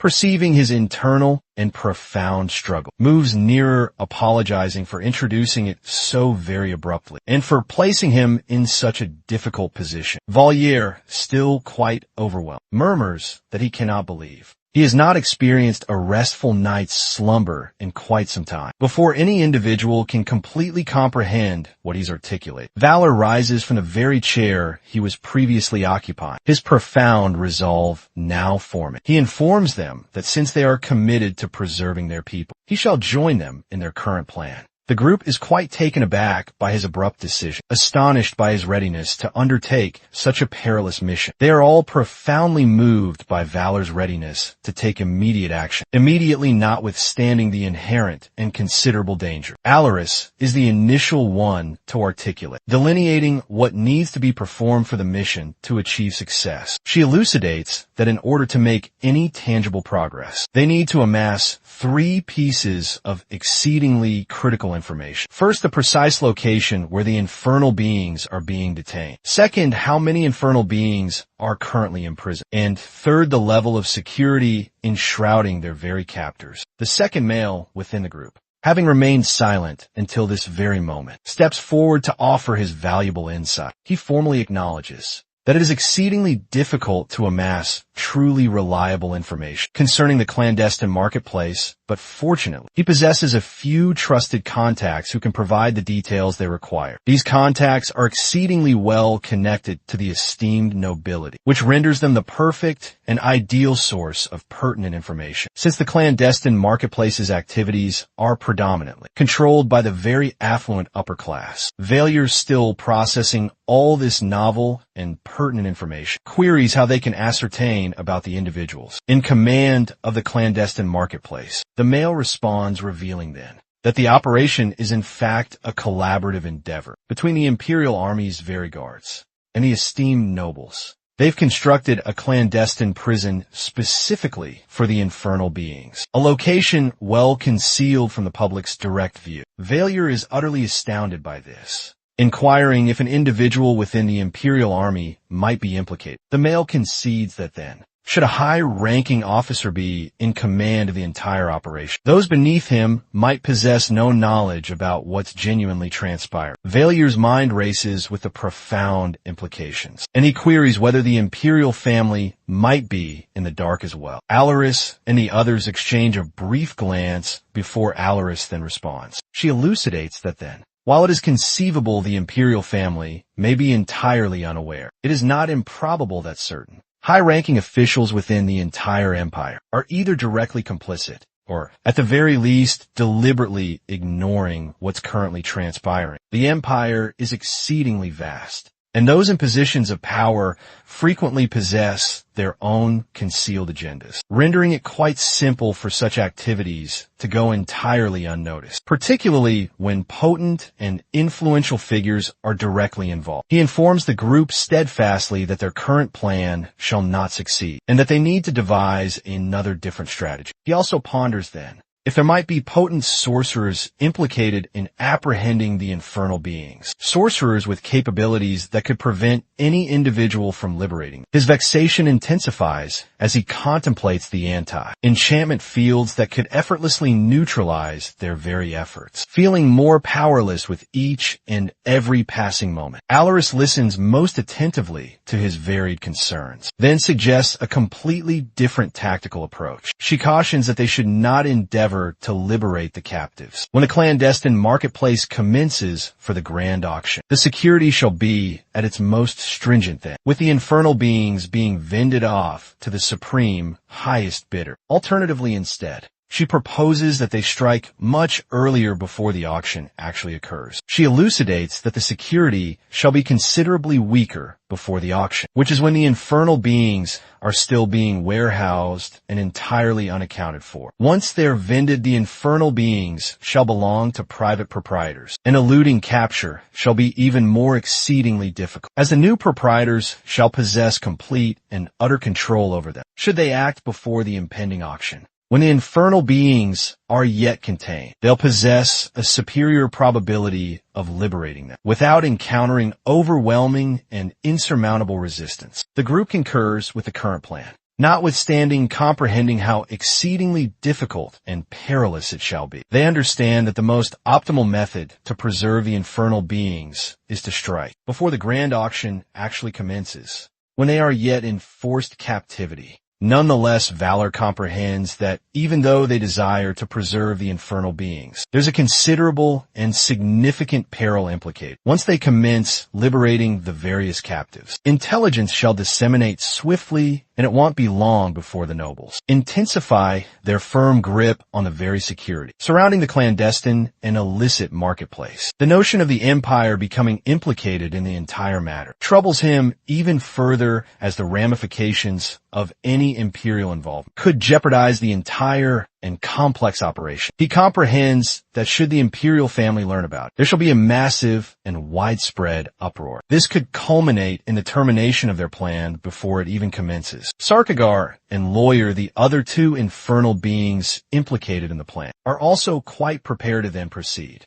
even though they comprehend the inherent risks, notwithstanding Valier's considerable reservations. The immediacy of the current situation is quite apparent. He commences to contemplate more profoundly about how they can accomplish this, as he considers their varied alternatives. He comprehends that it's improbable they can relocate all the captives at once, without attracting excessive and undue notice. But Alaris offers a conceivable and potential solution. She suggests that she could magically transport the infernal beings out. Although it is true, it shall require her approximately half an hour to prepare the requisite enchantment. Valia listens most attentively, comprehending that this could be their most optimal opportunity to get the infernal beings out. Unseen Alaris informs him that she could transport approximately 20 to 50 infernal beings at a single time, which grants them some measure of flexibility. Nonetheless, Valor comprehends that even with Alaris' potent magic, they cannot preserve all the infernal beings simultaneously. Thus, he commences to contemplate methods to create a significant diversion, something that shall render it simpler for them to get the captives out. Without being apprehended, an idea then forms within his very mind, and he shares it with the entire group.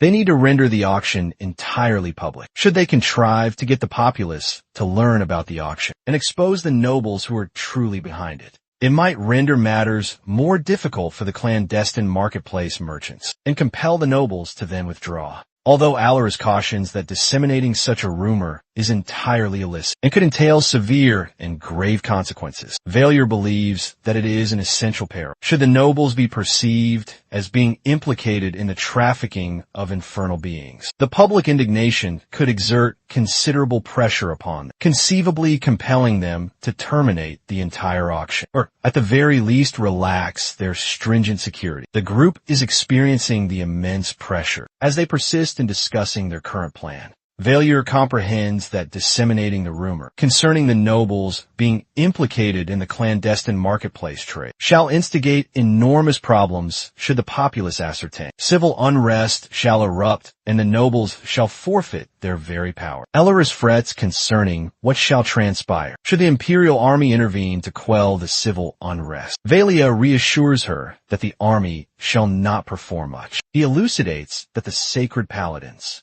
who serve the esteemed church, are excessively potent for the imperial army to effectively combat. Should the empire endeavor to suppress the civil unrest, it could enrage the esteemed sacred house, which the empire cannot possibly permit. Valier believes the sole method the empire can rectify the situation is to relinquish the captives to the esteemed sacred paladins. The sacred house might request an apology from the imperial family, but they shall not act with excessive haste. Valor then contemplates. This grants them an opportunity to act while the captives are being relocated. Alaris and the others listen most attentively. They comprehend that once the sacred paladins are implicated, their plan shall become considerably more difficult. But they also comprehend it may be the sole alternative to preserve the captives. Valier suggests that when the captives are relocated, they can utilize magic to transport them from the area. Before any individual perceives the plan is not flawless, and there are numerous risks, but it is the best they currently possess. By implicating the sacred paladins, they aspire to preserve the captives without the immediate menace of demise. Valier believes that should they time it precisely, they can relocate the infernal beings securely and elude being apprehended, with the rumors already disseminating widely. The group comprehends they need to act with considerable swiftness, should they contrive to get the sacred paladins implicated, and expose the verity concerning the clandestine marketplace. They may possess an opportunity to liberate the captives.